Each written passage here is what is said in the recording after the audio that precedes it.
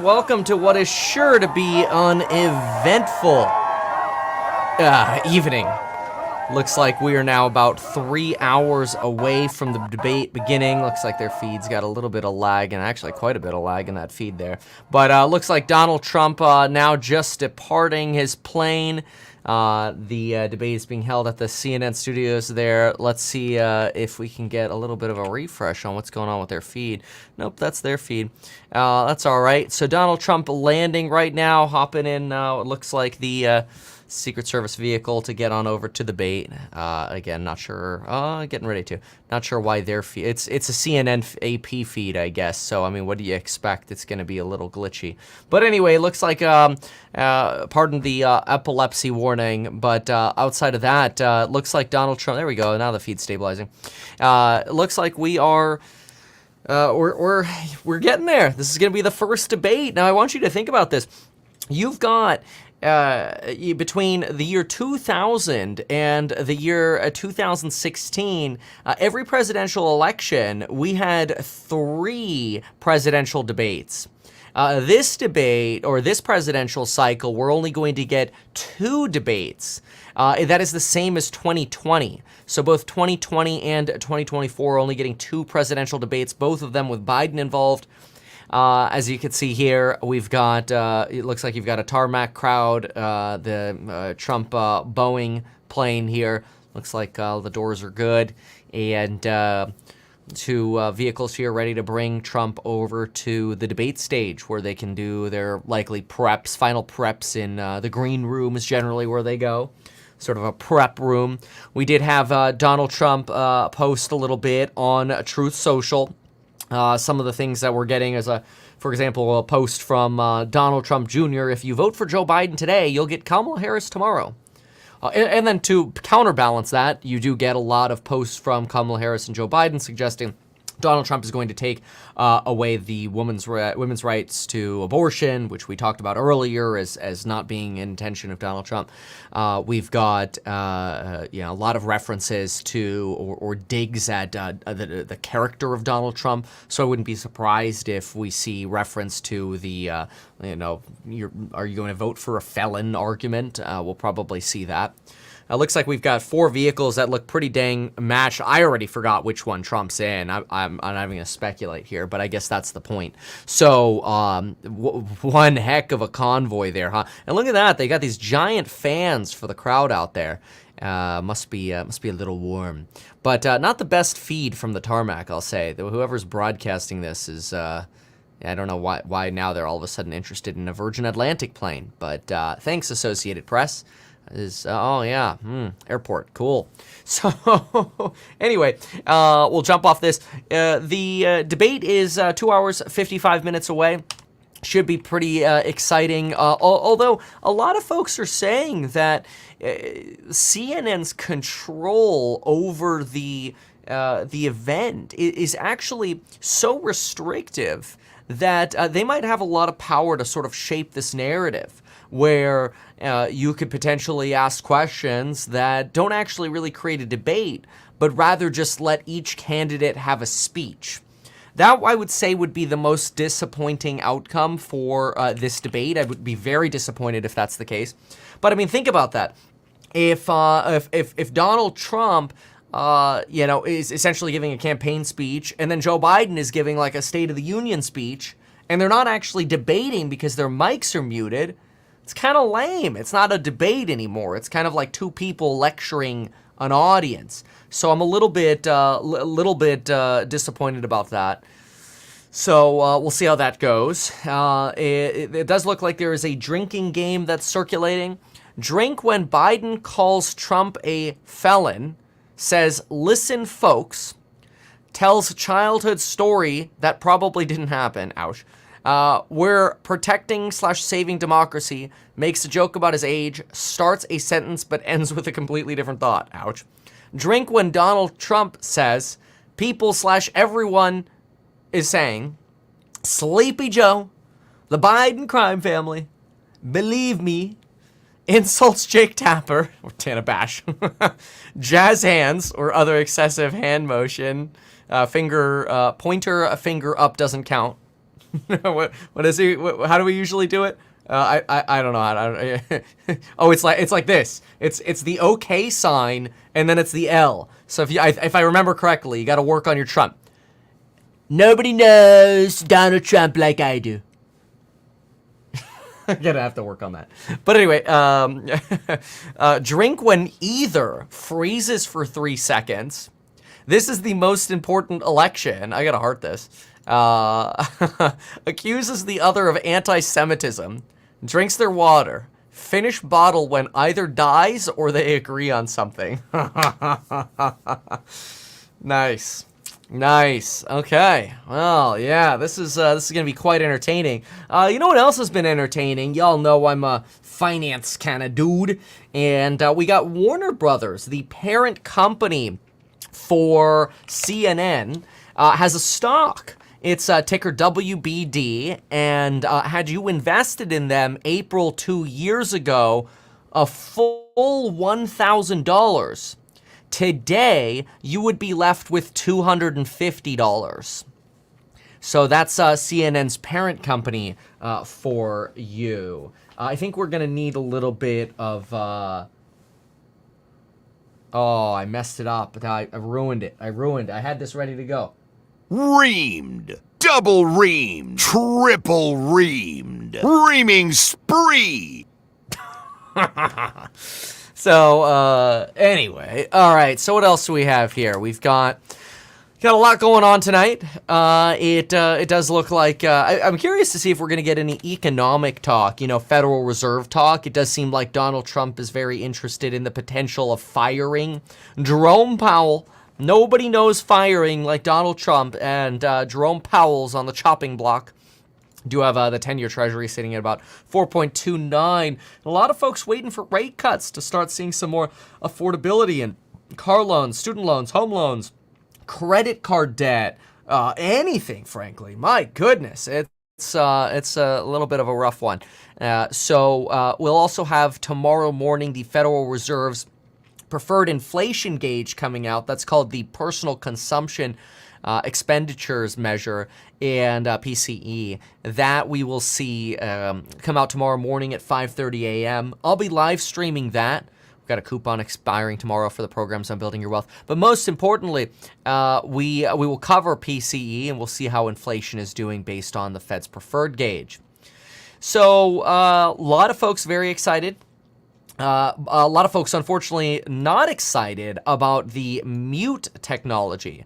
Now, if you have not yet seen the mute technology, fear not. I will show you CNN's latest and greatest innovation. It looks like I still have that event playing in the background. Oh, they're moving the Trump plane. It's kind of cool to see. I mean, Trump's not on it. He's already gotten off the plane. But it looks like they're going to taxi this somewhere else. Looks pretty cool. Okay, so now we're going to jump and we're going to go take a look at CNN's new technology. This is some of the innovation that helps prop up their stock price. You can see two green lights. When they're on, they signal to the candidate his microphone is on. When the green lights are off, they signal to the candidate his microphone is off. Now I want to give you a sense of what it will look like for viewers at home if a candidate whose microphone is off interrupts a candidate whose microphone is on. So I'm standing at one podium, and I'll ask Phil to come in and take the other podium. And so let's say I'm answering a question. My light. Now, I will say, I hope they leave it as this side-by-side.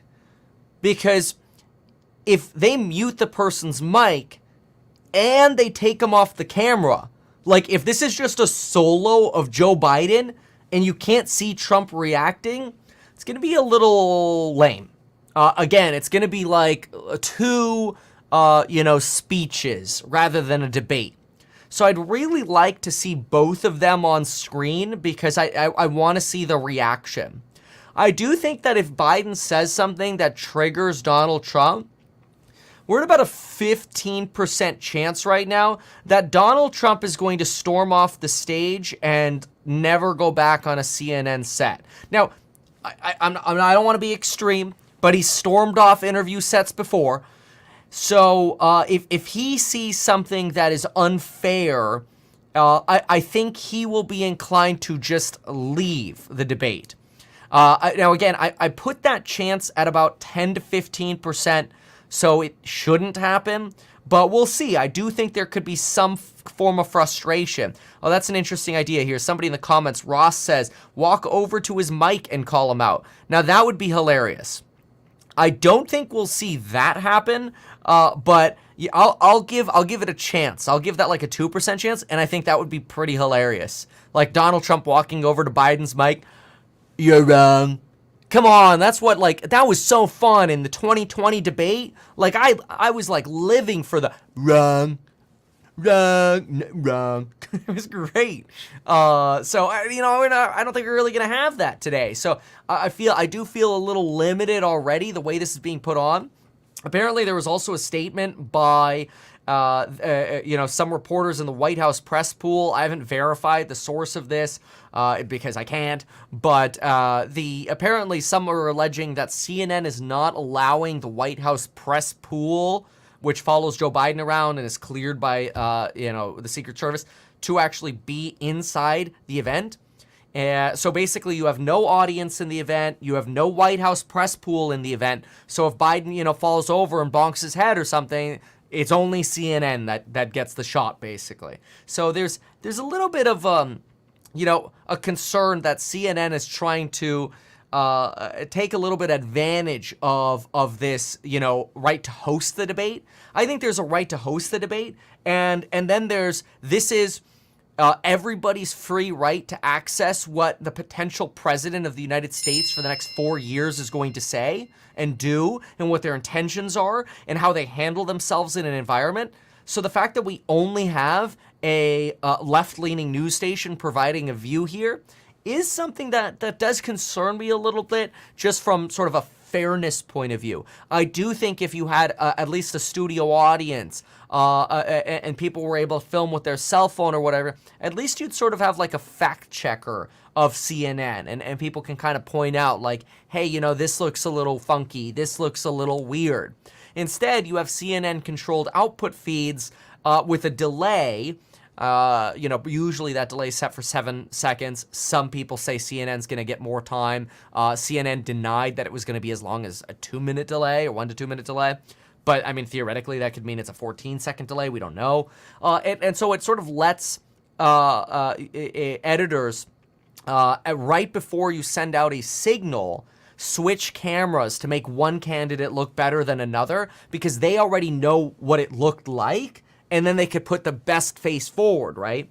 So I'm not the biggest fan of this. I think, presidential debates should be heavily scrutinized by anyone, and they should be a free public forum, because this is in the public interest. This is critically in the public interest. This is the most American, you can get, is an election.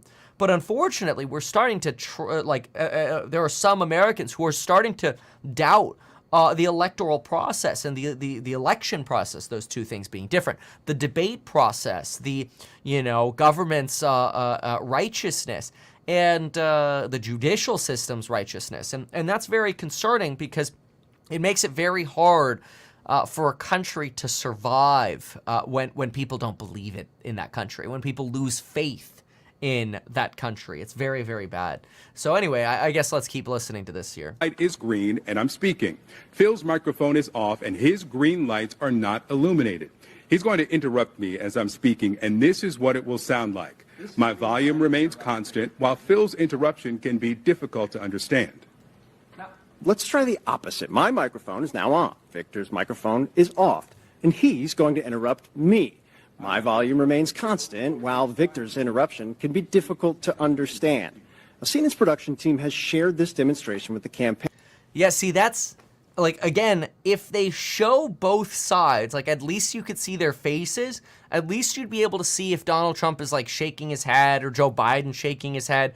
But if they just do this single shot, it's literally just going to be like some kind of speech. I mean, look at this. I want you to rewatch this for a moment. When this guy talks, imagine it's Joe Biden talking, and you're just hearing, one-sided view with no debate. Stand. Now, CNN's production team has shared this demonstration with the campaigns earlier today, and we're sharing it with you, our viewers, so everyone fully understands how tomorrow night will work. Now, we should note, by agreeing to participate in this debate, both campaigns and candidates have also agreed to abide by these rules. The CNN presidential debate airs live tomorrow night at 9 p.m. Eastern. There it is. So that's, again, like, to me, it feels like you're going to get a very, how should I say,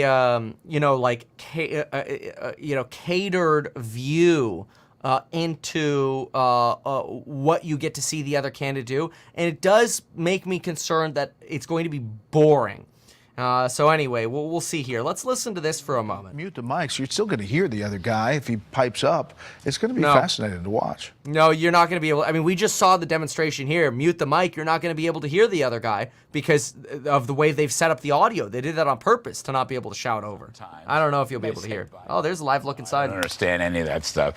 I just want as one quick political point. I think a lot of people are going to watch this debate. They're going to see Mr. Biden. But they're actually going to see Kamala Harris behind Mr. Biden. A lot of people do not believe that President Biden, whatever happens in the outcome of this race, will be the president for the next 4 years. And I think that's one of the unseen, invisible hands in this whole story. All right, gentlemen, thanks for being here. Brett. Here's some other. Yeah, that's very interesting.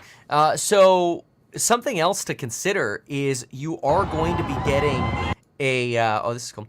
You are going to be getting a VP presentation tonight from Donald Trump. Well, apparently the VP is supposed to be in the audience. So is it going to be Vivek Ramaswamy? Is it going to be JD Vance? Go ahead and leave a comment. Just type in that chat. Who do you think is going to be the VP nominee? You remember what that's from? I probably didn't say it right, but I really enjoyed this. Oh, you'll know right away, or many of you would. Let's see here. Okay, right here. I probably get demonetized from College Humor for this, but let's just try to play a tiny little clip. Who remembers this? I'm the VP nominee, your budget I've been cutting. Mitt Romney style. This was like this was like the greatest. I loved this. You should elect me because I got so much money. This was such a great play on Gangnam Style. It was hilarious. So, but anyway, that's where I was getting that from. But here is a shot. Let's turn this on right here. 1 sec. Okay. All right, here's a shot of what looks like the Trump motorcade. Let's take a look and maybe a little bit of a listen here.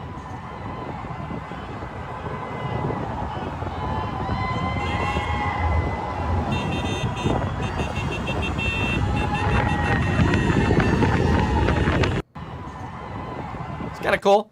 You got folks on the bridges on the way to the debate. Keep in mind there are allegations. I don't know if this is true, but there are allegations that the Trump campaign pays people to stand on these bridges with flags on the side of the road. Blah blah blah. I don't know if that's true. It wouldn't surprise me if it is. It wouldn't surprise me if it isn't. Neither is unsurprising. One, people being patriotic and excited. Another, people doing it because they're paid. Neither of those would surprise me. So it is something that I've seen come up. So, okay, great. So now we're looking at still about 2 hours and 40 minutes from the start of the debate. So obviously we're quite early right now. There is this meme that's circulating right now about how the debate will go. So I'm going to go ahead and play it here and we can react to it. Now, our first question tonight goes to Mr. Frog. Mr. Frog, why are you so evil? You have 1 second to respond. Hello. Hold on. What did she say? Why are you so people? And then you have 1 second to respond. All right, let's listen to that again a little clearly. I do want to look at the set here. It looks like you've got excerpts from the Constitution over here. The Union and the Constitution forever. Okay, all right. Evil. You have 1 second to respond. Hello, Time's up, plus you're wrong. The next question is for our beloved... Oh, why are you so evil? You have 1 second to respond. Hello, Mr. Frog, why are you so evil? You have 1 second to respond. hello, Time's up, plus you're wrong. The next question is for our beloved and highly intelligent president. Why are you so amazing? You have unlimited time to respond. Presidential policy. Now, Okay, all right. I mean, you got a lot of skits like this on both sides going around, but that's pretty funny. So, all right. So a lot of this memeing going on. We'll see a whole host of arguments and debate topics tonight. Obviously, we'll be fact checking as we hear the debate arguments. I'm probably most excited about, in this order, the economy. Briefly, I think they'll clarify on abortion, but I don't think, I think those positions are already pretty clear. I covered those earlier in a video on the channel. We went into those in detail, so I don't think we need to do that again. But the economy will be key. And then the border, of course, crime and education, but also geopolitics. And the leaders' ability to negotiate resolutions with international leaders around the world. So we shall see. So there's some debate here about, are we going to see potentially a Vivek as president or VP rather? Personally, I know a lot of people are really looking forward to that as a potential, and I do think there is a chance.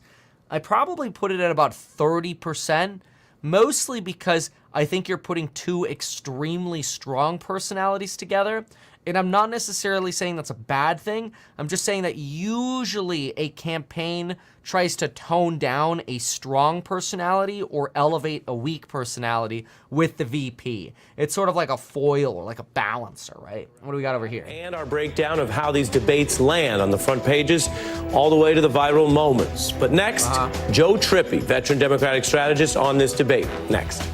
It looks like they're going to commercial. All right, well, that was boring. That was not entertaining. We'll try the Doomers over at Doomberg. They love me. Nobody loves me more than Bloomberg, and they're also on a commercial. How boring. Chewy and Petco share swing as Roaring Kitty posts a dog image. Yeah, that Roaring Kitty can't step. Get like a 30% pump for like 2 minutes. That was crazy. Watch that happen. And then you had the Nike results that came out. Those were wild. Yeah, look at this movement here. This is where you're risking really getting into market manipulation claims. I don't think so. I'm just saying, like, you're giving more ammunition to the SEC. Look at that volume. I mean, this is the definition almost, I feel like, of market, momentum ignition. So, and then of course it just bleeds out back to almost where it was. So very interesting. We'll watch Bitcoin, by the way. You know, Donald Trump has presented himself as the Bitcoin president. And we'll see what kind of moves we get here.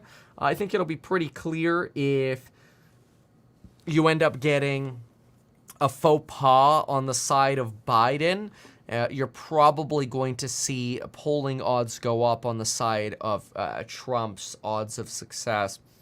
This idea of being a crypto president, though, has sort of been recently adopted and become recently popular. I did see some countervailing arguments where people say, hey, well, you know, during Biden, Bitcoin went from 17,000 to 70,000. So, you know, and I mean, okay, fair. You could go look at the week chart here and see that. Right here is where the election was. Actually, November 7th-ish, right around here, this is when the vaccines were approved. The first and second week of 2020. It was really right after the vaccines were approved that markets just went ape, you know, which so closely coincided as well with the approval or the vaccine approval so closely coincided with the election.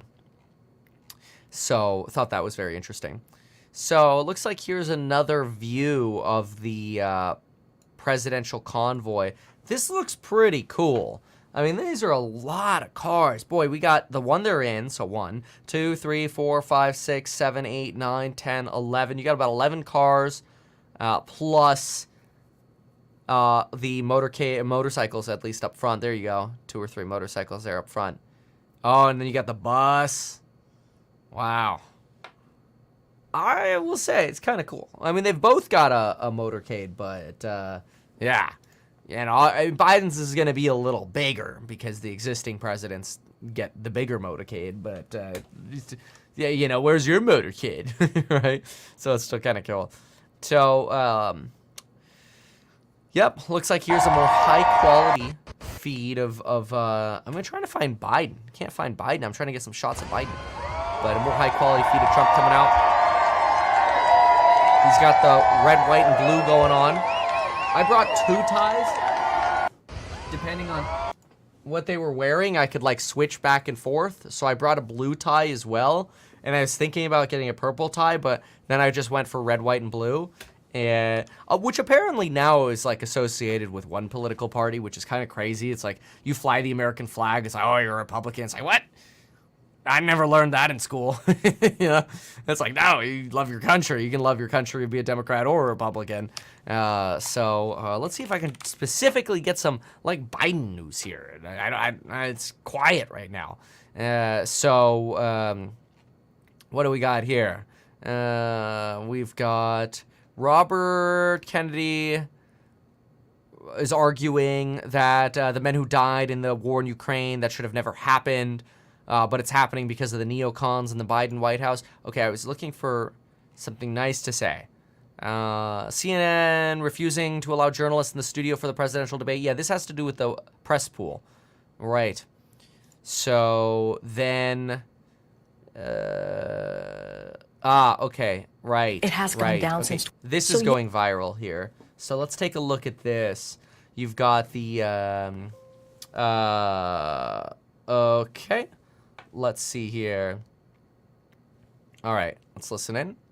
Yes, eggs and milk, and there were grocery things that were up. It has gone down. It has gone down since 2022. Gas prices, because of the actions that this president took, and let's not forget there was an invasion, but Russia did obviously into Ukraine that caused gas prices to tick up. The president took action, tapped the SPR, and we saw gas prices go down.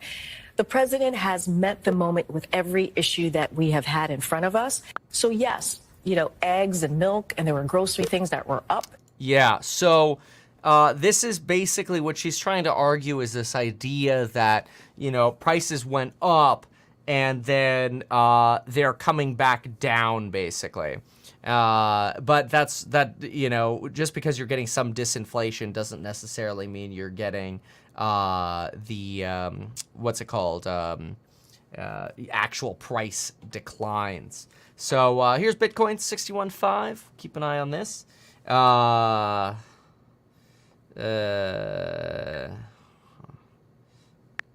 Okay, let's go jump in over and see what we've got in some of the channels to chat with. Let's see here.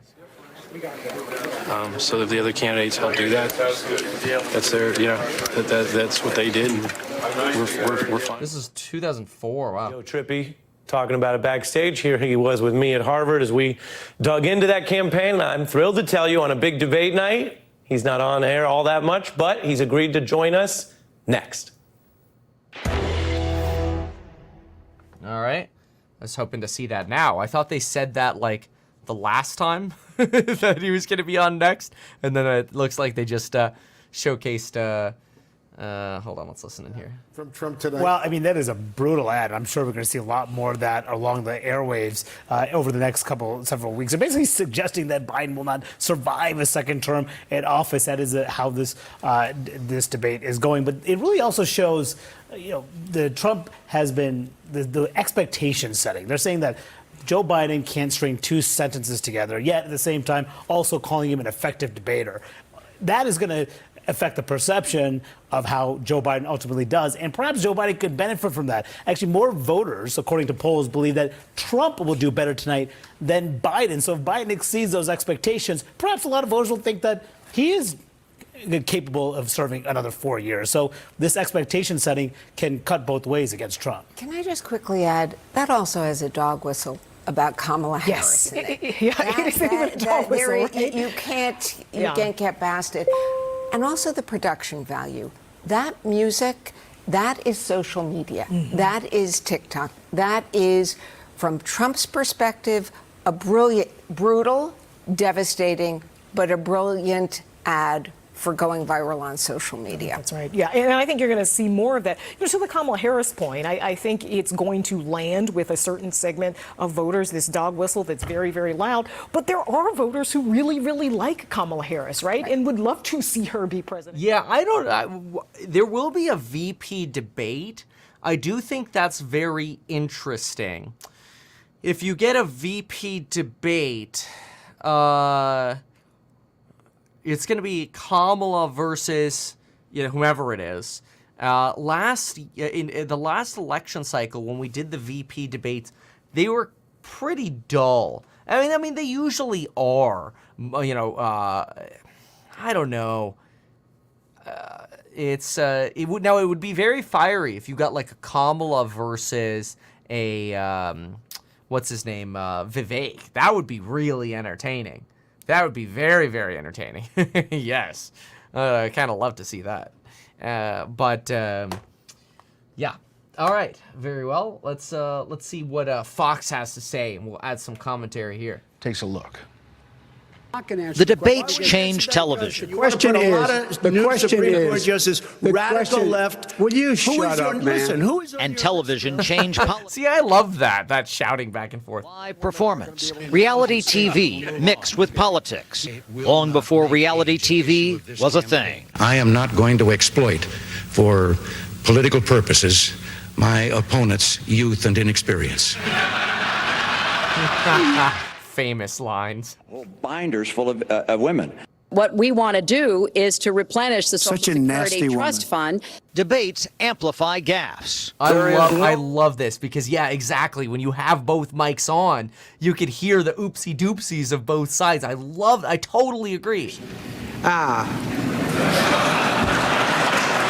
Sometimes what's said isn't even what most people remember. I'm going to fix it. Viewers might recall what a candidate does. I've had a record of appointing judges in the state of Texas. That's what a governor gets to do. Man's practicing fuzzy math again. There's differences. In 1992, President George H.W. Bush's time in office was up. Tonight's debate is the first without a studio audience since the initial forum in 1960. The candidates need no introduction. It was unclear whether John F. Kennedy or Richard Nixon won that first debate. Nixon sweated, sporting a 5 o'clock shadow. Kennedy, cool and confident. It said that those listening to the radio believed Nixon won.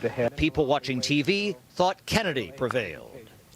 That's been taught for decades. However, it's folklore. That's one thing I noticed too, is when you actually have the debates and it's not just a speech on both sides, people are really into, okay, yeah, who won? Let's analyze, give sort of a percentage bet of who won.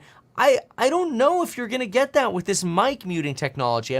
I'm frustrated about that, and I continue to try to encourage that. Think about when you have mic muting technology, which isn't really technology, it's just when you mute the mics, you're basically just listening to two speeches. So I wonder if CNN has thought about that. If they have thought about that, will they actually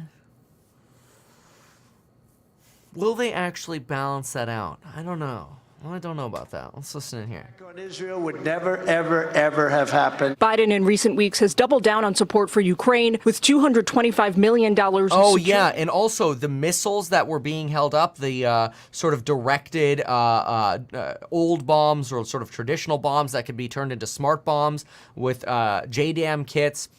Those have been authorized to Israel today. So they were initially denied by the U.S. and held up for a few weeks because of Israel's advance into Rafah. And now you've actually found that you're getting this U-turn, and the U.S. has gone ahead and authorized those JDAMs. no matter what. We will build the Great Iron Dome over our country. Elsewhere in the Middle East, Iran is dramatically expanding its most prolific uranium enrichment facility in the hopes of fast-tracking a nuclear weapon. Iran must never acquire a nuclear weapon. Iran was broke under the Trump administration. Well, the State Department today announced new nuclear sanctions targeting Iran's petrochemical sector. That'll certainly give President Biden a talking point tonight, should he need one, should Trump accuse him of being soft on Iran, as he usually does. Brett? Jillian Turner live at the State Department. Jillian, thank you. Up next, the panel setting the stage for tonight's CNN presidential debate that you can catch right here on. Yeah, I wonder, they've got this whole, stadium of seating. But nobody's gonna be there. It does blow my mind a bit that they're not having an in-studio audience. I don't know how I feel about that. It's I'd like people be like, oh, I saw with my own eyes XYZ. Oh, well, I'm supposed to go to 85. Let's jump on over. There we go. So also on commercial. Everybody's just on commercial today. All right, what do we got on the X? Literally everyone's on commercial. That's fine. So, all right, let's see what else we have. We're going to keep searching for information on Le Debate. We are, let's see here. I'm trying to find, if I can, some posts from Biden. So maybe what I'll do is let's just go to the Biden Twitter account. And we'll see what we've got here. So we've got some shots from Joe Biden. Atlanta, it's good to be back. I met some incredible supporters who are fired up ahead of tonight's debate. Let's finish the job. Okay, it sounds like they're going to go with the finish the job strategy. Okay, so this is, hey, I got started with the Inflation Reduction Act, that rounding you up to the $2,000 stimulus check, some student loan forgiveness, but hey, there's still more work to do. Okay, so lots of photos here. You've got the Joe Biden laser eyes, and lots of Joe Biden signs. What often happens at these sort of rallies is they just hand all this stuff out, and they're like, here, put this on over whatever you're wearing. Or however, it's like, here, you hold this, and it's got to look good for the cameras. So, but yeah, if you've ever gone to a political event, it's pretty common. They try to load up as much pizzazz as possible, and people are supposed to start kind of flailing around and cheering. Now, Slay at Home Dad, CNN has denied the 2-minute delay claim. Now, that doesn't mean it's the traditional 7 seconds either, though. But CNN has denied that they're going for 2 minutes. But it could be theoretically 14 seconds or 30 seconds, right? And remember, the more of a delay that you get, the more of an opportunity CNN has to say, okay, let's paint this candidate in a certain light versus another. But it does look like, at least, and who knows, it's predicated on them actually saying telling the truth. But anyway, Joe Biden says, best part about the campaign trail is having you by my side, Jilly. It's nice. No woman should ever be denied, made to wait until she's near death, or forced to flee her home state just to receive the health care she needs. Yet this is exactly what's happening in states across the country since Trump overturned Roe v. Wade. The stakes could not be higher, and the contrast could not be clearer. So you've got some proposed community notes here, which are not necessarily accurate. It doesn't look like any of them have actually gone through. This is just when you have the ability to rate community notes, you get the little proposed here, and some of the ones you find are just nonsense. But anyway, this is going to be something that Biden tries to really hone in on, is this idea that, hey, the overturning of Roe versus Wade took away women's rights. I mean, what it really did is turn the decision back over to states, and then certain individual states, yes, may have limited some of the rights of women and choice. So yeah, not because of course, if Roe v. Wade hadn't been overturned, that wouldn't happen. So that's the linkage, though, that Biden here is making, is the suggestion that by turning things back to the states and making abortion a states' rights issue, that Donald Trump then removed women's rights. Via, of course, his appointment of conservative justices to the Supreme Court, which Donald Trump did say he would appoint conservative judges. But that could also be constitutionally conservative, you know, the way they interpret the law. The more interpretive you are, sometimes the more potentially liberal you could be implied to be, versus somebody who's more, who takes more of a strict interpretation of the law. So here on June 26th, you've got President Biden. Today we celebrate the anniversary of the monumental marriage equality ruling. And you've got the rainbow colors here over at the White House. And then we've got this claim here that Donald Trump is the greatest threat to our democracy because MAGA Republicans want to cut taxes for billionaires, raise the retirement age for Social Security, and slash Medicare. You know, I think both candidates have made it clear that they're not looking to raise the age for Social Security. It's sort of good clickbait, if you will, but not highly useful. Entitlement benefits, I don't think either candidate expects to cut those as, either. But I do think that Donald Trump would pitch, he might even announce here, some form of tax cuts if he's reelected. I do suspect that's quite possible. So, okay. So democracy's on the ballot. Got it. And you can't love your country only when you win from Biden.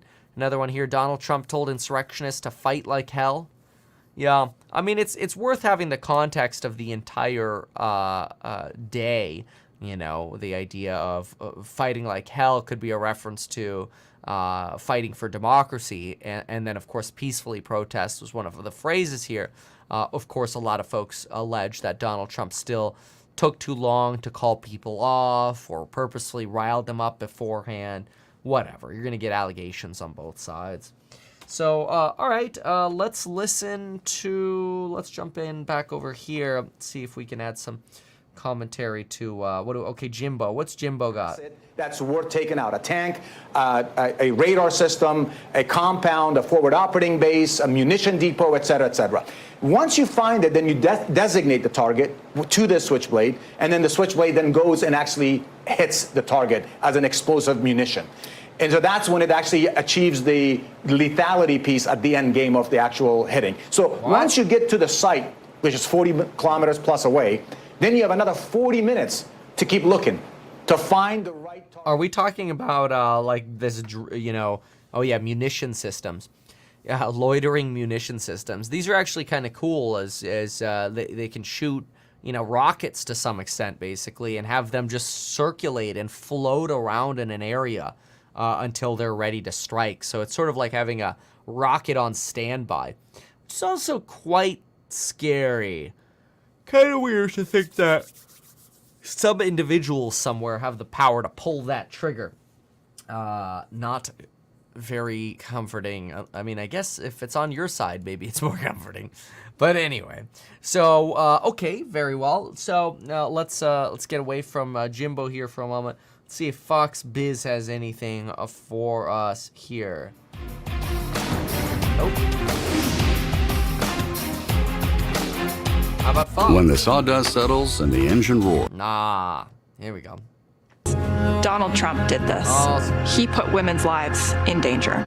Oh, here it is. Okay, so that's the thing. You know, that's what they're going to go with, as that Donald Trump put women's lives in danger. That's going to be from the Biden camp. Okay. All right. Yes, I mean, we've talked about that quite a bit with the abortion issue.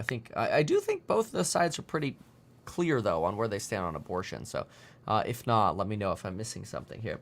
I'm going to throw this on screen. Let's see if I can pull this off. Oh, yeah, there we go. So this is from Donald Trump's Truth Social. It looks like it's some form of, like, talking points sheet.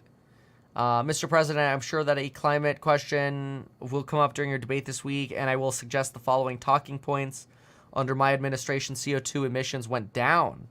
And at the same time, we became more American energy dominated. Yeah, I mean, this is a reference to, like, fracking, which that trend had started, I think under the Obama administration, if I remember correctly.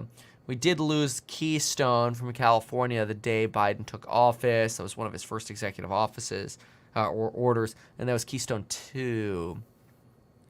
Not to be confused with Nord Stream. But anyway, Biden also rejoined the Paris Climate Accord.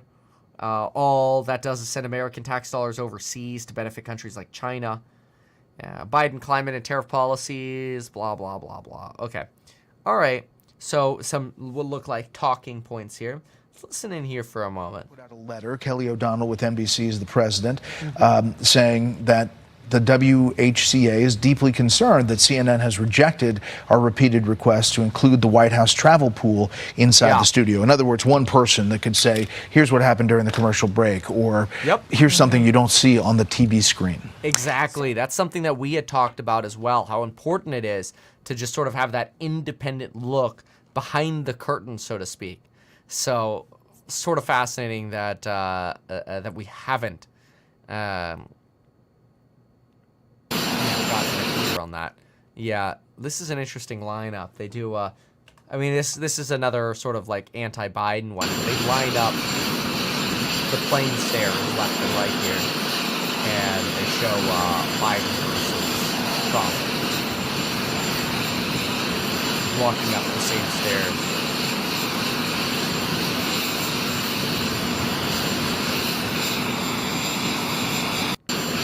Alrighty then. That's interesting. Yeah, a lot of clips like that. All right, what do we got here? Things were going in the country, and that's understandable. We were in the middle of COVID. It was a nightmare.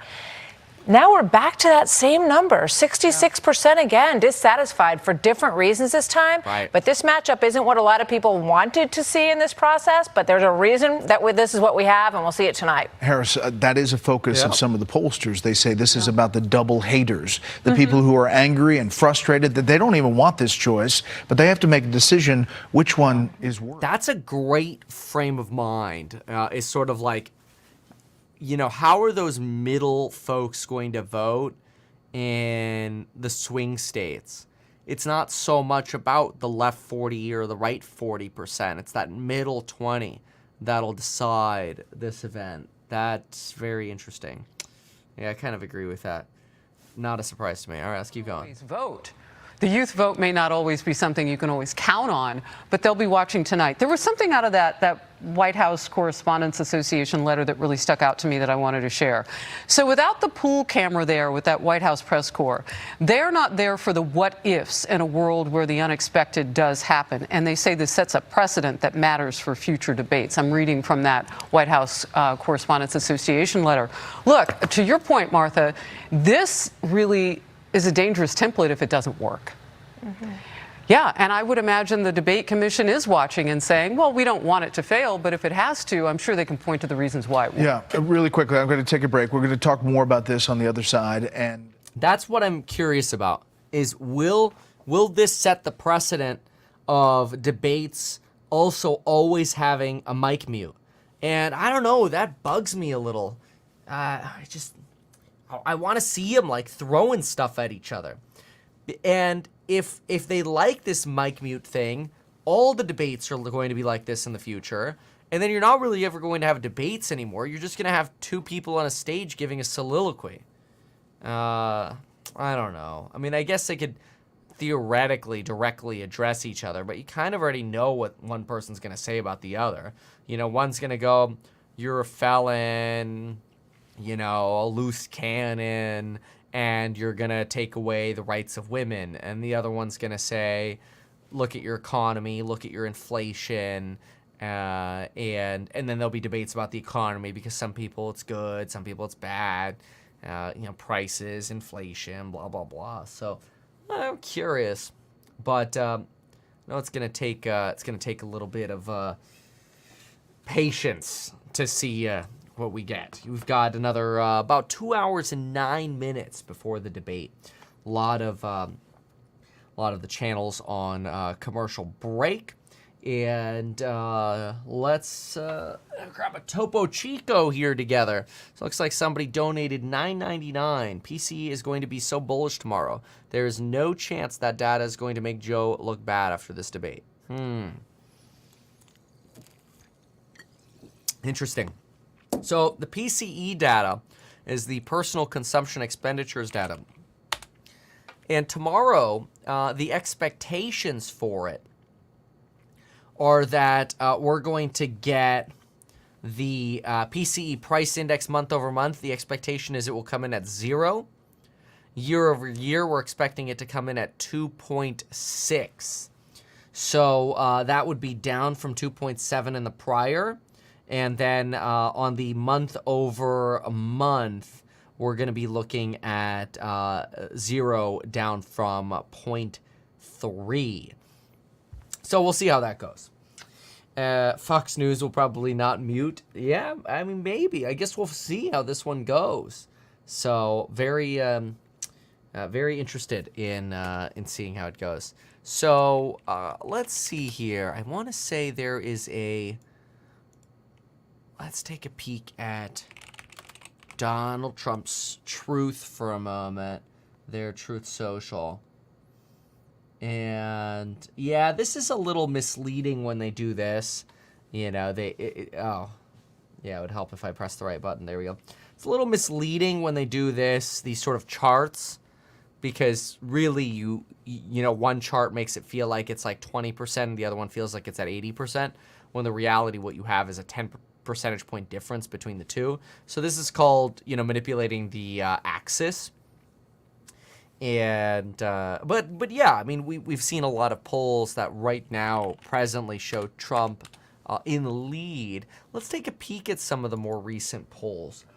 So some of the more recent polls, we've got Trump +4 in the New York Times Siena general election. We got Quinnipiac here, a general election versus Trump versus Biden. We've got Trump +4. Do we have any general election where Biden is winning? Oh, we got a tie from Morning Consult. General election, CBS News has Trump leading by 1. Rasmussen has Trump leading by 9 in the general election. Wow. Okay, oh, this must be the poll they're referring to. Then maybe they rounded it to 10. But that's that lead right there, which they're referring to. Maybe it's just a 620. No, this is the 620 poll. So, yeah, I guess I'm not exactly sure how they're measuring those numbers. But as you can see, those numbers don't really align with these numbers on screen. But whatever. So, yeah, polls are polls. I think they're worth paying attention to. But polls are still polls. So, okay. Let's see here. Let's go with, you know what we can do is, let's do a quick little play of, I think, Trump. Okay, this is just a loop. Oh, they're just going to loop this. Oh, that's kind of annoying. Ah, that's really interesting. So, this CNN News 18 page is looping Donald Trump coming out of the Trump Force one, so to speak. So you'll be able to see that here. And let's fast forward a little. A lot of prep of the shots. Come on. Oh, it takes forever to get out of the plane, huh? There you go. So we had watched that, what looked like as it happened, but it seems like they're just sort of playing this on loop over and over again. Or at least now they've started looping it again. Because, you know, at this point he's already gotten out and he's already come over. But what I'd like to do just for a moment is I'm just going to play this for a very brief moment as Trump walks out. Because I'm going to get a monster. I've been up since like 4 a.m. Give me just a second, and I'll be right back, and we'll add some more chatting and commentary. So BRB one moment.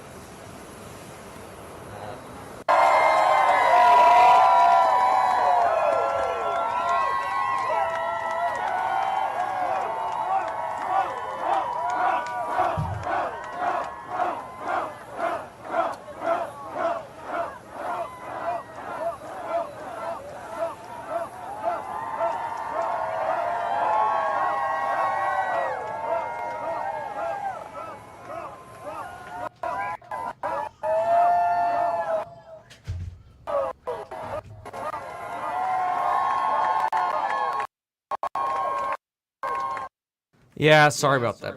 It gets into this glitchy little feed there, and sorry if there was a little bit of an echo. I messed up. But I really needed to go run and get a Monster, so that way we can really be fit and ready to add lots of commentary. And yes, the debate begins in 2 hours and 4 minutes. This video is not brought to you by Monster. It is brought to you by... which one do we want to press? By the dip. I love that.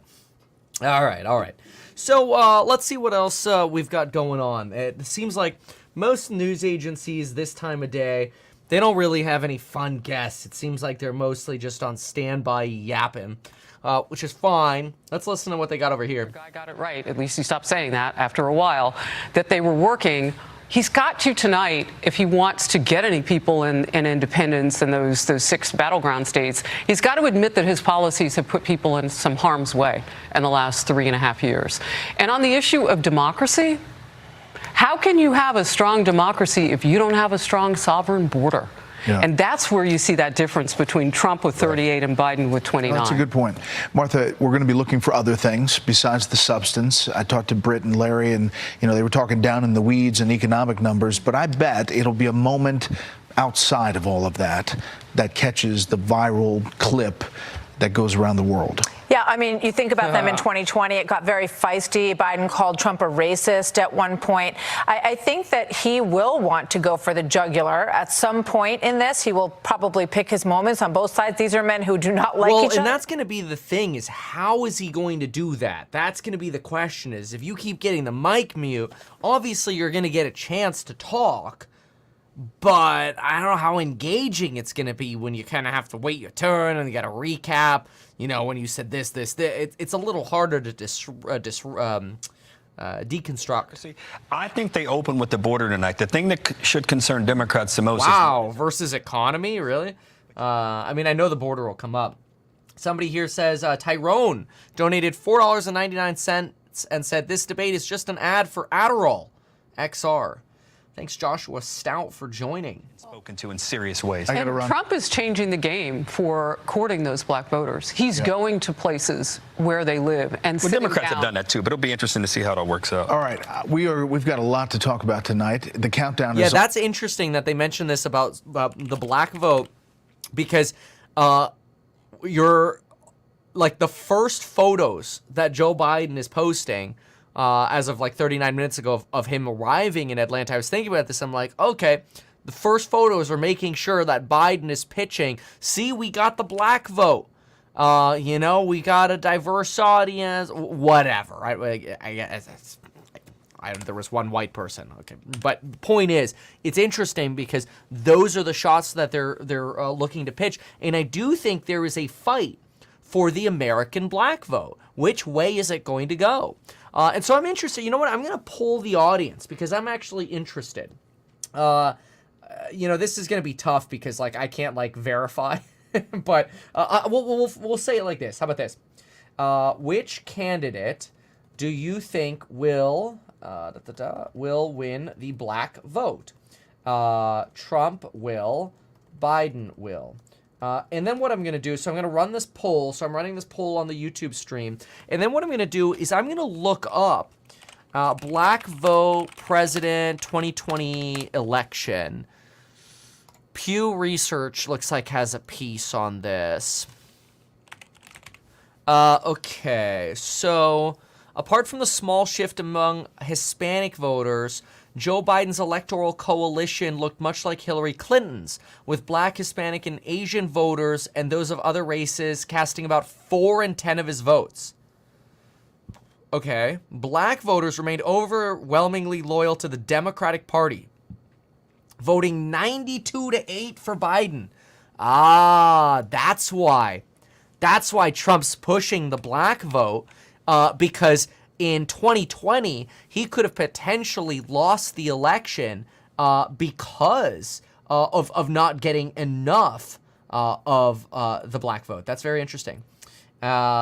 Online BizWiz, thank you so much for this shout out here. Thank you for always the fair and honest information. I've always felt you truly care for we the people. I appreciate you. Thank you. You're almost coming up on a 5-year membership. Look at that, member for 58 months.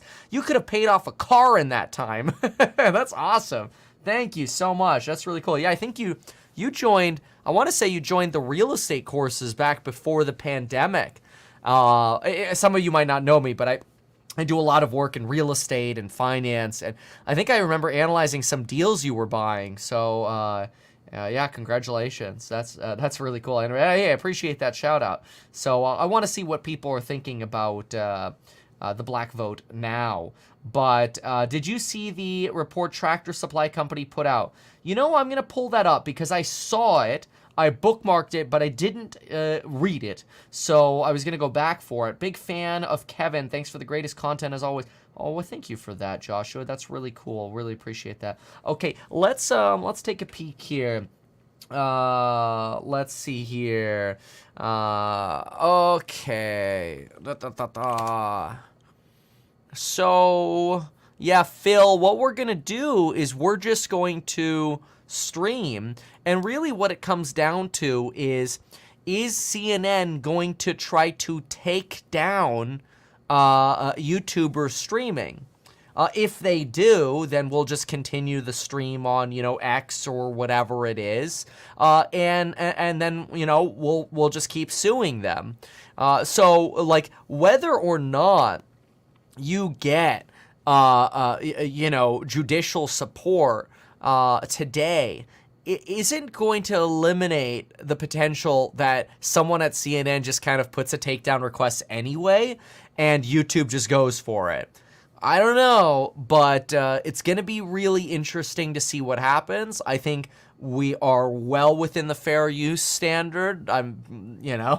We'll keep it at that, and we can debate it a different day, but we'll just keep streaming until we get kicked off. So, interesting on the black vote. Let's take a quick look at the poll here. So right now, in 2020, 90% of the black vote, 92% of the black vote went to Joe Biden. As of 3 minutes ago, 1,000 of you have voted that Trump is going to get 71% of the black vote. Very interesting. Let's see here. 1 like equals 1 vote for Trump, says Aesop's. What's up, buddy? Let's go. That's funny. Here, let me put that banner. Can I put the banner up? Yeah, there we go. Look at that. Put the banner up for you. Thanks for the donation. That's funny. I'll take the likes. But, yeah, okay, so, Okay, so interesting on sort of the flip on the potential of black vote, which again, I think reiterates why you have Joe Biden going for this sort of feature of his audience, right? Okay, so now we're going to look at that Tractor Supply DEI letter. That's going to just take a moment to pull up here, and then we'll see what we have. Reply. Oh, that's right. I can't find likes anymore. Okay, well, that's annoying. That's okay. I will get it. I've got it. Statement from Tractor Supply. All right. Here it is. Cheers. All right. For more than 85 years, Tractor Supply has been focused on one thing. Serving life out here. Every day, our team of 50,000 team members take care of our customers like family. We deeply value our relationship with our customers and the communities we call home. We are passionate about being good neighbors. And without you, we would not be where we are. It is imperative to us that our customers' hard-earned dollars are taking care of our team members and the communities we love. As you supported us, we have invested millions of dollars in veteran causes, emergency response, animal shelters, state fairs, rodeos, and farmers markets. We've also invested into the future of rural America. We are the largest supporter of the FFA and have a long-standing relationship with 4-H and other educational organizations. We work hard to live up to our mission and values every day and represent the values of the communities and the customers we serve. We've heard from customers that we have disappointed them. We have taken this feedback to heart. Going forward, we will ensure our activities and giving tie directly to our business. For instance, this means we will no longer submit data to the Human Rights Campaign. We will refocus our team member engagement groups on mentoring, networking, and supporting the business. We'll further focus on rural American priorities, including agricultural, education, animal welfare, veteran causes, and being a good neighbor. And stop sponsoring non-business activities like pride festivals and voting campaigns. Wow, that's a big statement right there. So you've got Tractor Supply Co. saying we're no longer going to support voting campaigns like get out the vote campaigns, pride festivals. They're also going to eliminate DEI roles. This would be DEI roles, so diversity, equity, and inclusion. And we are going to retire our current DEI goals while still ensuring a respectful environment. We're going to withdraw our carbon emission goals and focus on our land and water conservation efforts.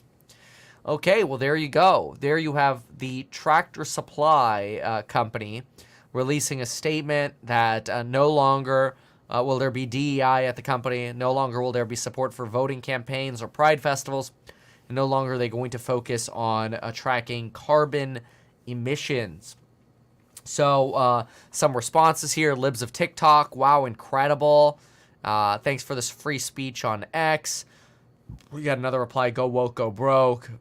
Thanks for actually listening. You're your customers and not the 1% of activists. Great news. Now fire your CEO who brought in this crap in the first place. Basically what they're saying. Somebody else counters this and says, wow, Tractor Supply realizes its whole customer base are conservatives and they've completely abandoned DEI. Yeah, I mean, in fairness, like if you own a tractor, there's probably a higher likelihood that you're a Republican than you're a Democrat. But I don't know if there are any statistics on that. So I'm going to Google it. Tractor owners by political party. Okay. Okay, well, there is Open Secret's Tractor Supply Co. donation history. Well, okay. So they've spent $200,000 in lobbying in 2024, $630 in 2023, and it looks like they gave what would that be? $15,500 to Democrats, and then way more to Republicans. I mean, that's already $20,000 right here. You've got Kevin McCarthy, Marsha's PAC, Marsha Blackburn getting some, Senate Eagle PAC, David Krustov, John Barroso, Jim Banks, Mark Green. So certainly more on the Republican and conservative funding side there. Yeah, average contribution to members of Congress. You can see that red line is certainly exceeding. If we just do sort of a search, I don't think, honestly, you're going to get... I mean, here's an interesting piece.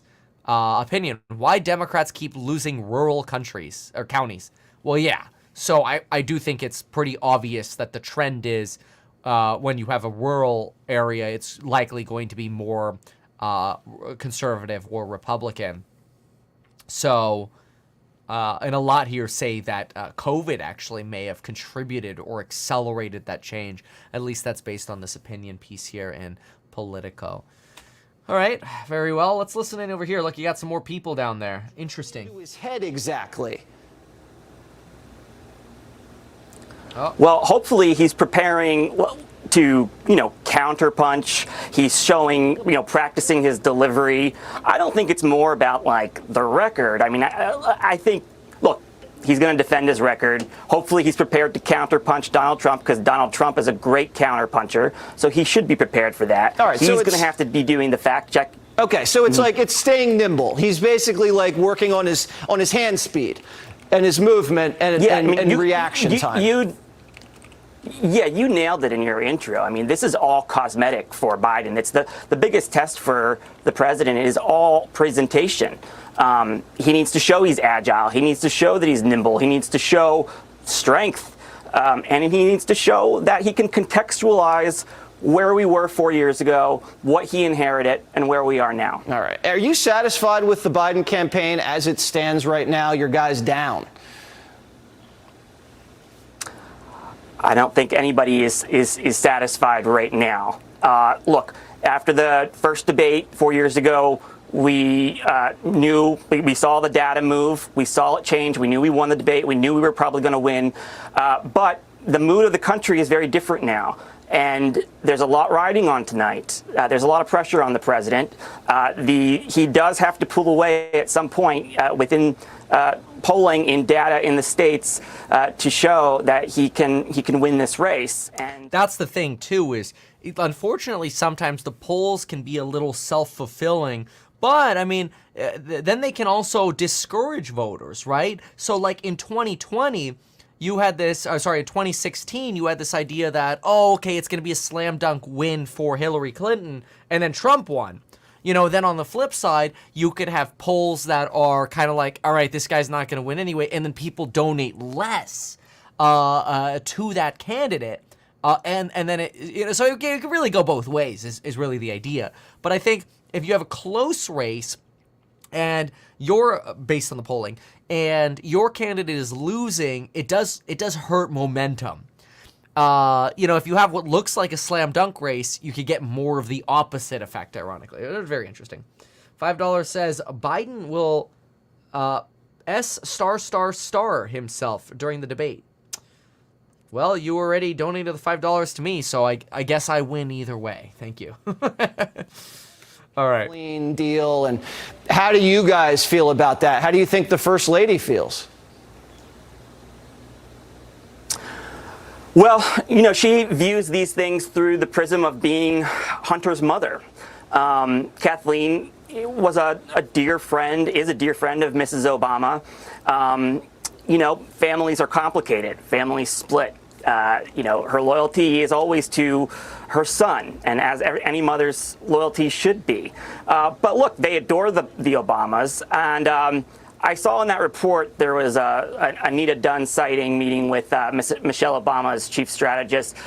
I have a feeling that the time is coming where you'll see news flashes on when she's going to be speaking at the convention, or how many days she'll be campaigning, probably as a result now because of this article. But she spoke for us last time. She didn't campaign for us, but. Alrighty, so this is we're not getting kind of like anything interesting out of this here. So let's jump. We want stuff we can fact check and debate and argue over. So we'll see. It does look like, let's see here. It does look like there's going to be, I don't know why. Honestly, I don't know why they're doing this. I think this is just like kind of dumb timing.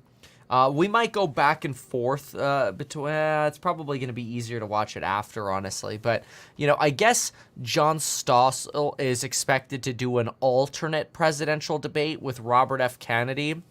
Since CNN is excluding Kennedy from their stage, you can watch him along with Biden and Trump answer CNN's and my questions tonight. So we might do that because, if they're going to, this could be like Inception, right? So it could be kind of like you listen to Trump and Biden via them, and then you also hear Robert's take, and then I don't know if it's going to be too much though. So I don't know about that. It might be easier to focus on RFK second, mostly because, I hate to say it, but you know how this country works. It's a two-party system, and independent, it's going to be tough. And I know that frustrates a lot of people. Kevin, can you restream this? I don't think you can really loophole. You have to win from a fair use and public interest point of view. That's what you have to win on. The fact that CNN would try to copyright the speech of Joe Biden and Donald Trump, like literally defies logic, defies political reality. The words of the government are not copyrightable. Like, think about that. Has anybody ever seen the question mark guy? Question mark guy. Y'all have seen this. Come on, this guy. Y'all have seen this guy, right? So you realize he was basically the world's largest plagiarizer. So he would copy text from the Library of Congress, put it into books, and resell it. But copyright law doesn't apply to government content. So it was actually legal for him to do that. And so that's the point, is like, how can you potentially argue that your creative work is the speech of Joe Biden and Donald Trump? It's absolutely loony. CNN's going to lose. They're smoking crack. And if they take my stream down, we're just going to sue the crap out of them. It's fine. So anyway, I'll make that clear. Is your read on the CNN 2-minute delay being implemented in the case? No, thank you for that. Okay. So let's answer this again. This is going to kind of keep coming up. So what I might do is I might pull this up. This has been debunked by CNN to the extent that you believe that. CNN argues there won't actually be a 1 to 2 minute delay. But there may be a larger delay than normal. So I have that handy. You can see that here. So Patrick Webb says, breaking, CNN will implement a 1 to 2 minute delay for tonight's presidential debate instead of the standard 7-second delay, potentially allowing time to edit parts of the broadcast. CNN says, this is false. The debate will begin at 9 p.m. But notice they did not say how long of a debate they will actually have. So I'm just going to go extreme here for a moment, okay? I want you to picture this. Let's say debate, or delay rather, delay is 59 seconds.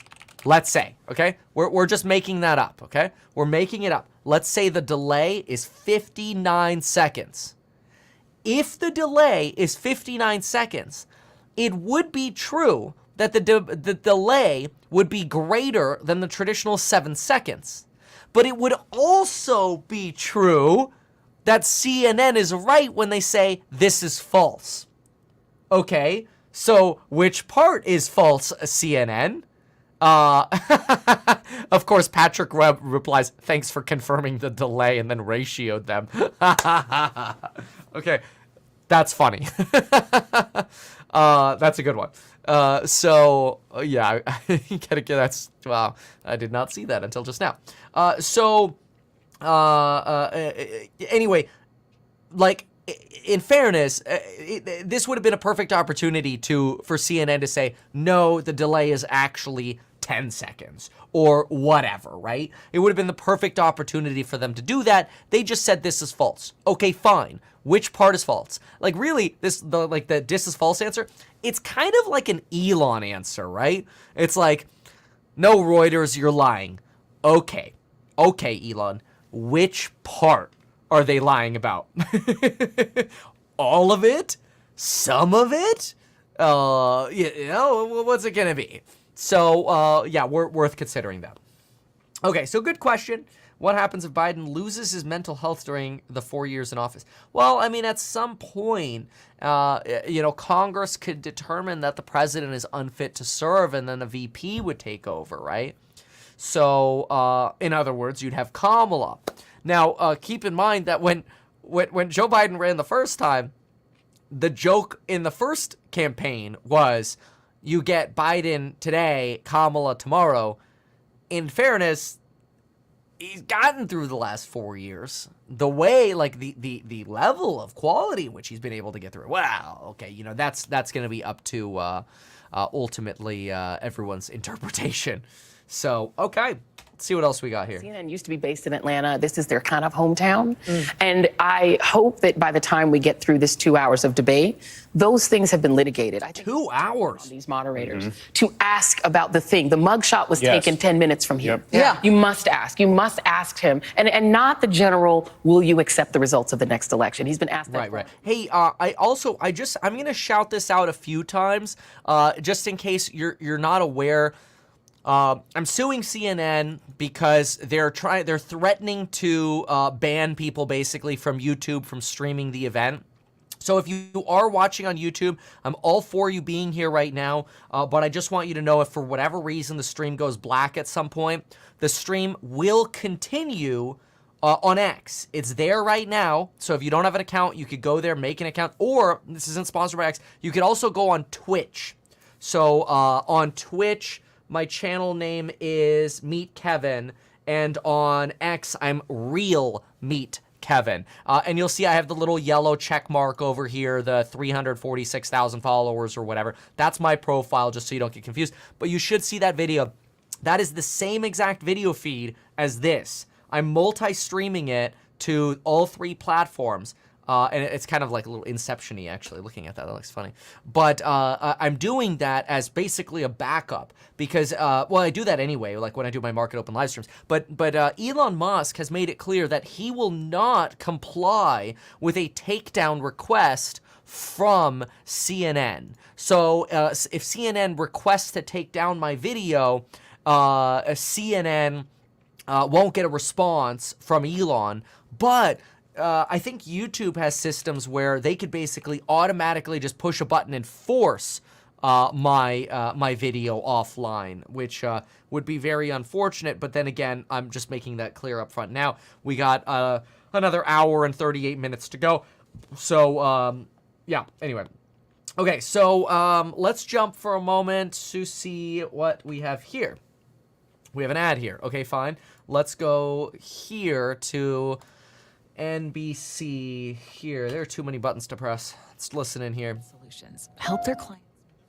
That charge has never been brought against anybody else, and it would not have been brought if he wasn't running for president. That argument I understand, but the argument about taking pride in a mugshot for minority communities. Let me push back. It's not yeah, about. You can explain it to me. That's what I asked. It's not about taking pride. It's about acknowledging the reality that there are people in our country who saw gross unfairness in the justice system, and they're saying, "Man, if you're going to go to these lengths to take out your political rival, well, let me listen to what he has to say. Let me see what he has to offer." And they are looking at that and they're saying, you know what? He actually has a better job and a better plan to help me in my life to get prices lower so I can build. So you've got a balanced argument here where, you know, one's trying to say, hey, how could you use a mugshot to, you know, promote yourself? And the individual on the right here is saying, hey, like, you know, a lot of people do relate to this because they have been victims of the criminal justice system.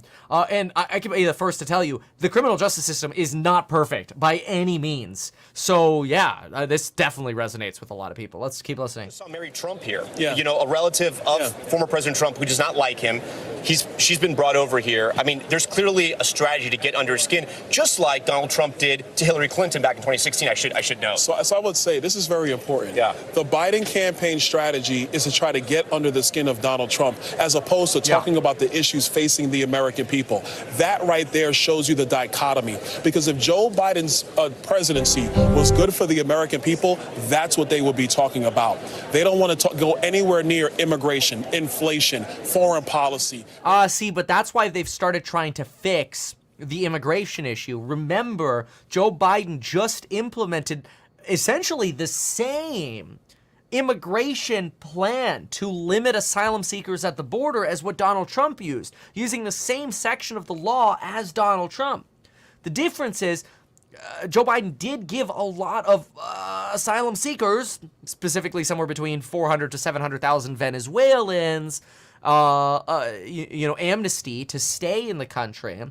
And as you've seen, we can actually pull it up. Who was it? I forgot what his name was, but there was the Venezuelan who shot the 2 cops, and they said it was sort of the Venezuelan culture or whatever to shoot at police officers.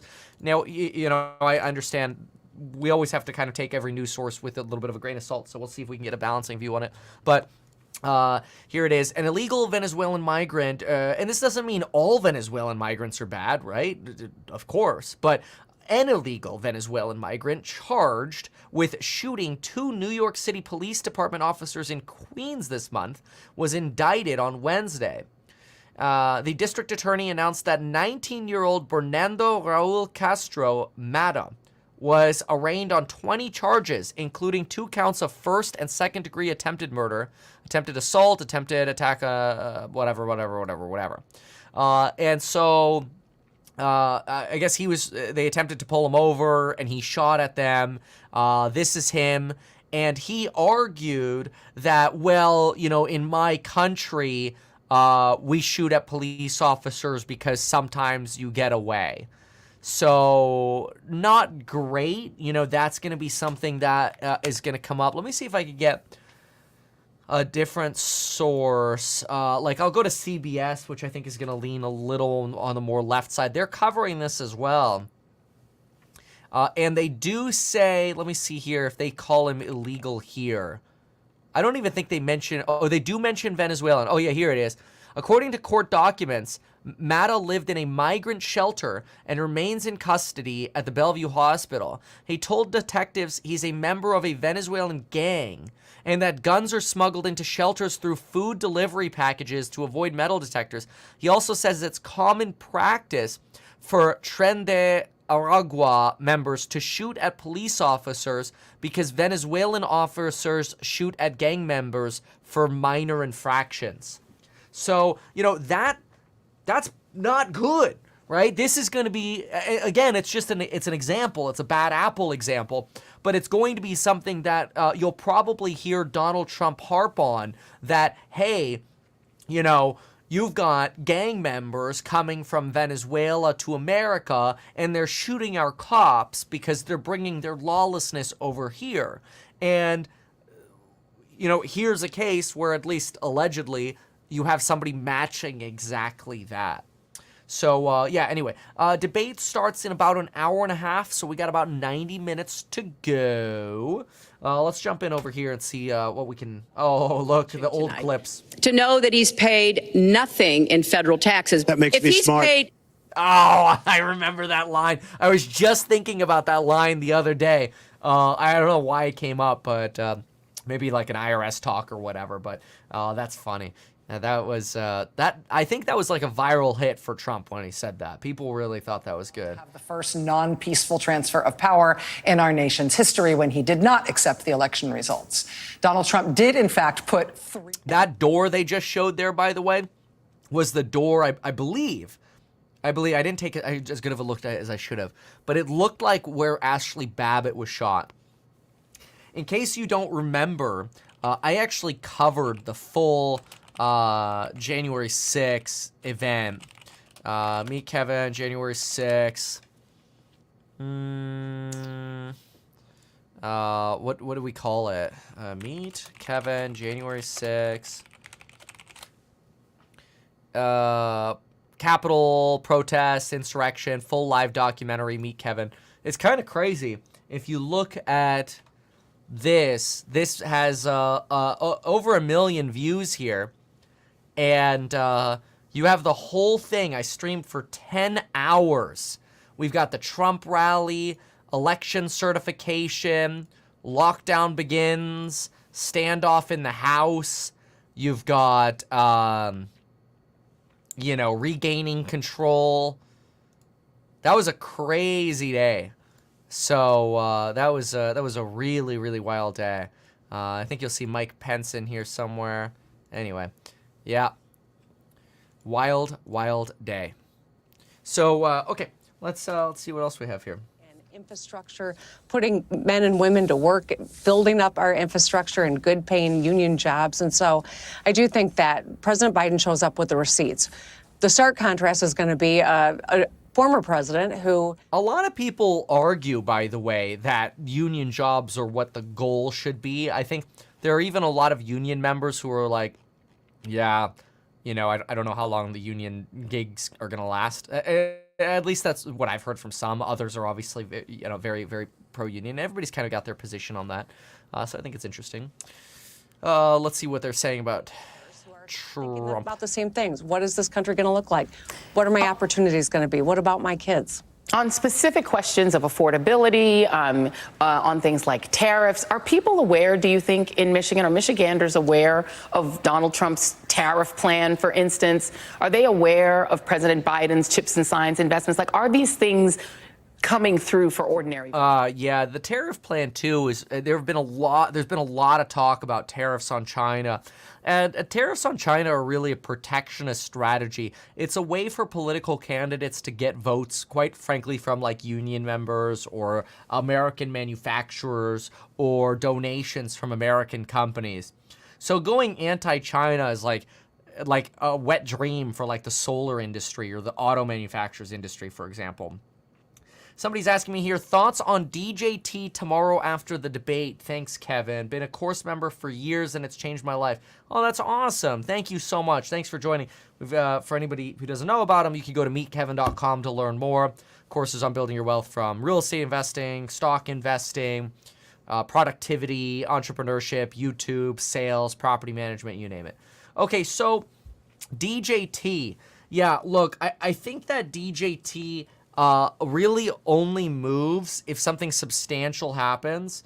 Like, for example, if you get like a glitch McConnell on Joe Biden, I think it's highly likely DJT goes really well. So if you want to see DJT run, which is here on screen, and I've got this, you've got a downtrend on this, obviously. But if you want to see this run, you wanna bet on some kind of glitch by Biden. If Biden can keep through this, they each get their stump speeches done, they treat this like just a speech or whatever, then maybe this won't be that big of a deal, and there might not be a lot of movement on DJT. That's my thesis. I don't know. I see a comment here. CNN will edit out all of Biden's screw ups. Yeah, that's a serious concern that a lot of folks have, and that's why there are a lot of people frustrated as to why there's no live studio audience, so that you could fact check the editing, so to speak, right? Yeah, very interesting. Okay, all right. Let's listen in here from another moment. That he's working toward. Governor Whitmer, it's Jen Psaki. We've been having this discussion. Hey, it's Circle Back Psaki. Much of this debate should be about democracy, Trump's criminal convictions, indictments, the fact that it's in Georgia, of course, where everything is being delayed, versus all of the kitchen table issues you've been talking about, whether it's healthcare or the economy. What would you like to see in terms of the balance of topics and discussion? We're obviously not in a normal election year, given who Joe Biden's running against. Right. Well, President Biden has a wealth of things that he can talk about. He's showing up with the receipts on everything from protecting women's rights to ensuring that we've got common sense gun safety measures to onshoring supply chains and strengthening our... Yeah, you just saw, I think, the Supreme Court actually U-turn on the they didn't U-turn, but they ruled on the bump stock ban. And the SCOTUS actually pulled that back. And what's interesting about that is that ban was issued by Trump. So here's the SCOTUS blog. The Supreme Court on Friday struck down a rule that banned bump stocks issued by the Trump administration after a 2017 mass shooting at a concert in Las Vegas. I remember watching those videos and studying that shooting. It was so horrifying. I was actually just in Vegas. I held an event with Kathy Wood and Ben Mala and others, and every time I drive by that hotel, I kind of get chills because of that, shooting. Anyway, by a vote of 6-3, the justices rejected the federal government's argument that rifles equipped with bump stocks are machine guns, which are generally prohibited under federal law. In opinion by Clarence Thomas, the court's conservative justices emphasized that Congress could have enacted a law that banned all weapons capable of high fire rates of fire, but it did not. Blah, blah, blah. Anyway, Sotomayor actually dissented, suggesting that this would have deadly consequences. Ready? Go back in over here. From the spin room is NBC News correspondent Vaughn Hilliard. Vaughn, tell us what you've been seeing. Tell us what it's like. We've been talking about how unique this debate set is, but a spin room is... Yeah, because it's rigged. Sorry, I just don't like seeing it. Tonight that tips things for you in terms of what things are going to be like, or who's there to support the candidates, or anything else that can inform what we should be looking for tonight. Hey, Rachel, everybody. Look, I think the question here for Donald Trump was which allies were going to show up tonight in his defense. Of course, those who are under consideration to be his running mate, his VP, now that Mike Pence, of course, is not seeking a second term alongside Donald Trump, is who was going to be here. And we have the answer, and that is J.D. Vance, the Ohio senator, Marco Rubio, the Florida senator. We've got Doug Burgum, the North Dakota governor. You also have the likes of Tim Scott, the senator out of South Carolina. Each of them will be here in the spin room following tonight's debate. Individuals who are not here, as far as we know at this time, include Melania Trump, the former First Lady. And the reason I bring her up here is the fact that we have yet to see Melania Trump on the campaign trail with Donald Trump. He announced back in November of 2022. The one time we did see her at a quasi-campaign stop, it was when the two of them went and voted at a Florida polling location back in March. And at that point, she was asked whether she would be seen on the campaign trail ahead. And she said, quote, "Stay tuned." She has not appeared. That's it. Melania is going to be the VP nominee. No, that'll be really interesting. So we'll see how that goes. You've got, let's see, there's no mention of Vivek. Yeah, no kidding. Yeah, you're going to, it's going to be interesting. Within like an hour and maybe 10 minutes, we should have a decision on the VP nominee for Donald Trump. And the reason for that is we are expecting Donald Trump to show up with that VP choice and essentially make the announcement like that. So, I don't know. We'll see. Very interesting. All right. Somebody else play that role? I mean, there's no audience there. There's no, it's very tightly controlled in the two commercial breaks there's going to happen. They're not allowed to speak to anybody who's there to support them. So all of this stuff is very tightly calibrated. Yeah. Very CNN calibrated. The two campaigns and CNN in advance. Is it only a wife who gets to walk out on stage, or could he pick his favorite minion to walk out there with him? Or VP. We are told that one other close family member would be able to walk out on stage with him, but we know that Don Jr. is not going to be here tonight because of a prior family event related to one of his children. Eric Trump, we have not seen so far here, but he could be here. And of course, Ivanka Trump could be an option, but Ivanka Trump, much like her mother-in-law, has not appeared on the campaign trail through this election. No, Ivanka's not going to be there. Ivanka's pretty sure, didn't they move to Miami, which I know isn't too far from West Palm, where Mar-a-Lago is, but Ivanka's really distanced herself along with Jared Kushner since really about 2020. It seems like they've just been busy doing their own stuff or whatever. But yeah, there's definitely been a wedge there, so to say. All right, so let's pop on over and go to a different station here. We'll give a little bit of curiosity to what Jesse Waters Prime Time has. Nothing. They have an ad. Okay. They're calling it the pre-game coverage. That's cute. Oh, and they're running Ozempic ads on Fox. That's crazy. I didn't know that. I didn't know they had to advertise. I thought those suckers were so viral that you didn't have to advertise these weight loss drugs. Oh well. Let's check in with our friends over here and see what we can talk about. His vision on behalf of the American people. That is my responsibility, and that's what I do every day in Congress. And those people support President Trump. They see the success of his first term, and they see the failure of Joe Biden's term, and will be his only term as president. So that's what will be the clear contrast today, and that's what you're seeing in the polls. And wow, I mean, I don't know that you're going to see that in the debate that one's a failure or winner. I mean, people are going to come in with their own preconceived notions, but I guess let's listen. They feel the inflation crisis from Joe Biden. They are reading the news about the border crisis. They know it's a humanitarian crisis. The reporter on the left is so annoyed. And they know it's because of Joe Biden's on failures. The issue, though, of President Trump, obviously your views have changed, and that is a fact, Congresswoman, from many things you said, many areas of policy on which you have vehemently disagreed with the former president. Here are a few things that you have said in the past that stood out to me. Oh, no. I think he has been insulting to women. I disagree with Mr. Trump's rhetoric towards women.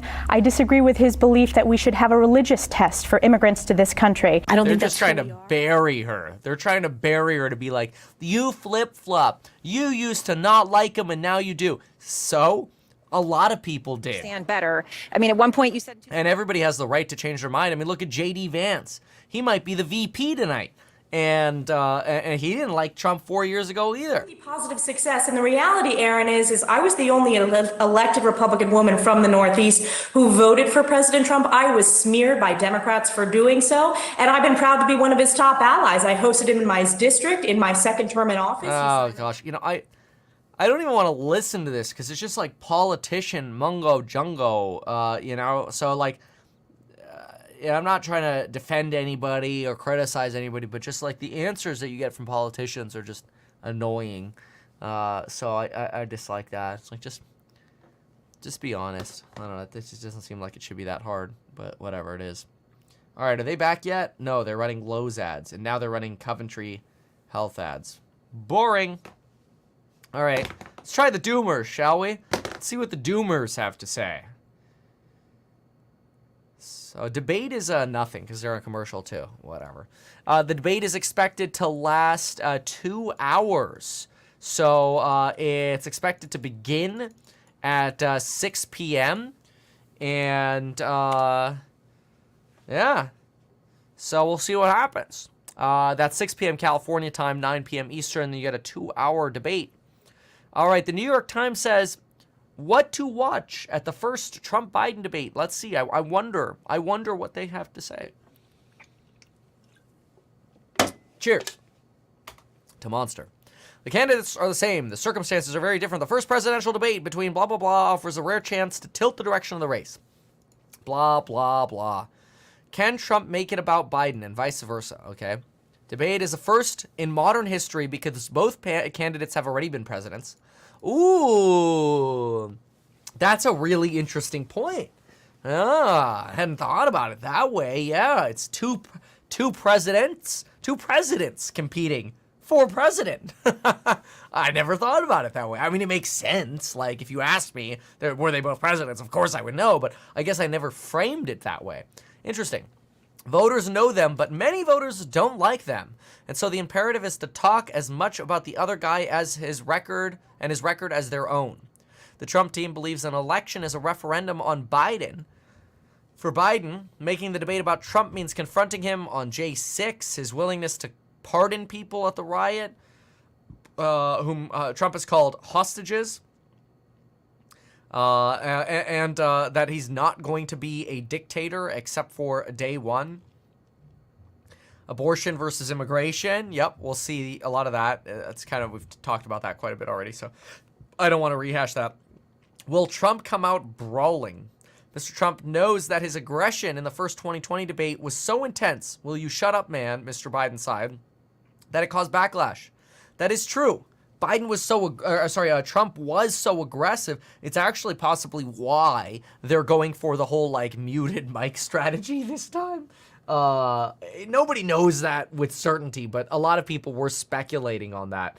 The reason they're going for the muted mics is because of the how do you want to say it or phrase it? The aggression from the last one, basically. For months, Mr. Trump has made casting doubts on Mr. Biden's mental state a centerpiece of his 2024 campaign. He has scrambled to try to lift up those expectations in recent days. In May, Mr. Trump called Biden the worst debater he had ever faced. By June, he was praising him as a worthy debater. What? Really? Let me look. Hold on. That context doesn't seem right. Crooked Joe is the worst debater I've ever faced. He can't put two sentences together. And then in a podcast. Okay, all right. So worthy. Okay. Well, I mean, that's a little out of context. I mean, you're talking about a social, like a tweet, basically, a truth versus a podcast. And so, I mean, I'm not going to listen to the whole podcast to find it, but I'm sure there's more context here. So I think that's the New York Times kind of being a little spinny there. How does Biden navigate the age question? Biden is the oldest president in American history. Trump would break that record if he's elected, turning 82 before his term would end. Yet months of polling show that voters are chiefly concerned about Biden's capacity to serve. Somebody here in the comments says, 2 hours, no way Biden can hold up. Well, actually, I think that's exactly what they're trying to set up is, look, he's fine. That's like, if you're a Democrat, you want Joe Biden to prove that everything's fine. There's nothing wrong. Somebody says the report is correct. Okay, well, that's fine. Maybe he flip-flopped. But yeah, if you're a Democrat, you want Joe Biden to prove that he could stand there for 2 hours. He doesn't need help. He's okay. He didn't poop his pants. He didn't fall over. He didn't stutter or stumble. You want to see the best version of Joe Biden tonight. If you're a Democrat, that's what you want. Actually, it's not what you want. It's what you need. And if you were a Trump supporter, an ideal, but not necessary, an ideal would be a Biden gaffe, because it would just be like a slam dunk at that point. Like, I'm just going to make an extreme example here, okay? Extreme example. If Donald Trump went up to the debate stage and tripped, like maybe didn't collapse on the floor or whatever, but just like tripped on the edge of the step or whatever, people would probably like, all right, like, happens. If Biden does it, he could lose the election. Like, I feel like that's how sensitive it is right now. Like, Trump's still got some passes in him. Biden's like, you're out of reduce. It's what it feels like out there. I don't know, maybe I'm wrong about that analysis. So we'll see. Whatever one-liner Joe Biden unfurls to diffuse questions around his age and competence will be scrutinized. There are risks of being too glib about the topic. Few Americans, beside those who watch the State of the Union, have seen more than short snippets of Biden as of late. That's true. He was really good in the State of the Union. I have to give it to him. Like, I'm not saying that everything he said was something that everybody agreed with. I'm just saying he was strong, witty, he held up. So you got to give him credit. Joe Biden pulled off the State of the Union. Again, well, I'm not talking about what he said, because we could debate that separately. I made a video on it anyway. And you could see, that's what I kind of like about YouTube, is like, just go look at what I said. Meet Kevin, State of the Union. All right, let's see here. So, there it is. Yeah, boom. Joe Biden, Trump, and Tucker Carlson State of the Union summary. And State of the Union, Joe Biden and Tucker Carlson's response. So I was live for like 3 hours over here in this one, and then, that was just sort of a little summary video here. But, okay, very well. So let's listen in for a moment and see, this is a replay from earlier. So Doomberg isn't really giving us anything useful. That's kind of lame. So we'll go ahead and listen in here to see what we've got. And that is Kayleigh McEnany on the convicted felon language. If Biden wants to quit his day job and become the biggest fundraiser for Donald Trump, lean into convicted felon. I know his campaign's doing it. If he does that tonight, Jeff. I don't think that's going to resonate. I think, I really think you're going to have a lot of folks who hear that and they're going to say, all right, we get it. Is that really going to sway the vote to over and over again hear convicted felon? I don't think so. I think that you kind of don't want to mention that too much, because otherwise it just sounds old. That Casey Hunt is sitting there acting like basically a campaign advisor and goading Cedric Richmond into calling him a felon and trying to stir up this notion that Joe Biden would even deign to shake his hand. It really does tell you where CNN is coming from in this debate. Oh, it's like sometimes the commentary here, it's like, okay, all right, we'll see if they shake hands. How about we just leave it to that? Levitt's Jump. Oh, I don't want to go to I don't even know what Channel 4 is. That's like a local station. Oh, yeah, you get the Weather Girl. Okay, I didn't mean to. Oh, no, I'm going to 9. Oh, no, I don't even know what that is. KCAL 9. Oh, yeah, I remember them from when I ran for governor. Oh, it's the weather as well. That's the local TV for you. differences. But best we can tell from reactions, Joe Biden has had better debate experiences than Donald Trump. He has more experience than any living candidate in debates on the national stage because he's been on the VP ticket, because he's run for president 3 times, having secured the nomination once and is doing it again. So he's debated more than anyone, and he's pretty good at it. And the jitters, the bad debates you have to get through, he kind of got through them a long time ago. So it's interesting that Biden begins tonight both a little bit underestimated on the debate stage, but having proven himself where after debates, people vote for him. Yeah, and I think he does benefit from Joe Biden. And this is very consistent. It happened before the State of the Union. People almost have no expectations. They never have high expectations of Joe Biden. They used to say about Reagan, they misunderestimated him. Or no, it was George W. Bush. Sorry, that was George W. Bush. But I think the same thing is true. It was George W. Bush. But I think the same thing is true of Joe Biden. He's been such a constant figure in our politics for so long that people almost sort of have an amnesia about him, too. And that people... Yeah, well, that's one of the problems. Like, when you've been in politics forever, people kind of get frustrated about you because people are frustrated by government. Like, but then again, you know, somebody like Nancy Pelosi keeps winning.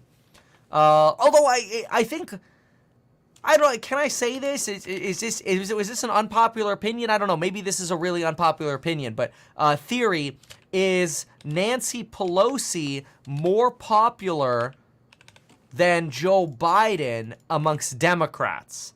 Like, if Nancy Pelosi were running as the Democrat, would you rather have, maybe type in the chat, would you rather have Nancy or Biden?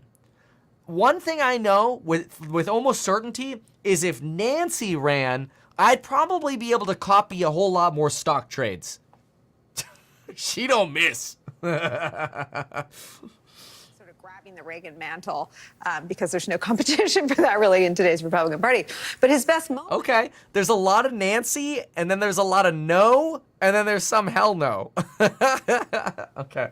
Crime committed by someone in the country illegally, and Biden said, "Whoa, whoa, whoa!" And he pointed to the Republican Senator Langford, I think, who mouthed, "It's true," and corroborated Joe Biden saying, "I tried to fix immigration. I went along with all the Republican ideas. Trump killed it." Oh yeah, okay. This is not untrue. You know, it looked like everybody was going to pass the immigration bill, and then Donald Trump did start dissuading folks from voting for it because basically it would be a win for Biden, right? And so, yeah, but, I mean, you can't blame Trump for that, but it was kind of seen by some as a little shystery. Maybe a lot shystery, because it's kind of like, bro, like, they all sandbagged it because they don't want to be anti-Trump because they're going to lose their Republican seat as soon as they're anti-Trump. If you're anti-Trump, you have like an 80% chance of losing your seat if you're a Republican. Think about that. I'm going to write that down for a moment. Remember the power of Trump. Of the 10 Republicans who voted to impeach Trump, 8 of them are no longer in office. So if you think about that, that's a pretty powerful position. And so why that matters is when Trump is anti-something, a lot of people vote his way because of that power. They know their like survival and livelihood rests on their support for Trump. Yeah, this is sort of vintage Joe Biden. I mean, if you talk to people who work with him over the years, he will be preparing for even a small speech. And look, some of this has to do with the stutter. He would go back, he would put the breath marks in, the tick marks for where he was going to take a breath in his speech. Tonight, of course, there's no speech to be referring to, but the same habits really hold. And it's worth going back, if you look at the history, as we've all talked about, incumbent presidents tend to do badly in first debates. The exception to that was Bill Clinton, because he locked him. I think an incumbent president in sort of a 2.5-year volatile economy is hard. Like, I think that, like, if you had to pick, would you rather be coming in as the competitor to Biden or have Biden's resume? The competitor probably has a natural edge just because there are a lot of people pissed off about the economy over the last 3 years, 2.5, 3 years.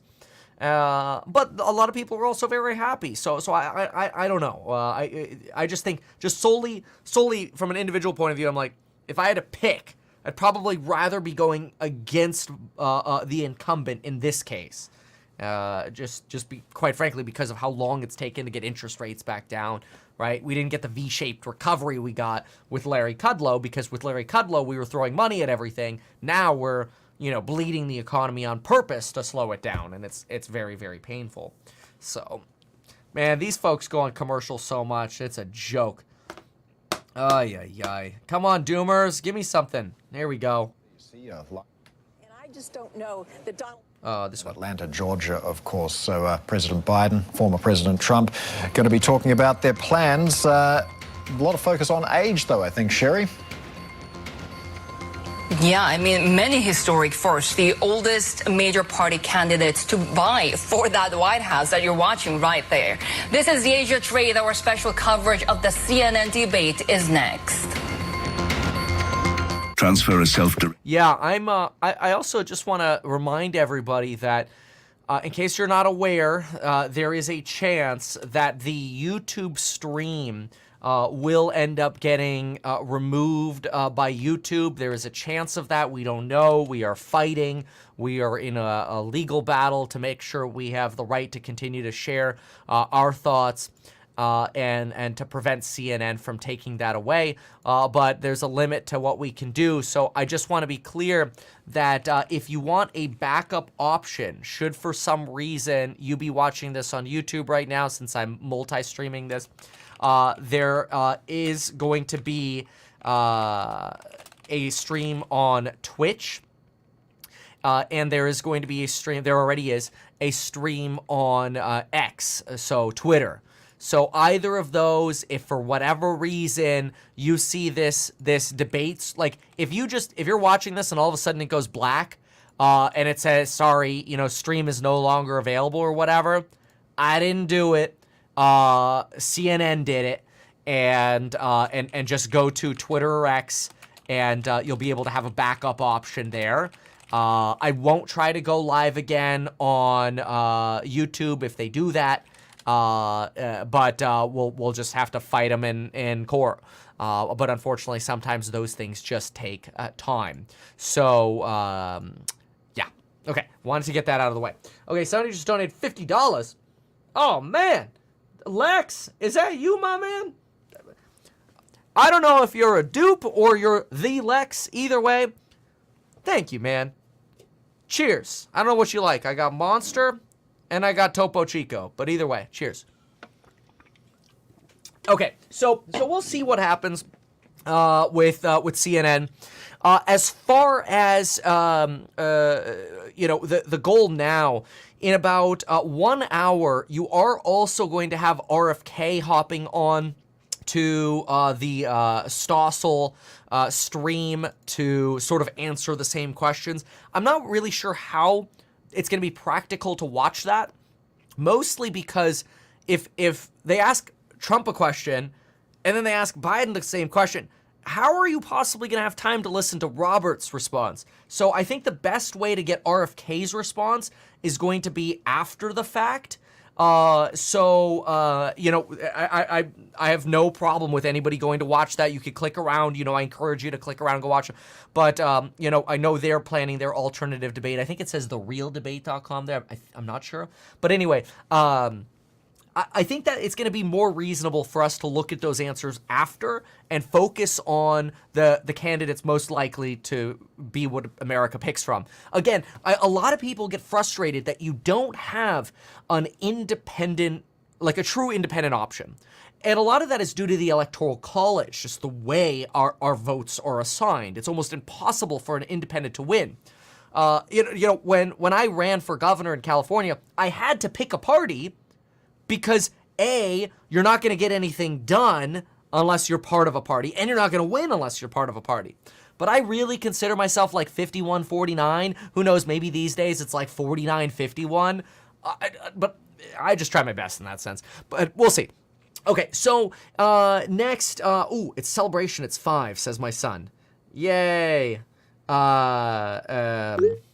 Celebration. Yeah, I don't know about you, but Jack, he's my little guy. He's 8, And here I've got my little text with him. He always sends these celebration at certain hours, right on the hour. And it's his shtick, I guess. So $20, Paffrath 28. Oh, what's up, Payne? How you doing, man? Bro, where were you today? It was wipe day. Payne and I did some mini golf and Omaha. Dude, I like that place. I still have to post a clip of me going by Warren Buffett's house. I thought I was going to get the cops called on me. All right, what do we got? Let's see. We got an ad over here. Boring.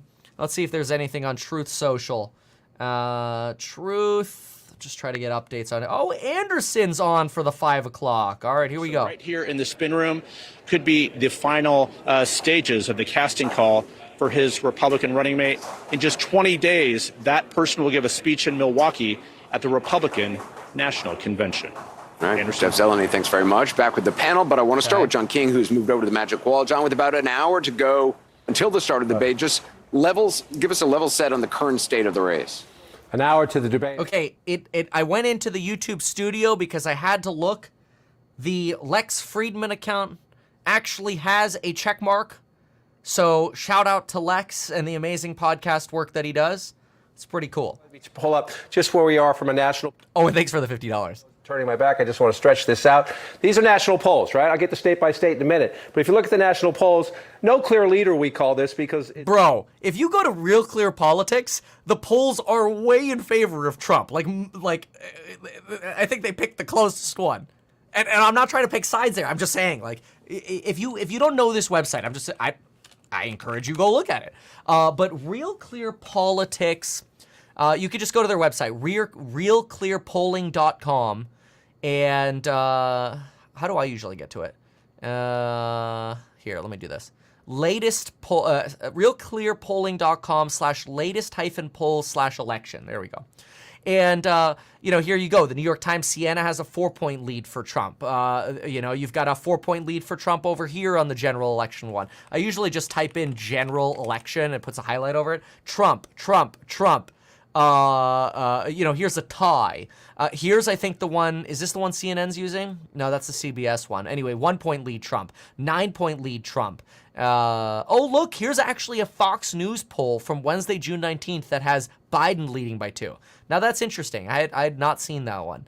But, this claim here from CNN that there's no clear leader in the polls, come on, man.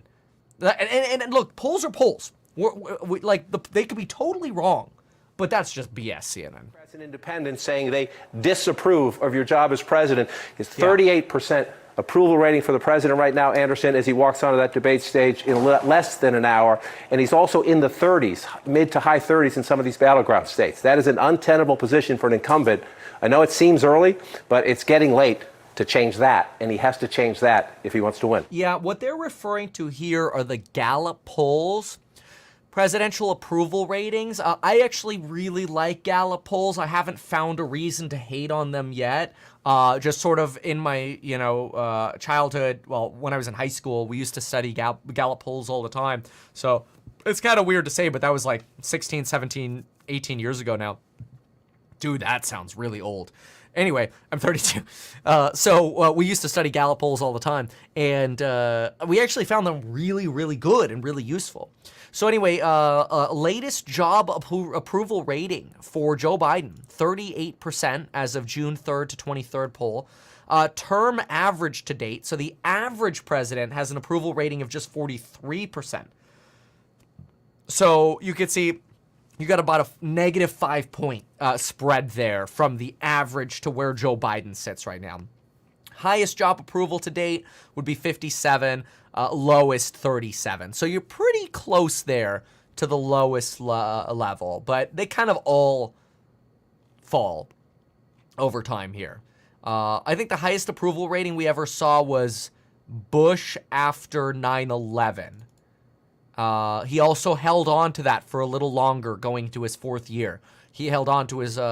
He was the fourth highest. Oh, wow, never mind. Dwight D. Eisenhower got to 73 and 56. Holy smokes. All right. So $10 here. Trump and Biden aren't ready to lead us for more years would be huge if you put on RFK. I'm not opposed to flipping to that stream. I really am not. The real debate.com. I'm all for it. Hopefully they have a YouTube player of this because I'd rather, but then again, watch YouTube's going to take that down. I do think practically it's going to be almost impossible to cover all of that in a reasonable time.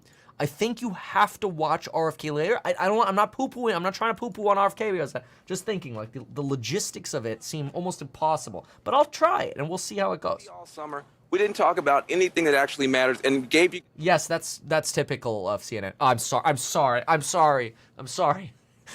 I swear it's not anti-Democrat. It's just anti-CNN. Okay. You got a 900-page playbook called Project 2025. I hope they ask about. They talk about how he's going to replace half of the civil service with his loyalists. He's going to impound money, take money from Congress where he wants to. These guys are he has a nutty program he's not been asked one question about because we had the dumbest summer in politics. This is the reset button. What is this guy even talking about? Whatever. This is the first time America will see these guys side by side. We get the chance to watch them because we're so steeped and invested in this daily. They've debated before. Apart from one another, railing on one another and saying things that are true and untrue about one another. But here they'll have a chance to stand side by side and be serious. I hope that President Biden is serious about talking about his progress that he's made on the economy. We have created a lot of jobs. There are $3 trillion companies, market cap companies in our economy. No economy's ever had that. 800,000 manufacturing jobs. But he's also got to be honest about the challenges that families still face. High price of gas and food. Jesse talks about it a lot on the show. And he got to give us a vision for what the next 4 years will look like if he's reelected. The border is probably the toughest question for the president. President Biden, that is. He's going to have to explain what took so long to act with the executive orders. I was wondering. Somebody asked, somebody was in the chat. They're like, where'd you get that tie? I just looked. I got it in Italy. In Italy. I don't even know why. Why did I buy it? Why did I go to buy a tie in Italy? That doesn't even make sense. All right, we've been there a few times. The last time I was there was Florence. Actually, like, at first I didn't like Florence, and then it grew on me. It's actually really beautiful. You know what the place that sucks? Sorry if you live there. Pisa. Like the Leaning Tower of Pisa, it is like clickbait. I mean, yeah, okay, there's a Leaning Tower, so I guess it's exactly what you expect. But it's just a tourist trap. I don't know. Sorry. We should focus on the election. They want him to stick it to Donald Trump. They want to make sure that America sees what he did, that, the insurrection, all these things. This was a very fired up conversation. And I thought to myself, is this one of the reasons that we're here on June 27th? Are they still, some of them, the pundits, maybe not the rest of America, testing him tonight to see if they might want to go another route? Well, I think, Martha, this is interesting because I don't think I've ever seen a presidential campaign in which each candidate was the other's best hope. We talked about this. Okay, that's a good one. I actually like that quote a lot. Hold on.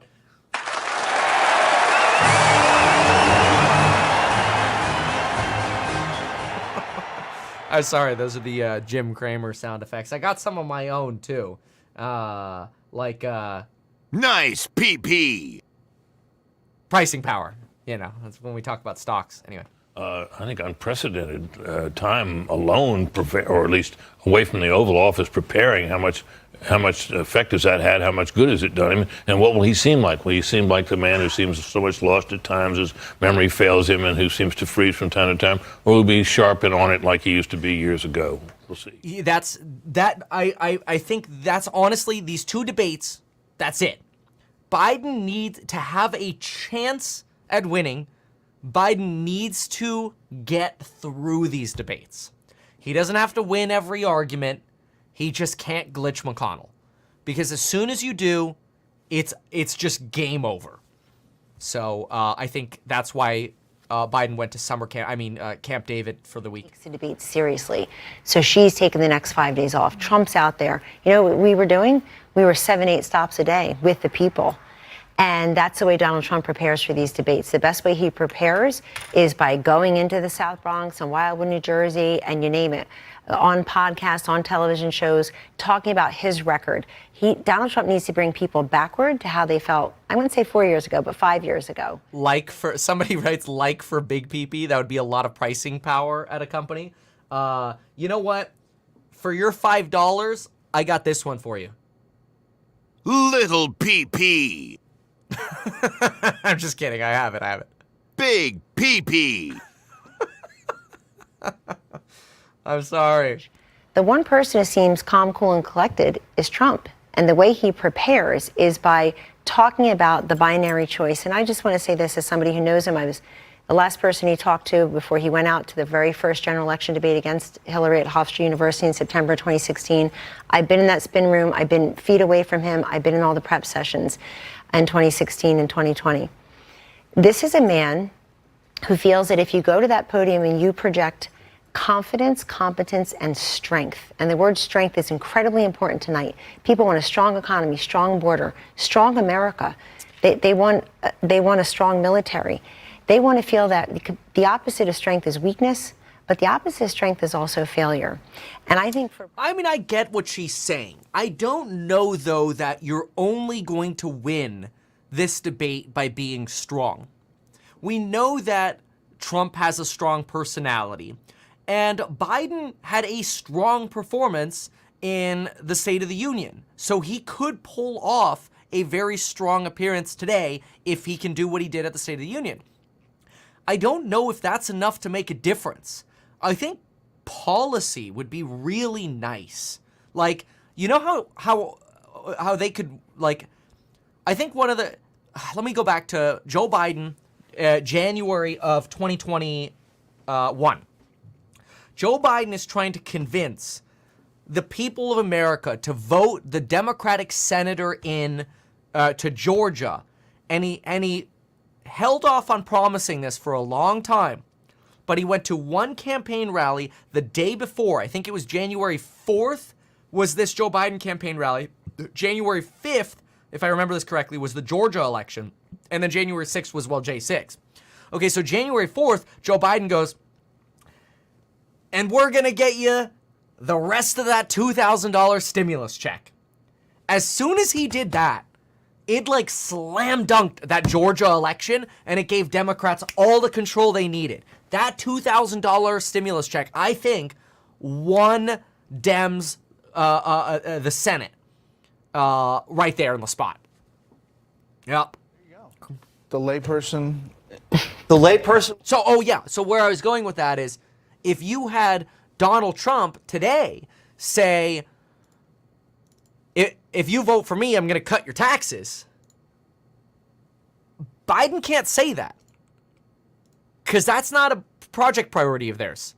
But if Trump pulls that off and he really leans into how he's going to save you money, that in this environment, that could be just as effective as what Biden pulled off in 2021.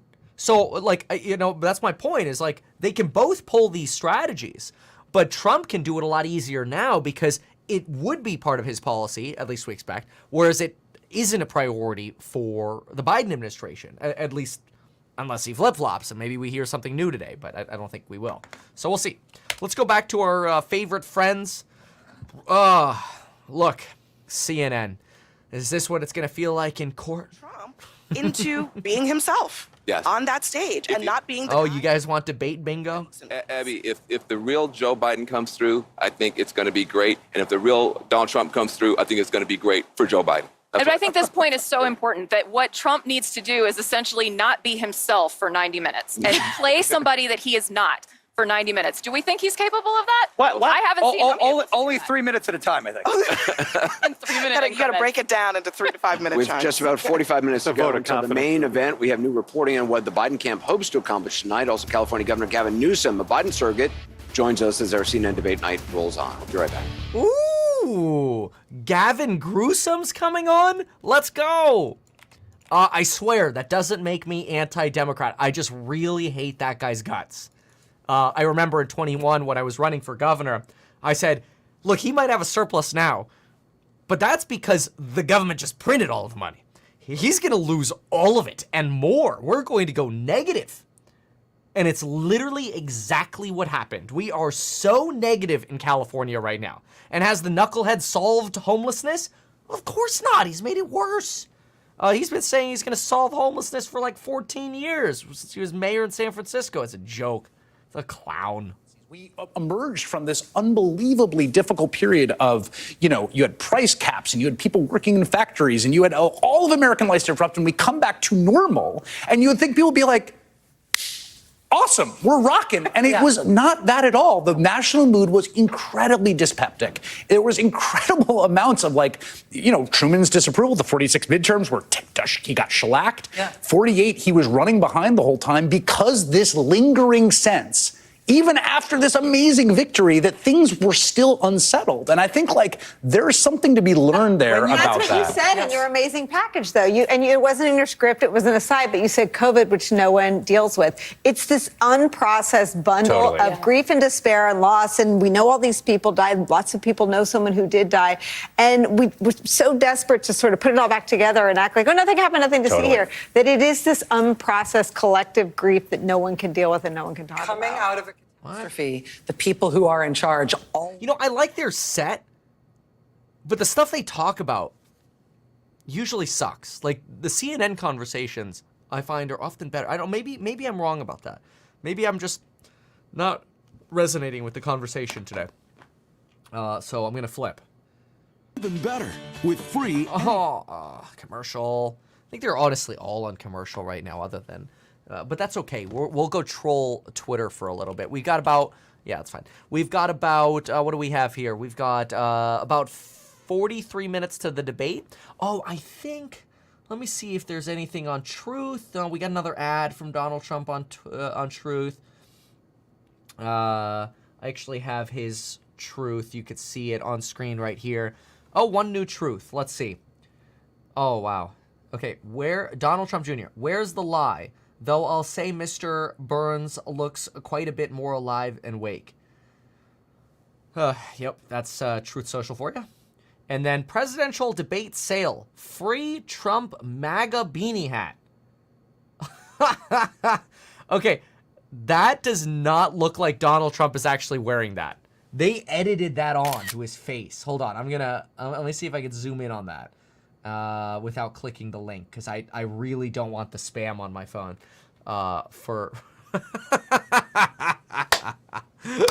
Oh, they just edited this over. Oh my Lord. They didn't even try. Okay. Oh man. All right. Let's see here. Text Trump, whatever, 880-22, whatever. Okay, I gotta get Biden's number on here. Yeah, we already went through some of these. Answer needed. Click on your favorite Trump product. What is that? What are these things? A lighter, a poker set, a coin? I can't tell. Maybe my vision isn't good enough for this. All right, whatever.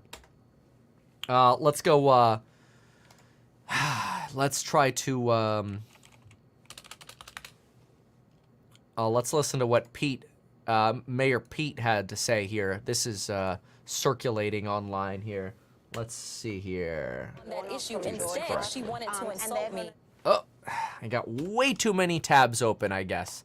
And I have to start pausing some tabs. There we go. All right. In this dictatorial policy.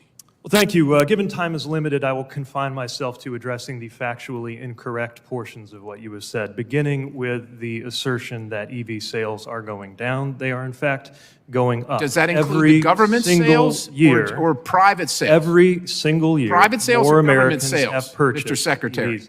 The entire market. The overall. government's forced to buy them, so sales are going up, but private sector. There are private sales not. too, yeah. I'd like those numbers. Sure. 1.2 million EVs were sold in the U.S. in 2020. How many government and how many private? We'll get you that breakout, but as you know, more private citizens buy EVs than government purchases. No, I don't. Let me address the that's second true. factual mistake in your remarks, which was... I'm just going to jump in and say really quickly, what could be happening here is that, yes, the growth of electric vehicle sales is positive, the growth rate has declined. So you have seen a substantial slowing of the adoption rate of EVs, though the total number is growing. It's not growing as fast as it used to. Okay. Was that EV costs are getting higher. They're in fact getting lower, and according to J.D. Power, that's probably also true. I don't have the data on it right now, but electric vehicles are becoming a lot less expensive, specifically because lithium prices have collapsed and battery prices have collapsed. I mean, the lithium chart is like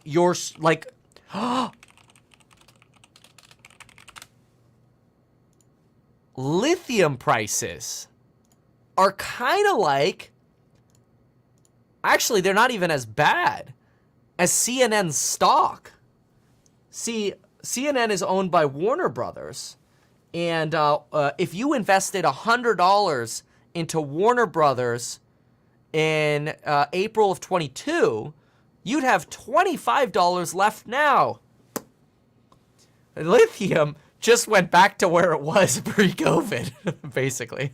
Yeah, it's roughly at the same sort of level pre-COVID. So you kind of had a little bit of a bubble there, and as a result, a little bit of a crash. Okay, fine. We'll go back to this year. Have now reached parity or are slightly lower than with the or without equivalent subsidy, gas-powered Mr. car. Secretary. With or that without does, yeah, subsidy. that does include the subsidy. That's right. But the point is, they are going lower. But they're passing not, year. because we're all Your buying them. statement that they are We're all going paying up is for them. incorrect. The third incorrect assertion you made is that sales dropped in Q1. They did not drop compared to Q1 of the previous year. Of course, if you compare them to Q4, they drop, because they always do, because car sales are seasonal. But yeah, that's also fair. If you compare sequentially Q4 to Q1, that's normal. People buy at the end of the year. You get your tax credit by the end of the year. That's pretty normal. Okay, this is kind of boring. I mean, yeah, okay, Pete's hitting on some clarifications here. That's fine. I don't actually know that was that entertaining. Okay, good. So let's see here. We are now looking at being now 38 minutes away. And let's just keep jumping around a little bit and see where, oh, well, there he is. Schedule. He did a wonderful job in private with all the donors, with surrogates, did an amazing job on stage. As I said, I was 4 feet away. That was ridiculous. And it goes to the weaponization of the moment and the situational nature of politics at this moment. But I get it. Those things matter. We've got to confront those. We've got to be aggressive in that response. Tonight's that opportunity. All right, so immigration most certainly will be a topic tonight. PP. All right, we've just learned that border crossings are down since 40%. Down 40%. There's still about 2,000 a day. Yeah. Earlier this month, there were 8 Tajik nationals, Whoa, as you whoa, know, whoa, who whoa. were arrested. They were arrested as they had gotten as far. That's because of Biden's executive order, which was a copy of Donald Trump's executive order. So, like, you're cheering a policy that Donald Trump innovated, basically. I'm not trying to, like, pick a side here. That's just the fact. Which has the largest land port in the Western Hemisphere. This is not an issue that intellectually I'm curious about. It's one we live every single day. I put the National Guard down at the border. I've been an advocate for the bipartisan border deal that President Biden negotiated that was advanced, that included, by the way, interestingly, $650 million the border wall, 4,300 asylum officers, 1,500 Border Patrol members, as well as 10,000 new detention beds, and Trump killed it. And his surrogates killed it.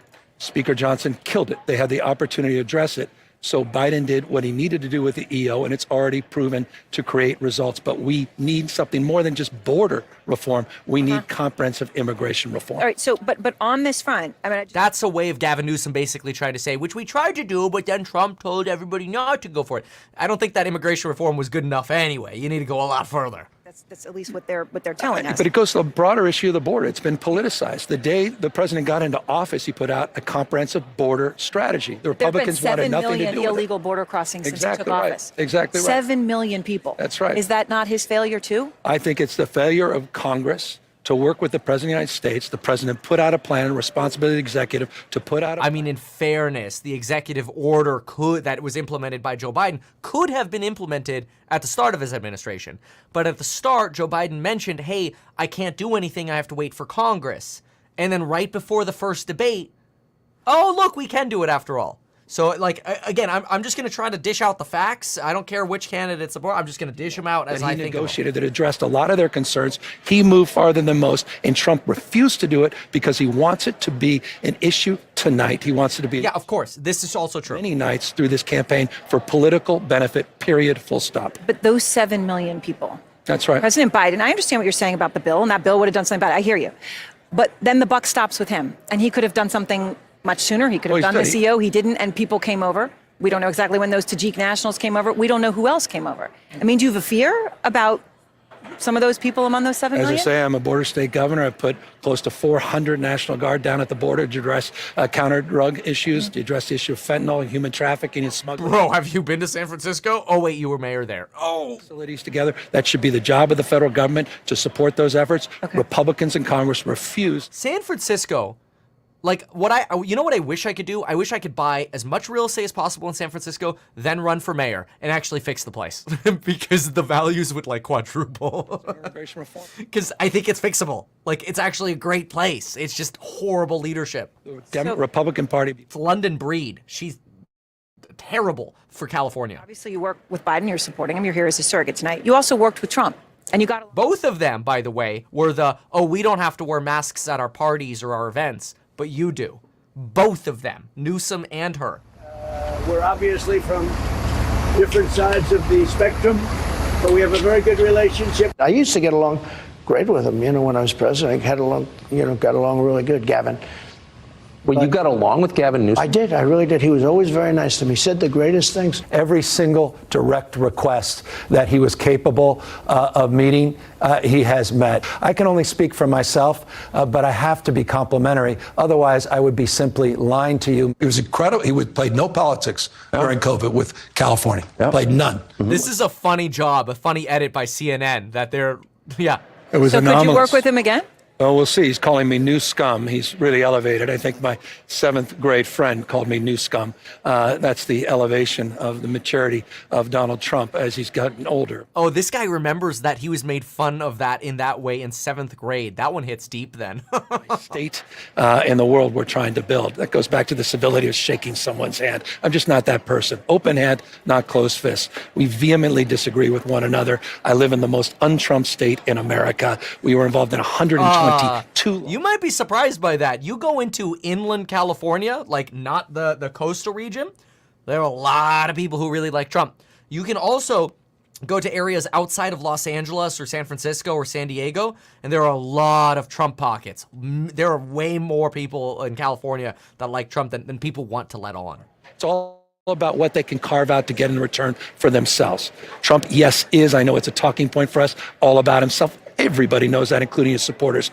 But he's carving out those with means, including making deals for $1 billion on oil and gas, and I'll take care of your regulations in public. This is corruption of the highest order, and we will always call that out. At the same time, I'll work with anyone that will work with us. All right. Yeah. So Trump got 6 million votes in California in 2020. Biden got 11.1. So yes, it's almost twice as many for Biden, but still. 6 million, that's actually a good showing in California. It's not like it's 90% Biden, which is the impression of California, right? Find anywhere else. Join Anderson Cooper, Aaron Burnett, and the best political team. Thank you. Oh, Forensic Files. I love Forensic Snyder Files. admitted that she told that right now. Oh, God. Oh, the murder tape. Oh, yeah, that's how I'm going to get tax cut for middle and working class families in American history. His name is Joe Biden.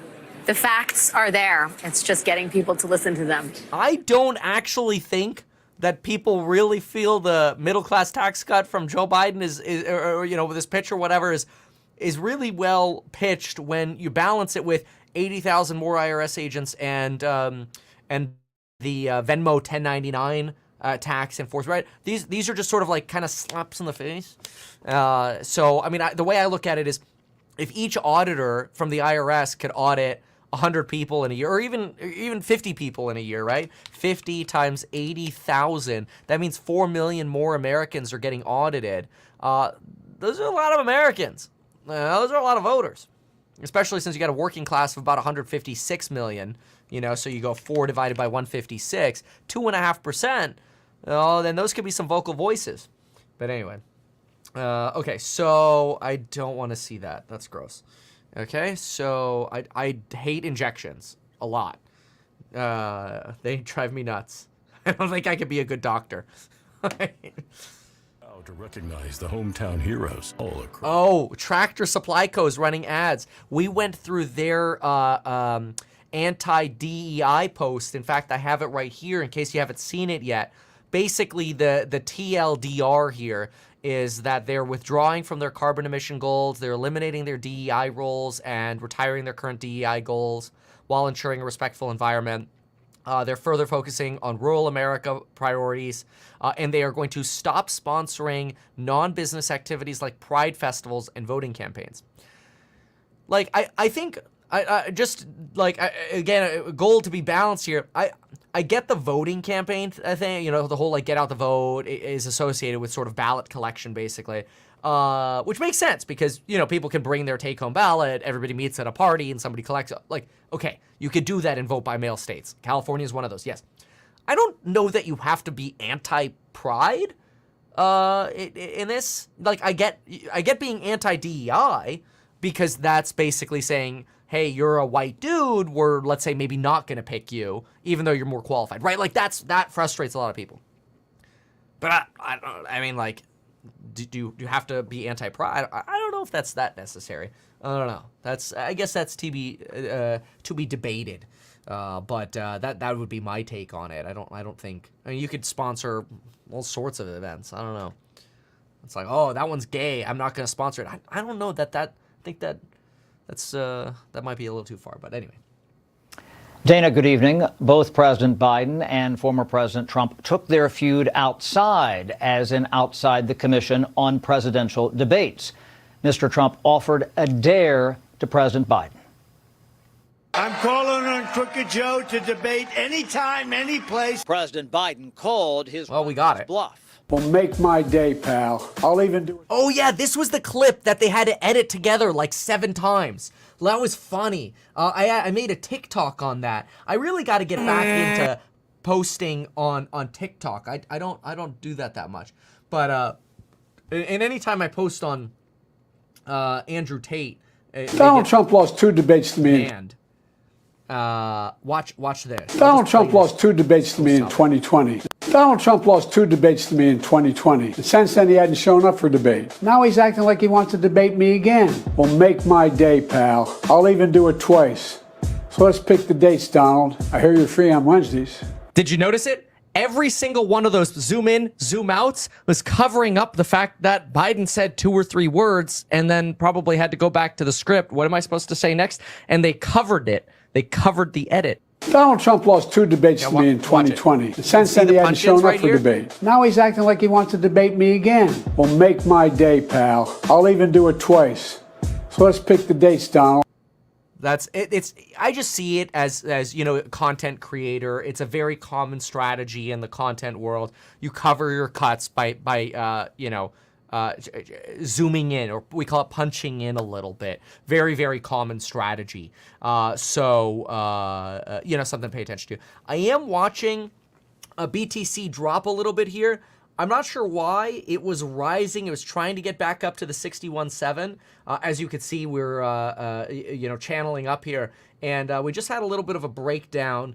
A little bit bearish going into the debate here. So we're only about 27 minutes away from the debate. This is pretty exciting. So I just want to, again, remind everybody, thank you, A, for being here. But remember that if you want to make sure you could watch my commentary on this, I appreciate it. Just make sure that you have a backup plan. If CNN bans us from YouTube, which they might, I highly encourage you follow the stream on X. I'm not going to repost it on YouTube if I get kicked off of YouTube.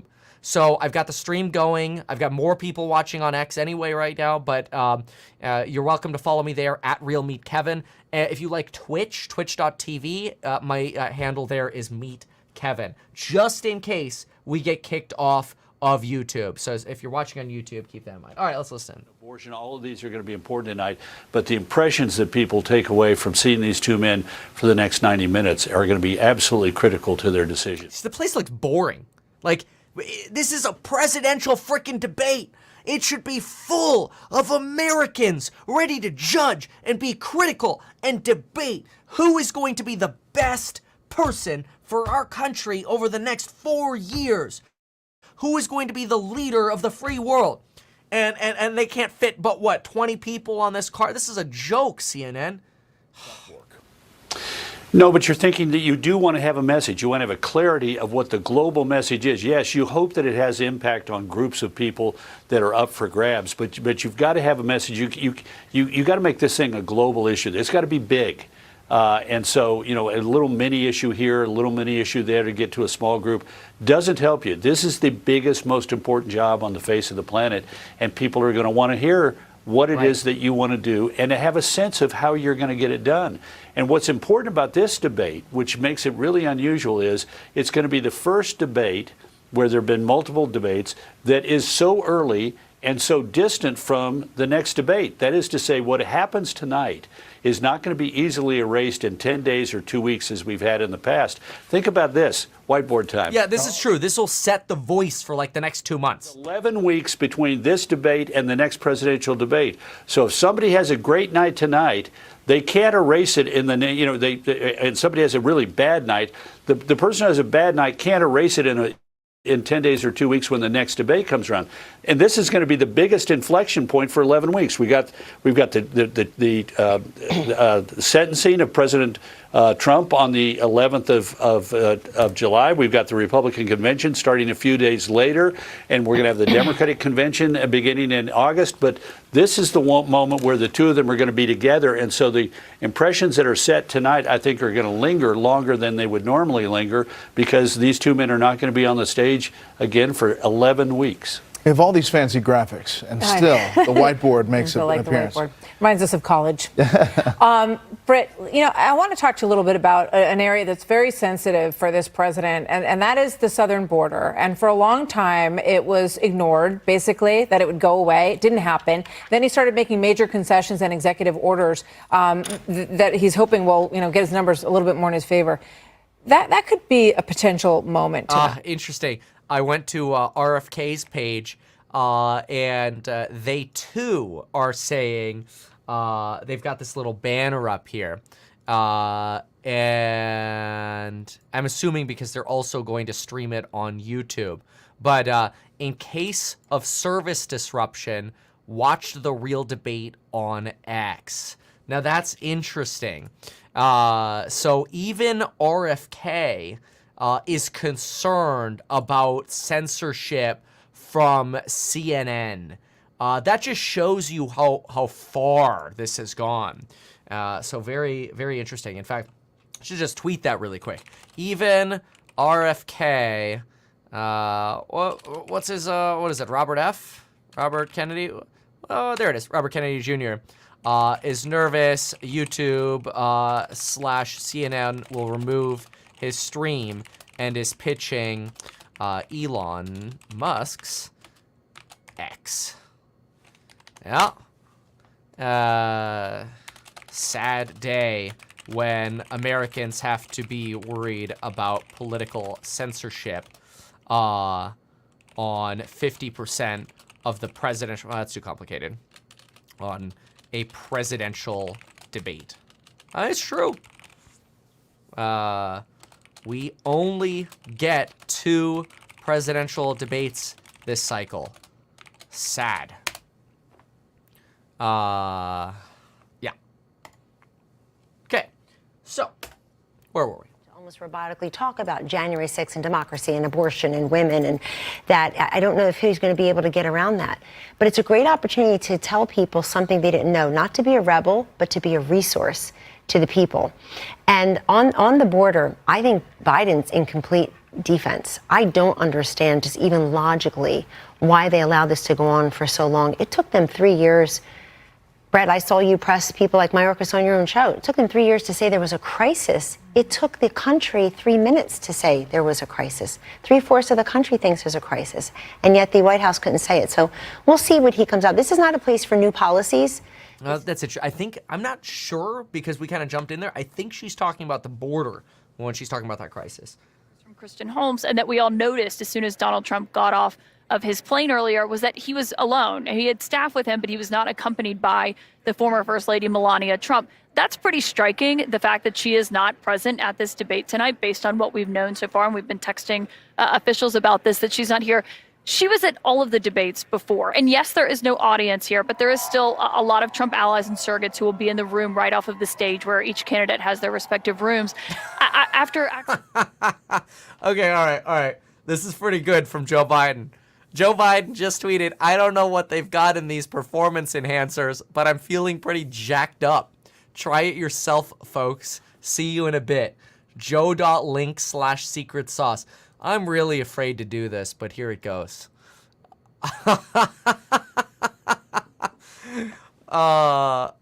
Is he? Wait, he's 46, right?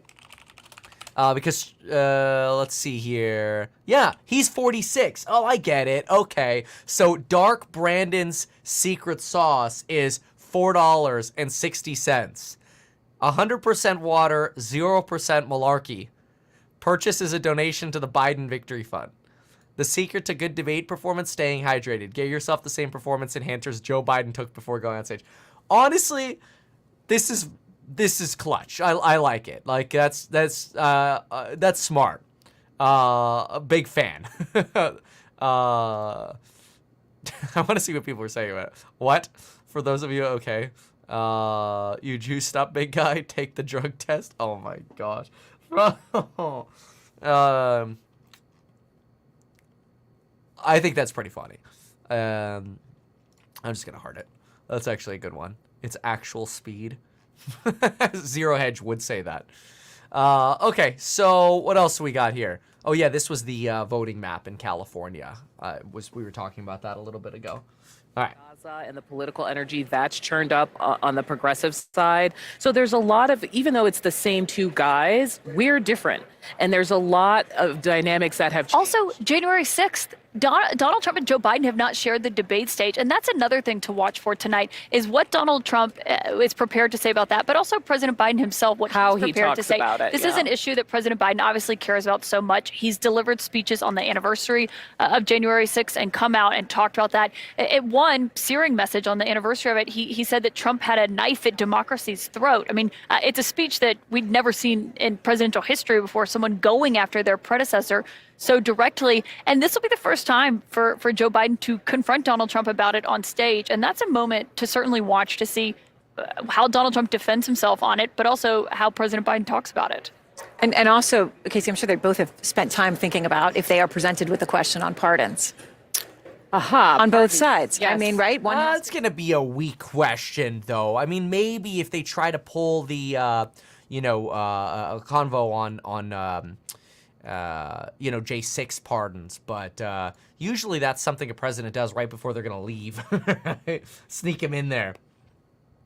Reaping the repercussions from that, and that has just devastated the senior population. Oh, this is C-SPAN, so they're going in doing random kind of calls. I actually often think those are somewhat boring. Wait, why does it say C and... Oh, because this is behind a lot. Oh, there we go. Okay, I was going to say, yeah, it should be like 17 minutes away from when the debate begins. There we go. Let's see what they're saying here. To make it a disincentive to come to begin with. Bay, real tough. We're really strong. And guess what? They cannot, it's not coyotes didn't bring them over. Their parents were with them. They got separated from their parents. And it makes us a laughing stock and violates every notion of who we are as a nation. Parents were ripped, their kids were ripped from their arms and separated. And now they cannot find over 500 sets of those parents, and those kids are alone. Nowhere to go. Nowhere to go. It's criminal. It's criminal. Let me ask Kristen, you about I will say this. They went down. We brought reporters, everything. everything. They are so well taken care of. They're in facilities that were so clean. But some of them haven't been reunited But with just their ask families. one question. Who built the cages? I'd love you to ask him that. Who built the cages? Let me ask about your immigration policy, Mr. Vice President. The Obama administration did fail. See, I like this. The sort of the back and forth. Like, that feels like a debate. We'll see if we end up getting that kind of energy today. I don't know, with the mic mute. I don't know. I'm skeptical. It took too long to get it right. Within 100 days, I'm going to send to the United States Congress a pathway to citizenship for over 11 million undocumented people. And all of those so-called dreamers, those DACA kids, they're going to be immediately certified again to be able to stay in this country and put on a path to citizenship. The idea that they are being... It's kind of interesting listening to some of these old claims. We are now 15 minutes away. I actually think that... the RFK debate is supposed to, or like we'll start hearing from them. I'll click sort of back and forth with them, so we'll be able to cover that as well. I'm watching it right now, and there's nothing happening right now, so I'll sort of do it for you if you'd like. All right, so nothing's going on at CNN. Well, that's not a surprise. That's actually sort of status quo. Forensic Files has more going on than them. And then we'll go back over here to MSNBC. Okay. 1960, where the Nixon lost by less than 1%. That there's any debate where I watched John Kerry win 3 in a row. Yeah. Oh yeah, keep in mind, within about 15 minutes, we're probably going to find out who is going to be the vice presidential choice for Donnie T. That's going to be really entertaining. Single debate at any point in this process, and so that one right there, that was the one. Well. That actually made a difference in the results. But I'm sorry, go ahead. No, I'm just going to say quickly that the other thing is that they usually happen much closer to voting. So on top of that, that's the other thing that's... It is weird that we're 131 days away from the election. We're having this debate already. I think this is about narrative switching. And I think the reason Joe Biden said to Donald Trump, make my day, wasn't this zeal to debate, because they're acutely aware of all this history as well. I think it was the need for some dynamic switching. Yeah. And I think some of it happened in the conviction. There's some dynamic switching in at least one poll among Trump support among independents. You had Carwo with the whiteboard talking about it. But I think what the Biden gambit wasn't necessarily the race-changing dynamics of a debate, especially for an incumbent president, but was an appetite to see if there's some dynamic shifting, some narrative shifting, some of this seeing him for who he really is, the ugly, cruel, insane things.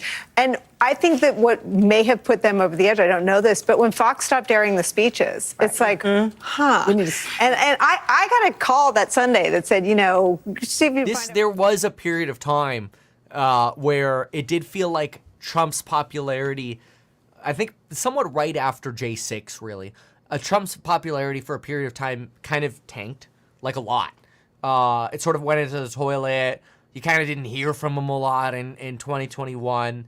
And he kind of slowly started ramping it back up again when the market started falling in 22. And by the end of 22, it was like full campaign mode again.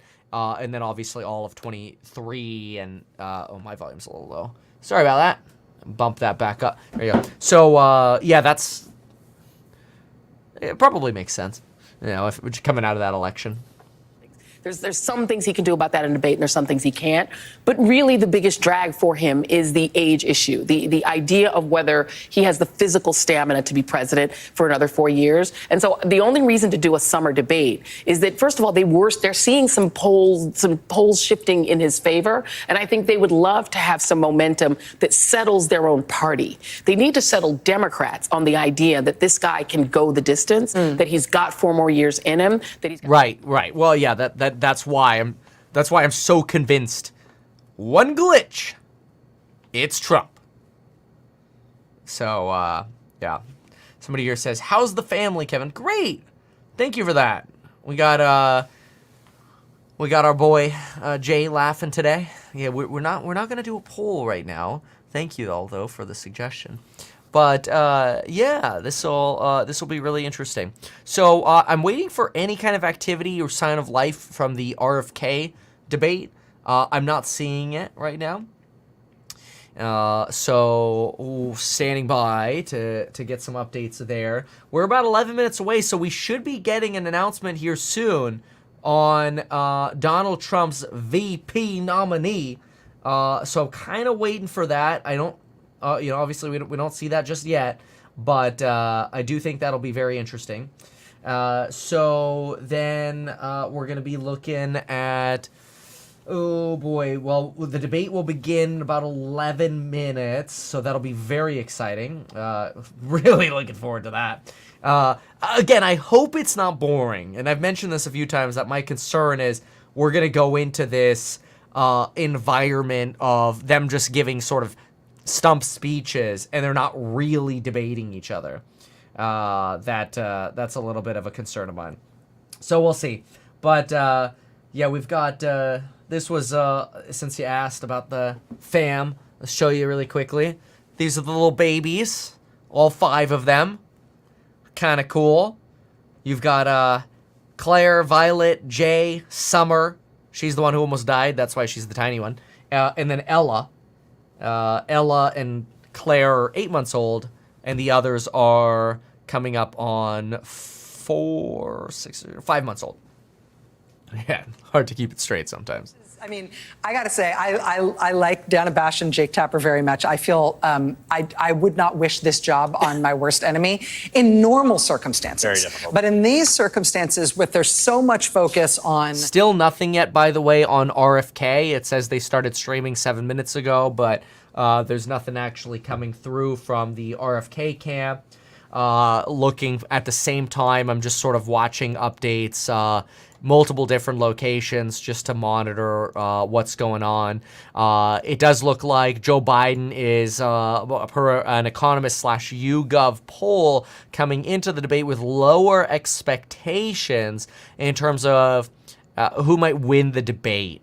So it looks like, according to this poll, 30% of voters think that Biden is going to win. 40% think Trump is going to win. And that, again, is an economist / YouGov poll.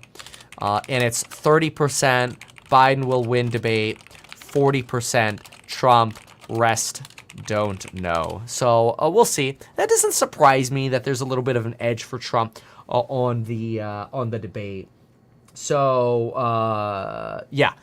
Okay, very well. So let's listen in here again. Because moderators are always, to some extent, interested in showing you how much they know and their framing of their question. But an excellent first question to Donald Trump would be, what is a tariff? Yes, I completely agree. Yes. Another question for Donald Trump, yes. for both of them would be, what is the difference between Medicare and Medicaid? Yes. And Trump would be stumped. And if you follow that up with, which one of them pays for nursing homes? He's not going to get it right.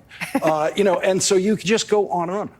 Yeah, I mean, I don't think there will be a big ambush here for Biden. I mean, it's coming from the CNN camp, so I think Biden might be in good hands with avoiding an ambush. This has always been my fantasy about the best way to interview a candidate who lives on bluster rather than on knowledge, and who can proudly bluster their way through almost anything stylistically. But if the microphones are off and it is a one-on-one question and you can't wheedle out of it, I mean, literally, do you know, is a nuclear submarine a submarine with nuclear weapons? Or is there something else nuclear about it? I mean, like Okay, now we're just getting trolls at this point. So it's like, yeah, let's do a cognitive test. I mean, there were a lot of folks who were a big fan of that, but supposedly you can pass anything. All right, I cannot get there we go. There we go. Oh, then there are a commercial. Fox News Democracy 2024 is what they're calling it. CNN calls it the debate night pre-show. Let's listen in. The notion of unity and to say, no, in fact, we're going to go back to Donald Trump, who is all about division. Still nothing from the RFK camp, by the way. White. And again, once we actually get to the CNN simulcast, we will probably circle back to RFK, but we'll see. Condemn white supremacists. The notion that going back to that is going to further unify the country, that defies reason. The lack of division. I want more unity, and I think you know that. On the immigration in particular, which is a sore point now, there was a moment to bring people together, and it was Trump that stood in the door. When Biden reached out, we gave away everything we wanted on immigration to try to get a deal, and it was Trump that said, "I'd rather leave the border on fire than solve the problem." So I don't think that that he's going to be the unifier in chief to corner. But this underscores why 6 in 10 Americans didn't want this rematch that we're watching right now. That you may like some of what Joe Biden's accomplished, but you think he lacks the leadership credentials. You don't have the confidence going forward. And a Donald Trump, I hear every day from people who can't stand his character. They don't think he's a good guy, but they felt like life was better under him. Both need to show up today, and they need to. Okay, I was looking for that stat, by the way, 6 in 10 adults, and the AP has 6 in 10 U.S. adults doubt mental capability of Biden and Trump. Okay, so this had to do with their mental capability, not that they don't want them. That 60%, I guess, doubt both. They're probably adding this together. What question do I think CNN would ask to get under Donald Trump's skin? I don't know that you really can. That's a really good question. Yeah, I mean, you know, because you ask him about felonies or convictions or lawsuits, it's fake news and rigged justice and political persecution. If you ask him about J6, he says peaceful protest. If you ask him about the border, he talks about how Biden's copying his executive order. If you talk about geopolitics, he talks about how we weren't at war with Russia and you know, Hamas and Hezbollah during his admin. If you ask about the economy, he just responds with, well, you know, we didn't have inflation and times were good. So, like, it's going to be really hard. Like, this is a very uphill battle for Biden for this debate, just because, like, being the incumbent in an environment where the Federal Reserve has raised interest rates from, you know, 0 to 0.25% all the way up to 5.25% to 5.5%, their little ranges, right? That's a very, very hard environment to really cheer what's going on. So, I don't know. It's going to be a tough one. What I do know, though, is that I'm still waiting for the RFK stream to start. They're probably not actually going to start until 6 California time. But there's good news. We are offering coupon code DEBATE for the programs on building your wealth, buy sell alerts, and the stocks and psychology of money group, 0 to millionaire real estate investing. I teach you everything I know. How to make more money and get SH&INT done faster. Passive income with YouTube, sales, do-it-yourself property management. You can bundle up as well. A lot of people get the gold bundle. Check it out at meetkevin.com. A lot of folks might not also know that we're also doing a mastermind now. We're quietly sort of putting that out there. We don't want to grow it too big, but we've got folks in this mastermind. We'll fly around the country and do these 4 times a year, meeting with CEOs and CFOs and really trying to help folks out with their entrepreneurship or their careers or whatever. So that's at meetkevin.com/mastermind. All right, let's listen in over here, and we're about 2 minutes away now. But David, you know what? I think that we Wait, is Rumble down? Is that true? One of the reasons why I think Donald Trump has always struggled with suburban women in particular is because of that. Oh, dang. Rumble just tumbled. Oh, dear. Rumble has tumbled 2 minutes before the debate. So it's either CNN just struck or Rumble tumbled. So either CNN just struck or what do we do? Rumble just, sorry, that's probably like a knee slapper, tumbled. Rip. So, okay, please do a before and after poll. No polls, sorry. Yeah, short rum, sorry, Rumble. All right, we are getting close here. This is very exciting. We are just 1 minute away from the debate beginning. I am waiting to see who Donald Trump's VP nominee is. This is a big moment. Folks, I have to remind you, I might get kicked off of YouTube. I want you to know I want to be here for you. I want to give you commentary of everything. Please have a backup tab ready of this stream if you're watching on YouTube. You have 2 choices.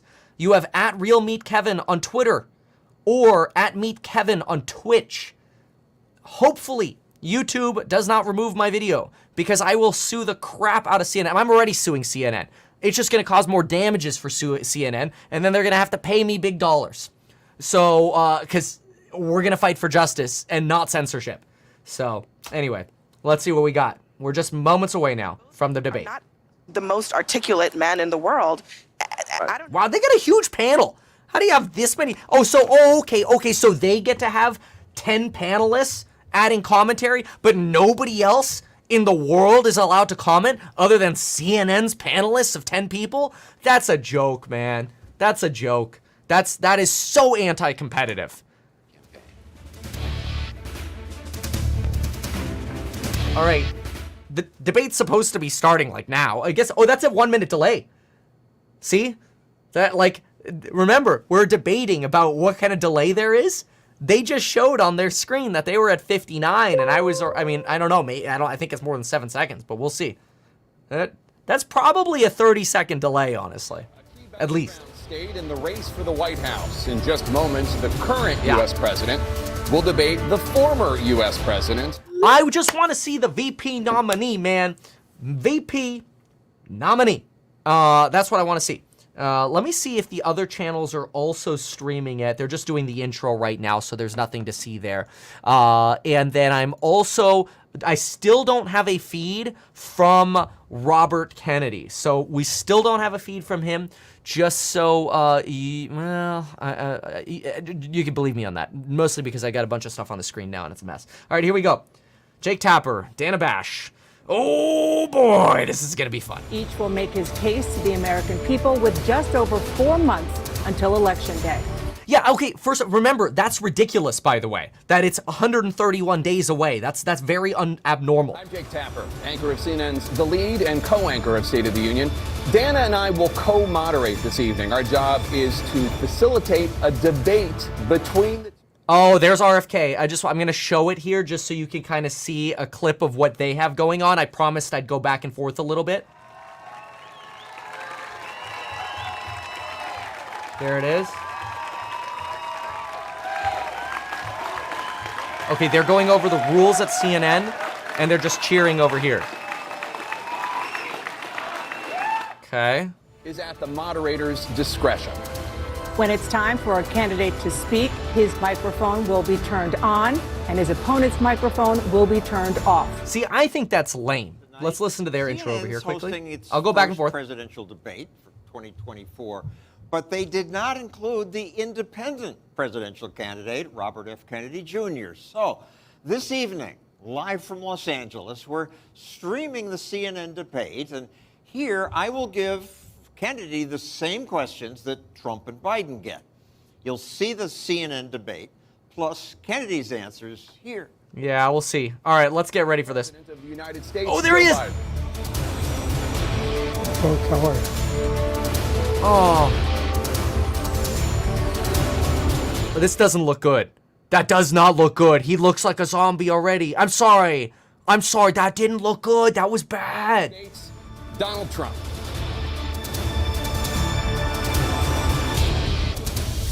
Oh, no. That was a really weak entrance, Biden.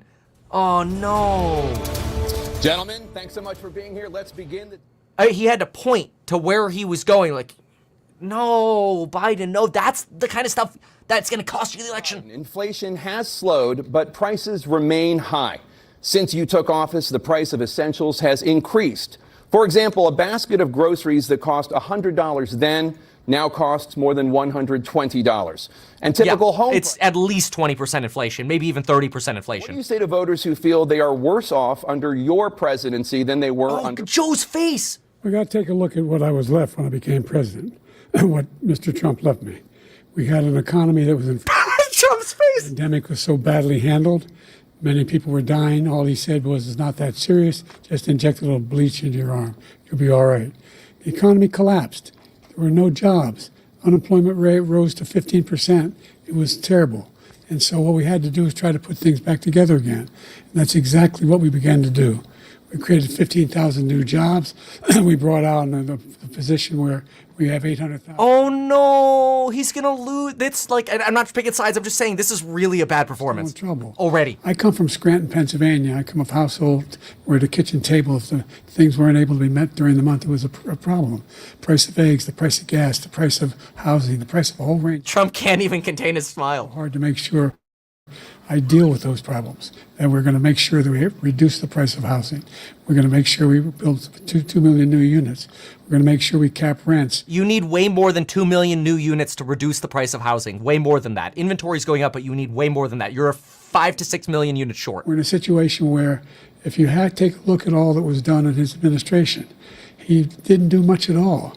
By the time he left, things were in chaos. Literally chaos. Yeah, but people aren't feeling that. And that's why Trump's like, yeah, good one. We make sure we had a situation where we brought down the price of prescription drugs, which is a major issue for many people, to $15 for a insulin shot as opposed to $400. No senior has to pay more than $200 for any drug, all the drugs they can include beginning next year. And the situation is and we're going to make that available to everybody, to all Americans. Okay. So we're working to bring down the price around the kitchen table, and that's what we're going to get done. Thank you. By the way, if prices actually go down and you have deflation, you go into recession. We have never done so well. Everybody was amazed by it. Other countries were copying us. We got hit with COVID, and when we did, we spent the money necessary so we wouldn't end up in a Great Depression, the likes of which we had in 1929. By the time we finished, so we did a great job. We got a lot of credit for the economy, a lot of credit for the military, and no wars, and so many other things. Everything was rocking good. But the thing we never... That's one of Trump's strongest claims. No wars. Israel, Hezbollah, Hamas, Russia. Mandates, that was a disaster for our country. But other than that, we had given them back a country where the stock market actually was higher than pre-COVID, and nobody thought that was even possible. The only jobs he created are for illegal immigrants and bounce-back jobs, a bounce-back from the COVID. He has not done a good job. He's done a poor job, and inflation's killing our country. It is absolutely killing us. Thank you, President Biden. Trump is actually being very level-headed here. He's not as aggressive as he was in the 2020 debate when he lost. So keep that difference in mind. He's very chill right now. We find ourselves in a situation where his economy, he rewarded the wealthy. He had the largest tax cut in American history, $2 trillion. He raised a deficit larger than any president has in any one term. He's the only president other than Herbert Hoover who's lost more jobs than he had when he began, since Herbert Hoover. The idea that he did something that was significant. And the military, when he was president, they were still killing people in Afghanistan. He didn't do anything about that. When he was president, we were still finding ourselves in a position where you had but that Afghanistan withdrawal, remember, that was rough. This safe country. The truth is, I'm the only president this century that doesn't have this decade, that doesn't have any troops dying anywhere in the world like he did. President Trump. Yeah, proxy Ukrainians are dying like crazy, though, and Israeli soldiers and people in Gaza, children in Gaza and families. There's a lot of death going on. Tariff on all goods coming into the U.S. How will you ensure that that doesn't drive prices even higher? It's not going to drive them higher. It's just going to cause countries that have been ripping us off for years, like China and many others, in all fairness to China. It's going to just force them to pay us a lot of money, reduce our deficit tremendously, and give us a lot of power for other things. But he made a statement. The only thing he was right about is I gave you the largest tax cut in history. I also gave you the largest regulation cut in history. That's why we had all the jobs. And the jobs went down, and then they bounced back, and he's taking credit for bounce back jobs. You can't do that. He also said he inherited 9% inflation. No, he inherited almost no inflation, and it stayed that way for 14 months.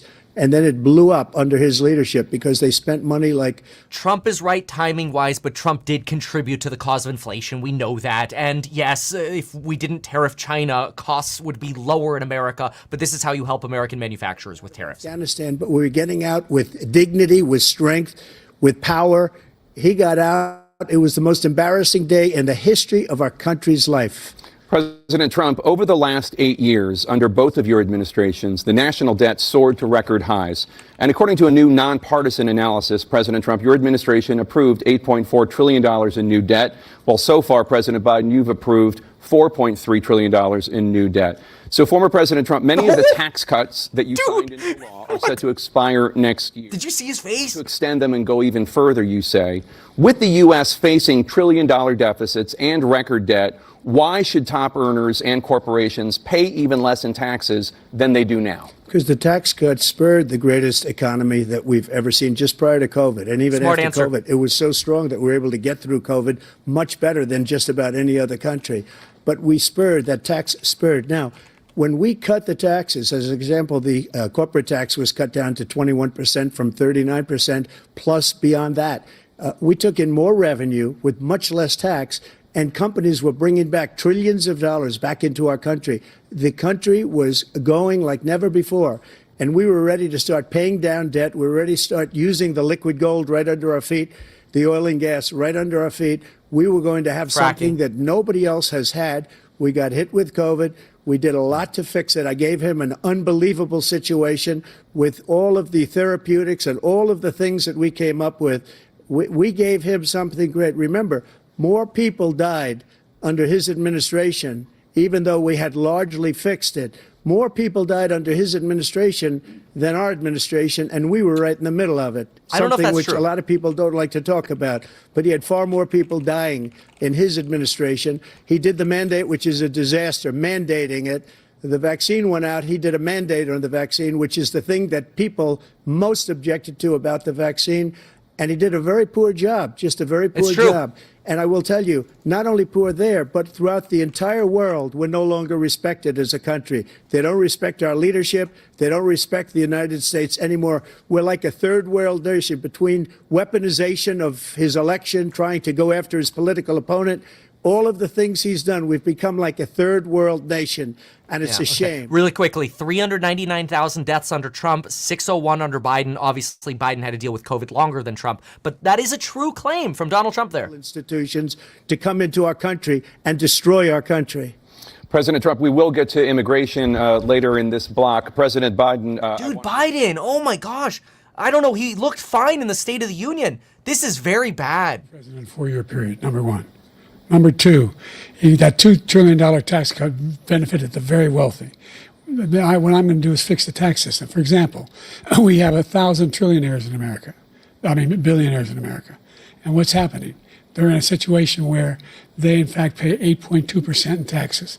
If they just paid 24%, 25%, either one of those numbers, they'd raise $500 million. $1 billion, I should say, in a 10-year period. We'd be able to wipe out his debt. We'd be able to help make sure that all those things we need to do, child care, elder care, making sure that we continue to strengthen our healthcare system, making sure that we're able to make every single solitary person eligible for what I've been able to do with the with the COVID. Excuse me, with dealing with everything we have to do with. Look. Oh, no. No. We finally beat Medicare. Thank you, President Biden. President Trump? Well, he's right. He did beat Medicare. He beat it to death, and he's destroying Medicare because all of these people are coming in. They're putting them on Medicare. They're putting them on Social Security. They're going to destroy Social Security. This man is going to single-handedly destroy Social Security. Also, quickly, Biden was including unrealized capital gains on his 8.2% as what billionaires pay. So that is a false claim. So he was right in the way he finished that sentence. And it's a shame. What's happened to our country in the last 4 years is not to be believed. Foreign countries, I'm friends with a lot of people. They cannot believe what happened to the United States of America. We're no longer respected. They don't like us. We give them everything they want, and they think we're stupid. They think we're very stupid people. What we're doing for other countries, and they do nothing for us. What this man has done is absolutely criminal. Thank you, President Trump. Dana? This is the first presidential election since the Supreme Court overturned Roe v. Wade. This morning. Oh, I knew it. What did I say? Economy and then abortion. I called it. And then next it's going to be immigration. And then you get to crime and education and geopolitics. Ban. Former President Trump, you take credit for the decision to overturn Roe v. Wade, which returned the issue of abortion to the states. By the way, you all are wasting your time writing. Please stop talking. The title of the video is Meet Kevin Commentary. Women have access to abortion pills. They're used in about 2/3 of all abortions. As president, would you block abortion medication? First of all, the Supreme Court just approved the abortion pill, and I agree with their decision to have done that. and I will not block it. And if you look at this whole question that you're asking, complex but not really complex. 51 years ago, you had Roe v. Wade, and everybody wanted to get it back to the states. Everybody, without exception. Democrats, Republicans, liberals, conservatives. Everybody wanted it back. Religious leaders. And what I did is I put 3 great Supreme Court justices on the court, and they happened to vote in favor of killing Roe v. Wade and moving it back to the states. This is something that everybody wanted. Now, 10 years ago or so, they started talking about how many weeks and how many this, getting into other things. But every legal scholar throughout the world, the most respected, wanted it brought back to the states. I did that. Now the states are working it out. If you look at Ohio, it was a decision that was an end result that was a little bit more liberal than you would have thought. Kansas, I would say the same thing. Texas is different. Florida is different. But they're all making their own decisions right now. And right now, the states control it. That's the vote of the people. Like Ronald Reagan, I believe in the exceptions. I am a person that believes. And frankly, I think it's important to believe in the exceptions. Some people, you have to follow your heart. Some people don't believe in that. But Trump dances around this. He's in the past been in favor of compromising for a 15-week nationwide abortion ban. That's why Kamala Harris and Joe Biden try to brand Trump as an abortion banner. Trump has walked away from this, and now he only focuses on the exceptions because he's not trying to lose the evangelical vote. Even after birth. After birth, if you look at the former governor of Virginia, he was willing to do this. He said, we'll put the baby aside and we'll determine what we do with the baby, meaning we'll kill the baby. What happened is we brought it back to the states, and the country is now coming together on this issue. It's been a great thing. Thank you. President Biden? It's been a terrible thing, what you've done. The fact is that the vast majority of constitutional scholars support it. That's false, by the way, on the afterbirth abortion with Donald Trump. It's a misinterpretation. It's been false for a long time. I won't explain it here, but the data's out there. We're in a state where in 6 weeks, you don't even know whether you're pregnant or not, but you cannot see a doctor, have him decide on what your circumstances are, whether you need help. The idea that states are able to do this is a little like saying we're going to turn civil rights back to the states. Let each state have a different rule. Look, there's so many young women who have been, including a young woman who just was murdered, and he went to the funeral. The idea that she was murdered by an immigrant coming in, they talk about that. But here's the deal. There's a lot of young women who are being raped by their in-laws, by their spouses, brothers and sisters, it's just ridiculous, and they can do nothing about it. And they try to arrest them when they cross state lines. Thank you. There have been many young women murdered by the same people he allows to come across our border. We have a border that's the most dangerous place anywhere in the world, considered the most dangerous place anywhere in the world. And he opened it up, and these killers are coming into our country, and they are raping and killing women. And it's a terrible thing. As far as the abortion is concerned, it is now back with the states. The states are voting. In many cases, it's frankly a very liberal decision. In many cases, it's the opposite. But they're voting, and it's bringing it back to the vote of the people, which is what everybody wanted, including the founders, if they knew about this issue, which frankly they didn't. But they would have, everybody. What's Biden smiling at? This is weird. It's like he's looking off stage smiling at people. Everybody wanted it brought back, and many presidents had tried to get it back. I was the one to do it. And again, this gives it the vote of the people, and that's where they wanted it. Every legal scholar wanted it that way. Staying on the topic of abortion, President Biden, 7 states, I'll let you do that. This is the same topic. 7 states have no legal restrictions on how far into a pregnancy a woman can obtain an abortion. Do you support any legal limits on how late a woman should be able to terminate a pregnancy? I supported Roe v. Wade, which had 3 trimesters. The first time is between the woman and the doctor. Second time is between the doctor and an extreme situation. The third time is between the doctor, between the woman and the state. The idea that the politicians, that the founders wanted the politicians to be the ones making decisions about women's health is ridiculous. That's the last. No politician should be making that decision. A doctor should be making those decisions. That's how it should be run. That's what you're going to do. And if I'm elected, I'm going to restore Roe v. Wade. So that means he can take the life of the baby in the 9th month and even after birth, because some states, Democrat run, take it after birth. Again, the governor, former governor of Virginia. No. It's total misinterpretation. That's wrong. Most states don't allow anything past fetal viability, which is 22, 23 weeks. So this is Trump going a little extreme here. To happen, Democrat or Republican, nobody wants it to happen. That is simply not true. The Roe v. Wade does not provide for that. That's not the circumstance. Only if a woman's life is in danger, she's going to die. That's the only circumstance in which that can happen. Biden's right here. For late-term abortion, period. Period. Under Roe v. Wade, you have late-term abortion. You can do whatever you want, depending on the state. You Life can do of whatever mother. you want. We don't think that's a good thing. We think it's a radical thing. We think the Democrats are the radicals, not the Republicans. For 51 years, that was the law. 51 years, constitutional scholarship said it was the right way to go. 51 years, and it was taken away because this guy put very conservative members on the Supreme Court. He takes credit for taking it away. What's he going to do? What's he going to do, in fact, if the MAGA Republicans, he gets elected, and the MAGA Republicans control the Congress, and they pass a universal ban on abortion, period, across the board? That was never Trump's suggestion, by the way. 10 weeks, something very, very conservative.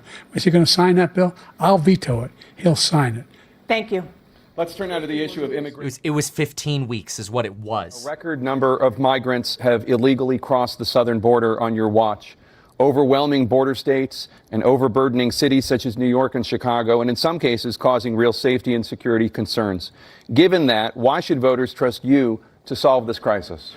Because we worked very hard to get a bipartisan agreement that not only changed all of that, it made sure that we are in a situation where you had no circumstance where they could come across the border with the number of border police there are now. We significantly increased the number of asylum officers. By the way, the Border Patrol endorsed my position.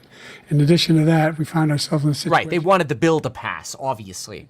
Separating. It was funding. From their mothers, putting them in cages, making sure the families were separated. That's not the right way to go. What I've done since I've changed the law, what's happened? I've changed it in a way that now you're in a situation where there are 40% fewer people coming across the border illegally. That's better than when he left office.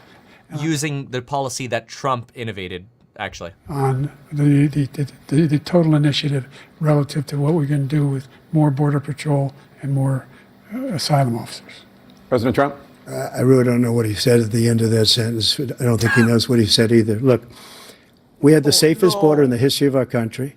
The border, all he had to do was leave it. All he had to do was leave it.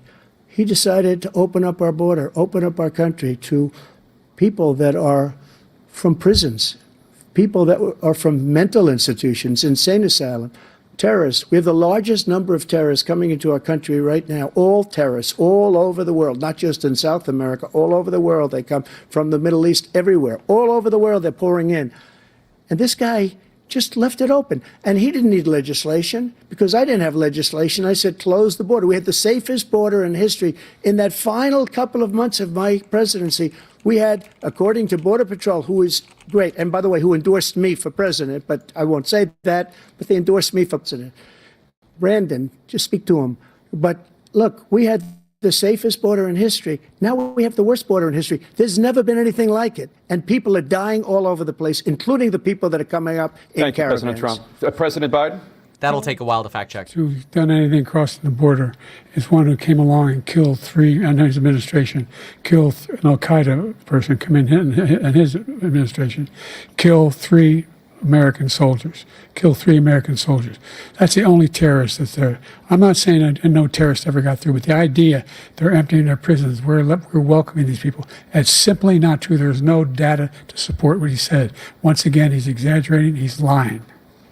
President Trump, staying on the topic of immigration. I'm surprised they're not coming up with the Venezuelan who just shot two cops in New York, because that would be a good argument for Trump to use here. Surprised he's not pulling it out. Undocumented immigrant in America, including those who have... That was the migrant in a shelter, illegal Venezuelan immigrant given amnesty, I believe, by the Biden admin. How will you do it? Just 1 second. He said we killed three people.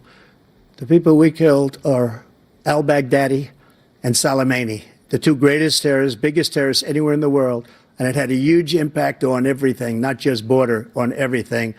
He's the one that killed people with the bad water, including hundreds of thousands of people dying and also killing our citizens when they come in. We are living right now in a rat's nest. They're killing our people in New York, in California, in every state in the union, because we don't have borders anymore. Every state is now a border. And because of his ridiculous, insane, and very stupid policies, people are coming in and they're killing our citizens at a level that we've never seen. We call it migrant crime. I call it Biden migrant crime. They're killing our citizens at a level that we've never seen before. And you're reading it like these three incredible young girls over the last few days. One of them, I just spoke to the mother, and they just had the funeral for this girl, 12 years old. This is horrible what's taken place. Strong argument from Trump. We're literally an uncivilized country now. He doesn't want it to be. He just doesn't know. He opened the borders. Nobody's ever seen anything like. And we have to get a lot of these people out, and we have to get them out fast because they're going to destroy our country. Just take a look at where they're living. They're living in luxury hotels in New York City and other places. Our veterans are on the street. They're dying because he doesn't care about our veterans. He doesn't care. He doesn't like the military at all, and he doesn't care about our veterans. Nobody been worse. I had the highest approval rating for veterans taking care of the VA. He has the worst. He's gotten rid of all the things that I approved. Choice that I got through Congress, all of the different things I approved, they abandoned. We had by far the highest, and now it's down in less than half because he's done all these great things that we did. And I think he did it just because I approved it, which is crazy. But he has killed so many people at our border by allowing all of these people to come in. And it's a very sad day in America. President Biden, you have the mic. Every single thing he said is a lie. Every single one. For example, I don't know about that. Let's talk about the Venezuelans. Since I passed the PACT Act, 1 million of them now have insurance, and their families have it. Their families have it because what happened, whether it was Agent Orange or burn pits, they're all being covered now. And his group opposed that. We're also in a situation where we have great respect for veterans. My son spent a year in Iraq, living right next to one of those burn pits, came back with stage 4 glioblastoma. I was recently in PACT Act quickly, $797 billion for healthcare access and insurance funding for veterans who are exposed to toxic substances. To go to. He was standing with his 4-star general, and he told me, he said, I don't want to go in there because they're a bunch of losers and suckers. My son was not a loser, was not a sucker. You're the sucker. You're the loser. President Trump? First of all, that was a made-up quote, suckers and losers. They made it up. It was in a third-rate magazine that's failing, like many of these magazines. He made that up. He put it in commercials. We've notified him. We had 19 people that said I didn't say it. And think of this. Who would say I'm at a cemetery or I'm talking about our veterans? Because look at them cut away from Joe Biden when Joe's falling asleep. He brought it up. There's nobody that's taken better care of our soldiers than I have. To think that I would, in front of generals and others, say suckers and losers. We have 19 people that said it was never said by me. It was made up by him, just like Russia was made up, just like the 51 intelligence agents are made up, just like the new thing with the 16 economists are talking. It's the same thing. 51 intelligence agents said that the laptop was Russia disinformation. It wasn't. That came from his son, Hunter. It wasn't Russia disinformation. He made up the suckers and losers thing is debated. Some people say he said it, some say he doesn't. It's he said, she said. General standing to your side was on your staff who said you said it, period. That's number one. And number two, the idea that I have to apologize to you for anything along the line. We've done more for veterans than any president has in American history. And they now are in their family. The only sacred obligation we have as a country is to care for our veterans when they come home and their families and equip them when they go to war. That's what we're doing. That's what the VA is doing now. They're doing more for veterans than ever before in our history. All right, thank you so much. Let's move to the topic of foreign policy. I want to begin with Russia's war against Ukraine, which exactly the order we thought it was going to go in, huh? Russian President Vladimir Putin says he'll only end this war if Russia keeps the Ukrainian territory it has already claimed. The Eastern Territory, by the way, has 90% of the energy resources like oil and natural gas. That's why Putin wants it. Our veterans and our soldiers can't stand this guy. They can't stand him. They think he's the worst commander-in-chief, if that's what you call him, that we've ever had. They can't stand him. So let's get that straight. and they like me more than just about any of them. And that's based on every single bit of information. As far as Russia and Ukraine, if we had a real president, the president that knew, that was respected by Putin, he would have never invaded Ukraine. A lot of people are dead right now, much more than people know. You know, they talk about numbers. You can double those numbers, maybe triple those numbers.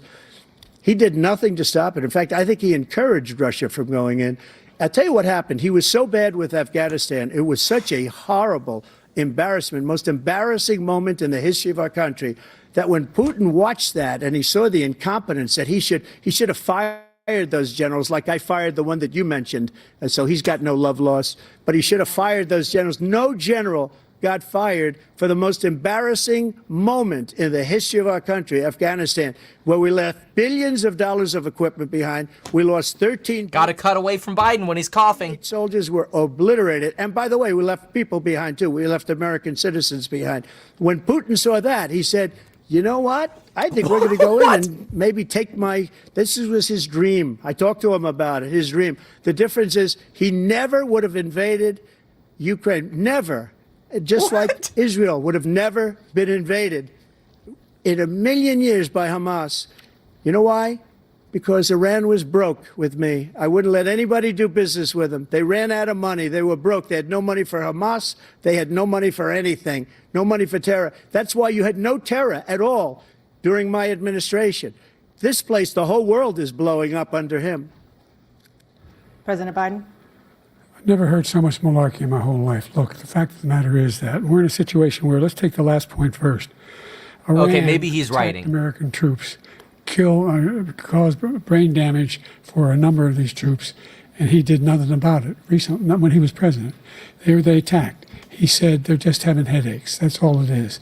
He didn't do a thing when the attack took place. Number one. Number two, we got over 100,000 Americans and others out of Afghanistan during that airlift. Number three, we found ourselves in a situation where, if you take a look at what Trump did in Ukraine, this guy told Trump, do whatever you want, and do whatever you want.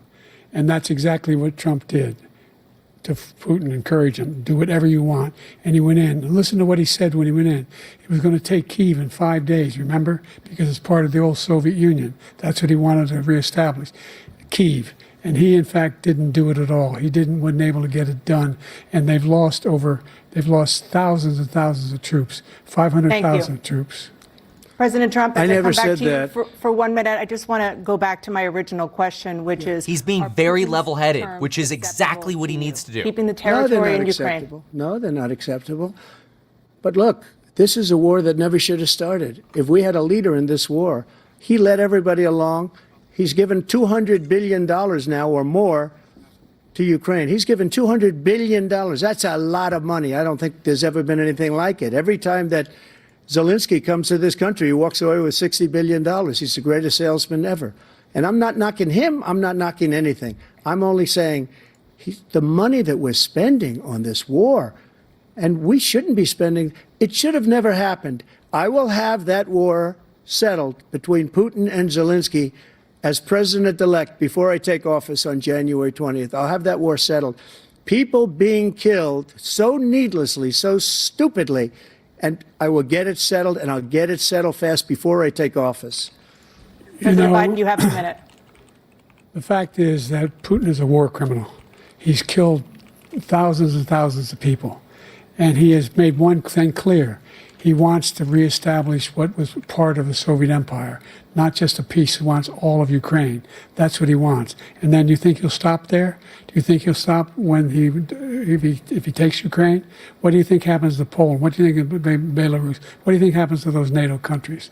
And so if you want a war, you ought to find out what he's going to do, because if in fact he does what he says and walks away, and by the way, all that money we give Ukraine are from weapons we make here in the United States. We give them the weapons, not the money at this point. And our NATO allies have produced as much funding for Ukraine as we have. That's why we're strong. Thank you. Moving on to the Middle East. In October, Hamas attacked Israel. killing more than 1,000 people and taking hundreds of hostages. Among those held and thought to still be alive are 5 Americans. Israel's response has killed thousands of Palestinians and created a humanitarian crisis in Gaza. President Biden, you've put forward a proposal to resolve this conflict, but so far Hamas has not released the remaining hostages, and Israel is continuing its military offensive in Gaza. So what additional leverage will you use to get Hamas and Israel to end the war? You have 2 minutes. Number one, everyone from the United Nations Security Council straight through to the G7 to the Israelis and Netanyahu himself have endorsed the plan I put forward. Which has 3 stages to it. The first stage is trade the hostages for a ceasefire. Second phase is a ceasefire with additional conditions. The third phase is the end of the war. The only one who wants the war to continue is Hamas, number one. They're the only ones standing out.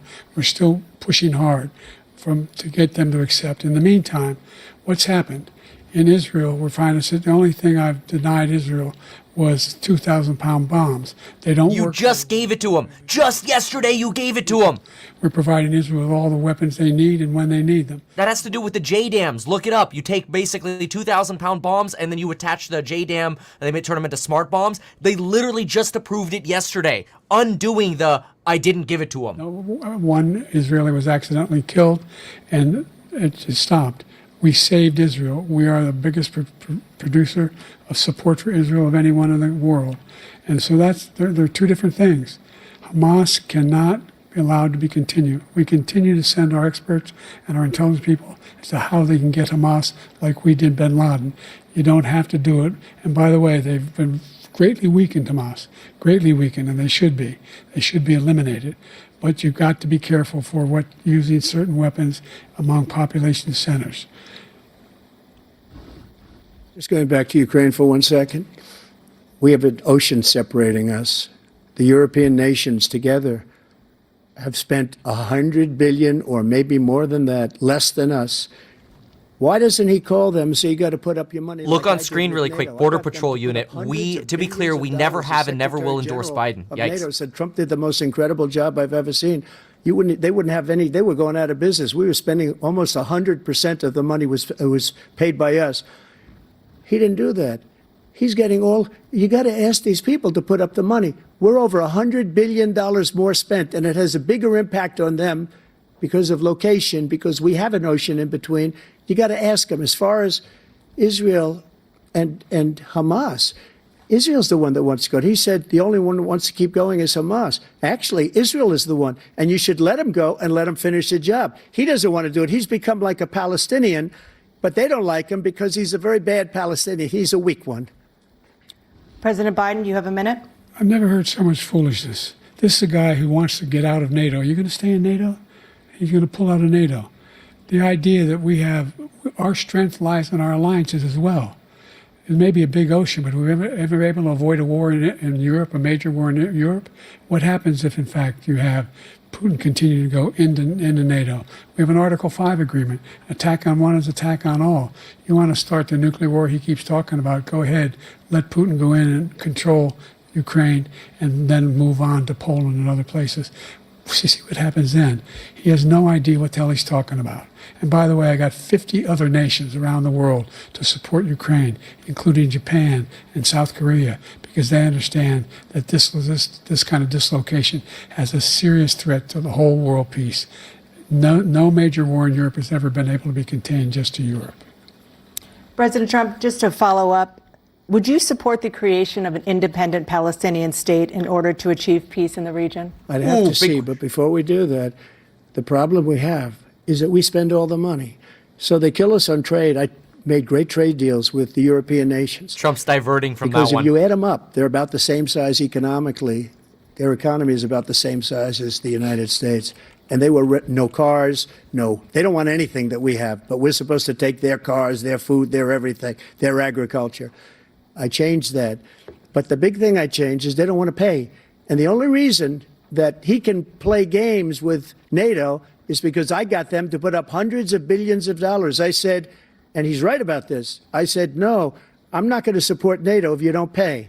They asked me that question. Would you guard us against Russia at a very secret meeting of the 28 states at that time, nations at that time? And I said, no, if you don't pay, I won't do that. And you know what happened? Billions and billions of dollars came flowing in the next day and the next months. But now we're in the same position. We're paying everybody's bills. Let's turn to the issue of democracy. Didn't answer the question. That was a hot question. Donald Trump was able to avoid it by milking the clock. That was a hot question. Trump dodged a bullet on that. The constitutionally mandated counting of electoral votes. As president, you swore an oath to, quote, preserve, protect, and defend. I actually can't believe CNN let him get away with that. I thought they were going to burn him on that. That oath through your actions and inaction on January 6th, and worry that you'll do it again. Well, I don't think too many believe that. And let me tell you about January 6th. On January 6th, we had a great border. Nobody coming through, very few. On January 6th, we were energy independent. On January 6th, we had the lowest taxes ever. We had the lowest regulations ever. On January 6th, we were respected all over the world. All over the world, we were respected. And then he comes in, and we're now laughed at. We're like a bunch of stupid people. What happened to the United States' reputation under this man's leadership is horrible, including weaponization, which I'm sure at some point you'll be talking about, where he goes after his political opponent because he can't beat him fair and square. You have 80 seconds left. My question was, what do you say to those voters who believe that you violated your constitutional oath through your actions and inaction on January 6, 2021, and worry that you'll do it again? Well, I didn't say that to anybody. I said peacefully and patriotically. And Nancy Pelosi, if you just watched the news from 2 days ago, on tape to her daughter, who's a documentary filmmaker, they say, but she's saying, oh, no, it's my responsibility. I was responsible for this. Because I offered her 10,000 soldiers or National Guard, and she turned them down. And the mayor in writing, by the way, the mayor, in writing, turned it down, the mayor of D.C. They turned it down. I offered 10,000 because I could see, I had virtually nothing to do. They asked me to go make a speech. I could see what was happening. Everybody was saying they're going to be there on January 6th. They're going to be there. And I said, you know what? There's a lot of people coming. You could feel it. You could feel it, too, and you could feel it. And I said, they ought to have some National Guard or whatever. And I offered it to her. And she now admits that she turned it down. And it was the same day she was, I don't know, she can't be very happy with her daughter because it made her into a liar. She said, I take full responsibility for January 6th. President Biden? Look, he encouraged those folks to go up on Capitol Hill, number one. I sat in the dining room off the Oval Office. He sat there for 3 hours watching, begging, being begged by his vice president and a number of his colleagues on the Republican side as well to do something, to call for a stop, to end it. Instead, they talked about these people being patriots and great patrons of America. In fact, he says he'll now forgive them for what they've done. They've been convicted. He says he wants to commute their sentences and say that no. But he went to every single court in the nation. I don't know how many cases, scores of cases, including the Supreme Court. And they said, no, this guy is responsible for doing what was done. He did do a damn thing. And these people should be in jail. And they should be the ones who are being held accountable. And he wants to let them all out. And now he says if he loses again, such a whiner that he is, that it could be a bloodbath. Thank you, President Biden. President Trump? What they've done to some people that are so innocent, you ought to be ashamed of yourself. What you have done, how you've destroyed the lives of so many people. When they ripped down Portland, when they ripped down many other cities, you go to Minnesota, Minneapolis, what they've done there, with the fires all over the city. If I didn't bring in the National Guard, that city would have been destroyed. When you look at all of they took over big chunks of Seattle. I was all set to bring in the National Guard. They heard that, they saw them coming, and they left immediately. What he said about this whole subject is so off. Peacefully patriotic. One other thing, the Unselect Committee, which is basically two horrible Republicans that are all gone now, out of office, and Democrats, all Democrats, they destroyed and deleted all of the information they found because they found out we were right. We were right. and they deleted and destroyed all of the information. They should go to jail for that. If a Republican did that, they'd go to jail. Thank you, President Trump. President Biden, I want to give you a minute. Does anybody think this is like a real fight? Like a real, And the fact of the This is matter embarrassing. what he's telling you is simply not true. The fact is that there was no effort on his part to stop what was going on up in Capitol Hill. And all those people, every one of those who were convicted, deserves to be convicted. The idea that they didn't kill somebody, just went in and broke down doors, broke the windows, occupied offices, turned over desks, turned over statues. The idea that those people are patriots? Come on. When I asked him about the first two debates we had. I personally hate this. Talk about the past stuff. Let's talk forward. Come on, what are you going to do for us? Let's go. He said, no, I'll tell them to stand by. The idea he's refusing, will you denounce these guys? Will you denounce the people we're talking about now? Will you denounce the people who attacked that Capitol? What are you going to do? I'm going to give you a minute, President Trump, for a follow-up question I have. After a jury convicted you of 34 felonies last month, you said if reelected, you would, quote, have every right to go after, unquote, your political opponents. You just talked about members of the Select Committee on January 6th going to jail. Your main political opponent is standing on stage with you tonight. Can you clarify exactly what it means about you feeling you have every right to go after your political opponents? Well, I said my retribution is going to be success. We're going to make this country successful again, because right now it's a failing nation. My retribution is going to be success. But when he talks about a convicted felon, his son is a convicted felon at a very high level. His son is convicted, going to be convicted probably numerous other times. Should have been convicted before, but his Justice Department let the statute of limitations lapse on the most important things. But he could be a convicted felon as soon as he gets out of office. Joe could be a convicted felon with all of the things. Everyone's a felon. All of the death caused at the border, telling the Ukrainian people that we're going to want $1 billion or you change the prosecutor. Otherwise, you're not getting $1 billion. If I ever said that, that's quid pro quo. That we're not going to do anything. We're not going to give you $1 billion unless you change your prosecutor having to do with the son. This man is a criminal. This man, you're lucky. You're lucky. I did nothing wrong. We'd have a system that was rigged and disgusting. I did nothing wrong. Thank you, President Trump. President Biden, you have said, I'm coming right to you, sir. You want to respond? Go ahead. I'll give you a minute to respond. What? The idea that I did anything wrong relative to what you're talking about is outrageous. It's simply a lie, number one. Number two, the idea that you have a right to seek retribution against any American just because you're president is wrong. It's simply wrong. No president's ever spoken like that before. No president in our history has spoken like that before. Number three, the crimes that you are still charged with, and think of all the civil penalties you have. How many billions of dollars do you owe in civil penalties for molesting a woman in public, for doing a whole range of things, of having sex with a porn star on the night while your wife was pregnant? I mean, what are you talking about? You have the morals of an alley cat. Give you a minute, sir. I didn't have sex with a porn star, number one. Number two, that was a case that was started and moved. They moved a high-ranking official, a DOJ, into the Manhattan DA's office to start that case. That case is going to be appealed and won. We had a very terrible... Appeals will take 2 years, by the way, so it's going to be a very, very long time. Prosecutor were all high-ranking Democrats, appointed people, and both the civil and the criminal. He basically went after his political opponent because he thought it was going to damage me. But when the public found out about these cases, because they understand it better than he does, he has no idea what these cases are. But when they found out about these cases, you know what they did? My poll numbers went up, way up. You know that because you're reporting it.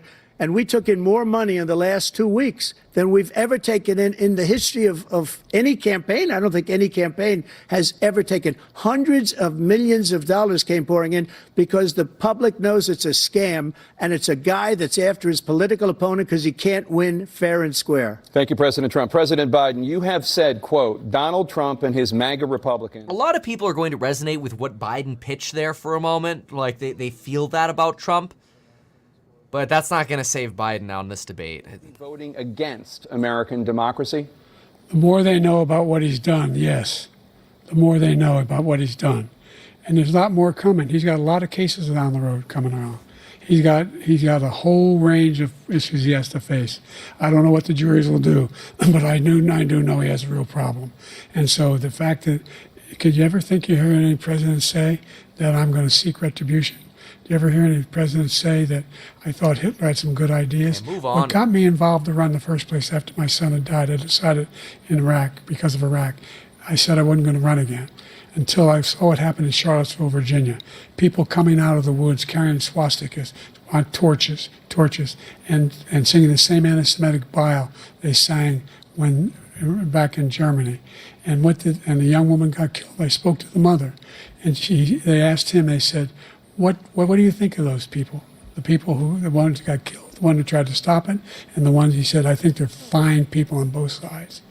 What American president would ever say Nazis coming out of fields carrying torches, singing the same anti-Semitic bile, carrying swastikas were fine people? And this is a guy who says Hitler's done some good things. I'd like to know what they are. The good things Hitler's done, that's what he said. This guy has no sense of American democracy. President Trump. Jake, both of you know that story has been totally wiped out, because when you see the sentence, it said 100% exoneration on this. So he just keeps it going. He says he ran because of Charlottesville. He didn't run because of Charlottesville. He ran because it was his last chance. He's not equipped to be president. You know it, and I know it. It's ridiculous. We have a debate. We're trying to justify his presidency. His presidency, he's without question the worst president, the worst presidency in the history. Trump said, excuse me, you have some very bad people in that group, but you also have some people that were very fine people. Okay. Every reasonable anchor has debunked it. And just the other day it came out where it was fully debunked. It's a nonsense story. He knows that. And he didn't run because of Charlottesville. He used that as an excuse to run. President Biden. And debunked. It happened. All you have to do is listen to what was said at the time. And the idea that somehow that's the only reason I ran. I ran because I was worried a guy like this guy could get elected. If he thought they were good people coming out of that forest, carrying those woods, carrying those torches, then he didn't deserve to be president. Didn't deserve to be president at all. And the idea that he's talking about all this being fabricated, we saw with our own eyes. We saw what happened on January 6th. We saw the people breaking through the windows. We saw people occupying his own vice president. Look, there's a reason why 40 of his 44 top cabinet officers refused to endorse him this time.